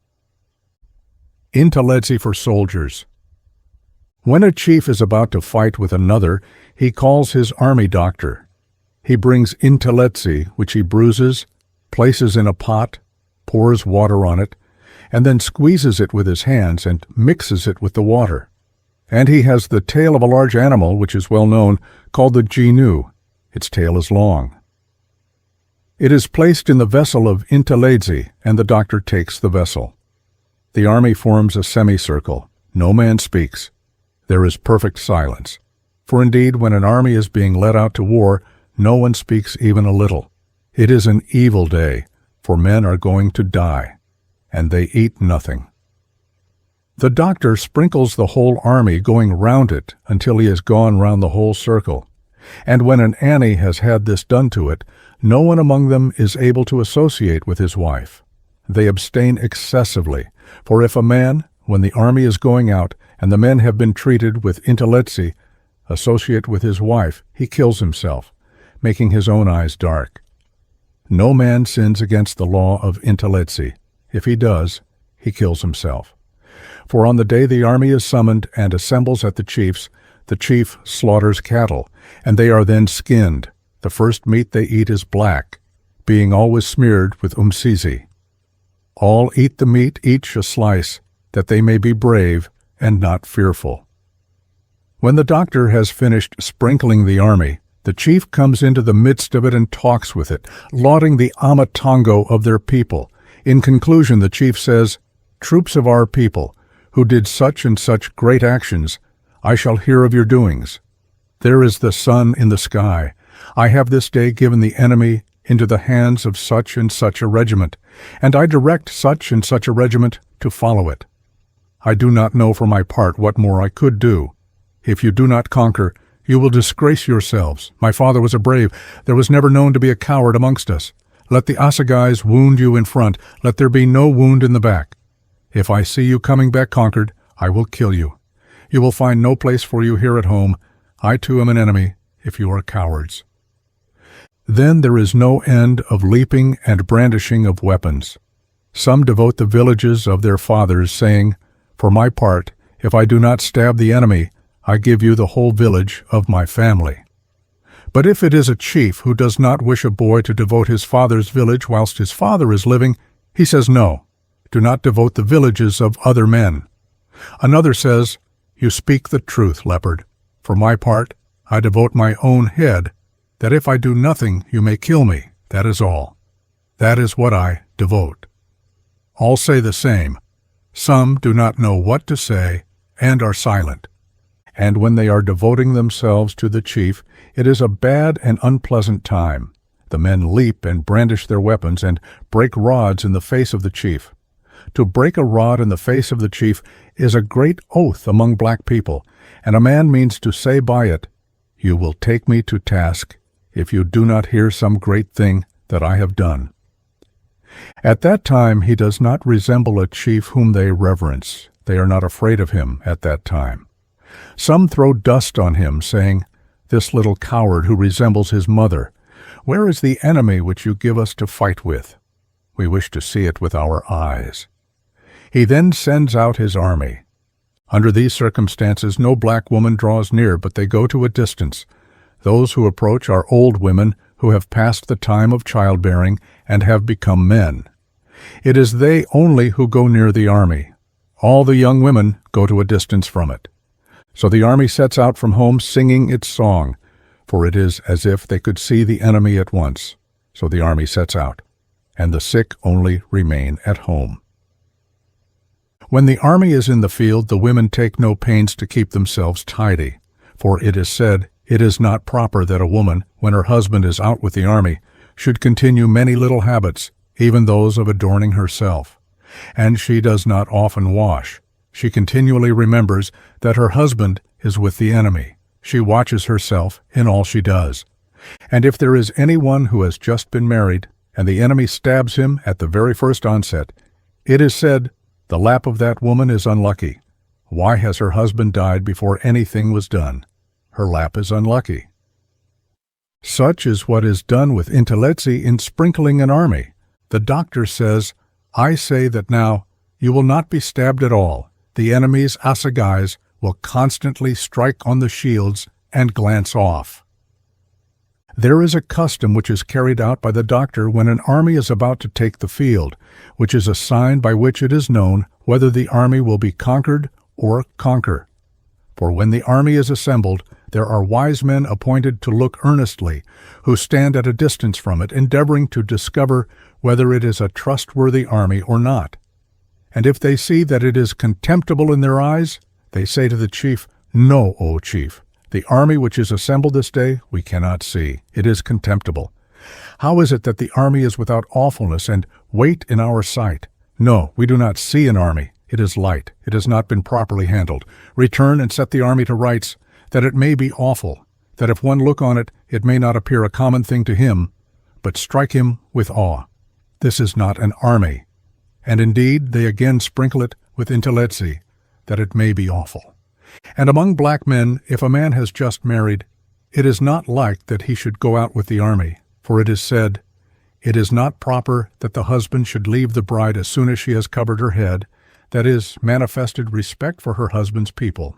He was not allowed to go out with the army, because it was said, 'The enemy quickly stabs the man who has made his bride cover her head.' Therefore, some man, perhaps his father, tells him secretly not to go, but to stay at home. But that custom ceased among the Amazulu, for it was not wished that any of the soldiers should marry. All were commanded not to marry, that they might not be afraid. It used to be so amongst us, and we were afraid for one to go out with the army, leaving his young wife behind. Marriage was given up, because it was said, 'Oh no,' for men will say, 'A man who has a young bride will be afraid because he loves his wife rather than bravery.' But there is now no longer the custom amongst us, but there is still this custom. If a woman is pregnant, it is said, even though a man is a water doctor, it is proper that he should abstain from going into the water, for it is said he will be quickly carried away by the water if his wife is pregnant. The bird doctor. There is a remarkable account of a man who was doctor of those birds which eat the corn. For at the time of the blossoming of the amabele, when the grain begins to set, it is diligently watched, and watchhouses are built for the purpose of watching the birds, and people arise whilst it is still very early in the morning, and return at sunset. When it is dark, the birds go to their roosts. When the grain begins to appear, a doctor is called, for the people see that even early rising is of no use, since the birds sleep in the midst of the garden, and never quit it at the time of the setting of the grain. The wife and husband no longer love one another, for when the birds are numerous, they separate lovers, and there is no time for sitting in one place, that the people may talk about the news. If the husband does not watch, and the wife alone is harassed, the husband does not associate with his wife, for she no longer cooks food. If the husband asks for food, the wife says, "As for you, forsooth, do you eat food? For see, there are those little beasts destroying it in this way. When can I find time to look for food if I am harassed in this way? Do the birds allow me to have any time? Since it is well, if at noon they just leave off eating for a little while, can a person then find time to go and seek food for himself?" At that time, if the husband does not go out to help his wife, he gets thin, for he cannot get any food anywhere if he has but one wife. And the husbands, although at first they stay at home, yet because of hunger and the anger of their wives, who are harassed by the birds and have now bleeding hearts, at length go out to assist the women against the enemy which is fighting with them. And then the woman leaves her husband in the garden and goes to seek for food in a small garden plot which is more forward than the rest. And then they eat food. And the men return home with their arms swollen with throwing stones at the birds from earliest dawn to sunset, the birds not leaving off eating for a little time. At length the men go to the chief of the village and say, "Oh, dear sir, what do you mean by remaining silent? For you see clearly that we are dying of want, and the cows are no longer milked for our children, for the people are taken captive by the birds." And so the chief of the village remembers a doctor whom he knows is skillful to prevent birds from entering the garden and says, "Go and call so-and-so to come here today to help me, for I am devoured by little beasts." And indeed, when the doctor comes, he brings with him bundles of dried and green medicines and a snake which is called ukokoti, with which birds are kept out of the garden. The doctor demands a herd of cattle, saying, "Point out my bullock to me." The chief of the village says, "Do you think if you cause my children to come home that it will be possible for me to be excelled by you? How great are you? Destroy the birds which are in the garden, and I will give you a bullock. There will be no disputing when you have taken away the birds."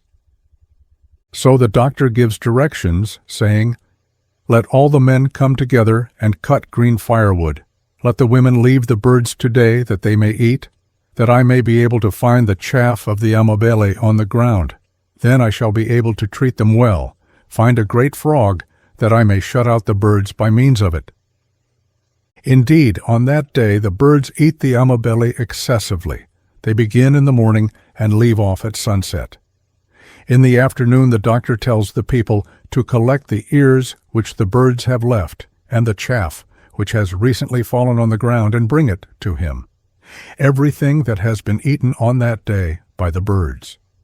And it is all collected and ground. A frog is found and stuffed till it is like a stuffed sack. And the same is done to all IZINYANGA. And then all is buried together, and a fire is kindled on the top, and a huge fireplace is made, and the fire is kept up all night until morning. The doctor says, "Watch the birds tomorrow and the day after, and see what they do, and then leave them alone. Then you will see that I am a doctor." And indeed so it is. They watch them earnestly. The doctor tells them not to let the fire go out, but to keep it up day and night, until the birds are conquered, and not to put it out until the amabele is ripe. The fire is not made near the garden, but is placed at a little distance from it. And the doctor says, "I say that you may be satisfied with me. You will go home. The birds are conquered. When you see them begin to come and sit by the fire, then you will know that I am about to conquer them. When you drive them away, you shall say, 'Die, die, umbalana, die, thloko, thloko.'" He says further, "Do you watch yourselves for my sake? Let no man of you go to his house. It is proper that you should guard your heart for my sake. Then you will see my skill." And having shut out the birds for 2 days, on the third they wash, the doctor having given them intelletsi to wash with. They go to the river to wash.